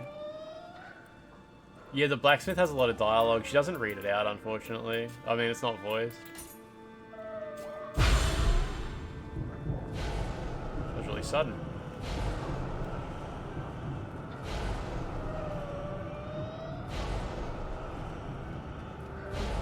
lot of soul cores.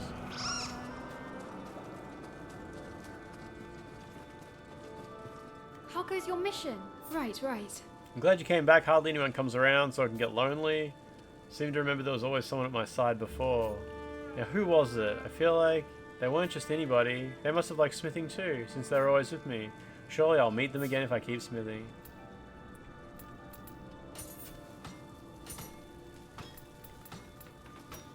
Yeah, she can't create any cool new shirts, I don't think. There's Righteous one. I don't think I have that design. Archer's robe? Oh, I don't have that design either. I might... Is there any downside to just, like, manufacture some of these just to get the fashion? Wait, do I have Archer's robe? Maybe. No, I have Archer's pants. Well, is that to your liking? Yeah, okay.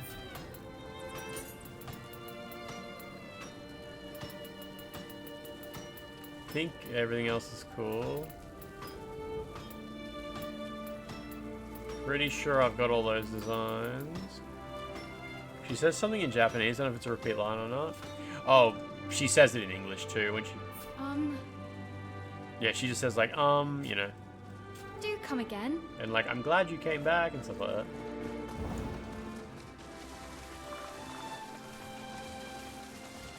When you get to Act 2, just go to the highest level area or something, so, whatever set you want.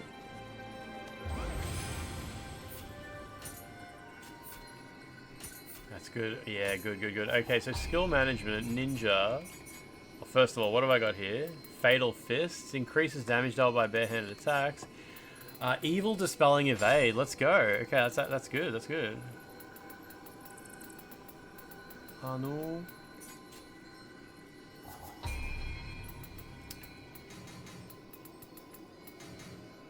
Get some magic up. Magic's good. So what's intellect do? I don't know. We'll find out next time, I guess.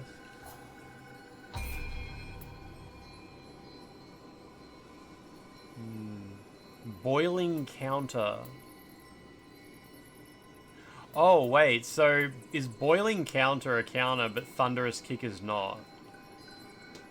Like if I have this thing equipped, this Shinroku. L1 plus square does thunderous kick. Will that not parry a burst? Will that not do a burst parry? But this one will? I thought like all of my L1 plus squares now did it. I thought that's what it was trying to tell me. Like I could just counter anything with L1 plus square. But I think I might need this. I should use this anyway. Yeah. They both do. Okay, so thunderous kick will do a counter, will it? Okay.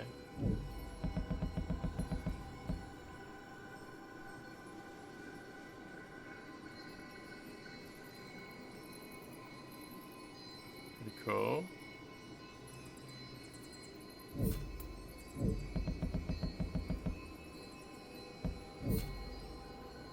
I don't know how to level up my guardian spirits in Nioh 1. I think you had to finish the game first or something to do it.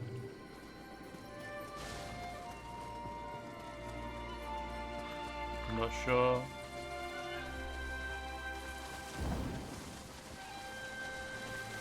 You like your samurai heal within a yokai circle? That sounds powerful.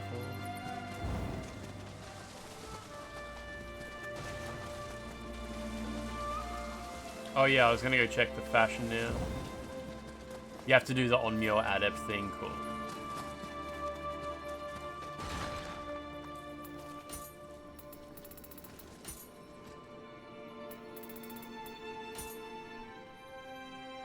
I swear Archer's robe looked cooler in Nioh 2, but I guess I don't remember it too well. Remember I used it a fair bit though. Oh wait, no, I'm thinking of Rise of the Ronin. I remember wearing the Archer's outfit in Rise of the Ronin a lot.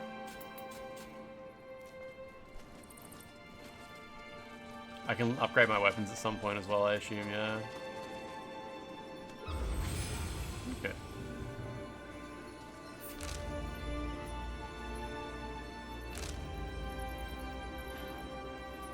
Grandpa has a new story to tell. The great shogun of the Heian era. Era. Wolong DLC doesn't have transform. Does Wolong has transmog, right? It's good for mogging.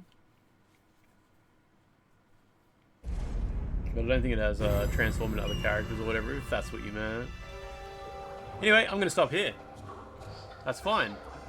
I'm guessing I'm getting close to the end of Act 1. You can't transform into Dial-chan. Is that a character from Wo Long? Yeah, a little bit of progress. We did the main Crucible, so that's cool.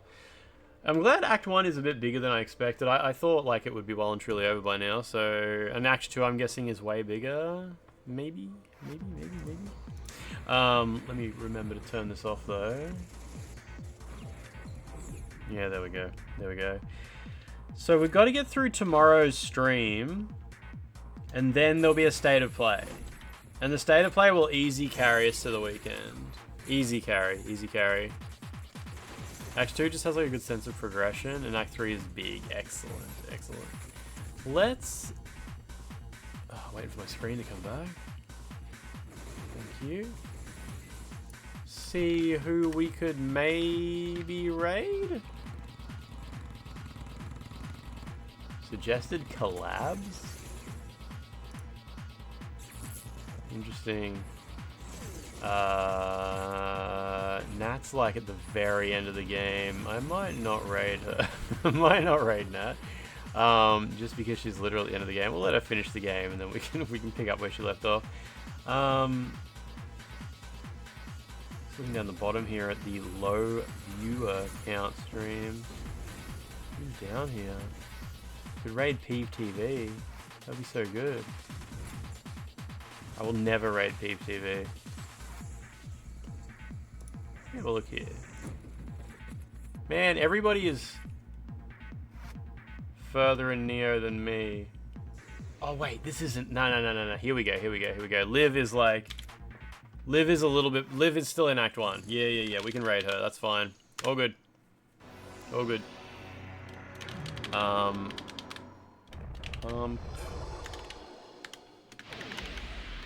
Pump.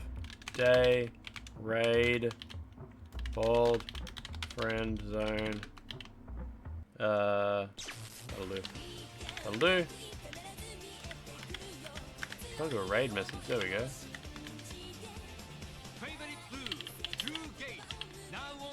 Oh my god, it just says, oh my god, fucking hell.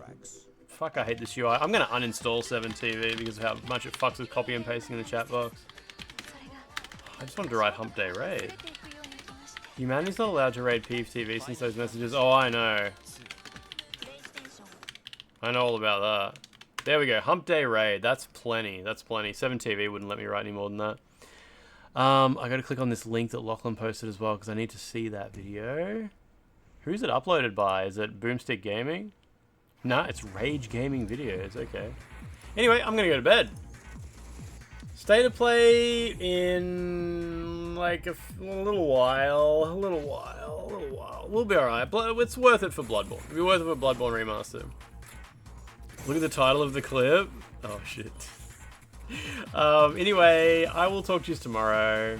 It's gonna be an okay week. We'll get through this. Friday will be great. Everything's fine. Everything's good. Alright, everybody. Goodbye.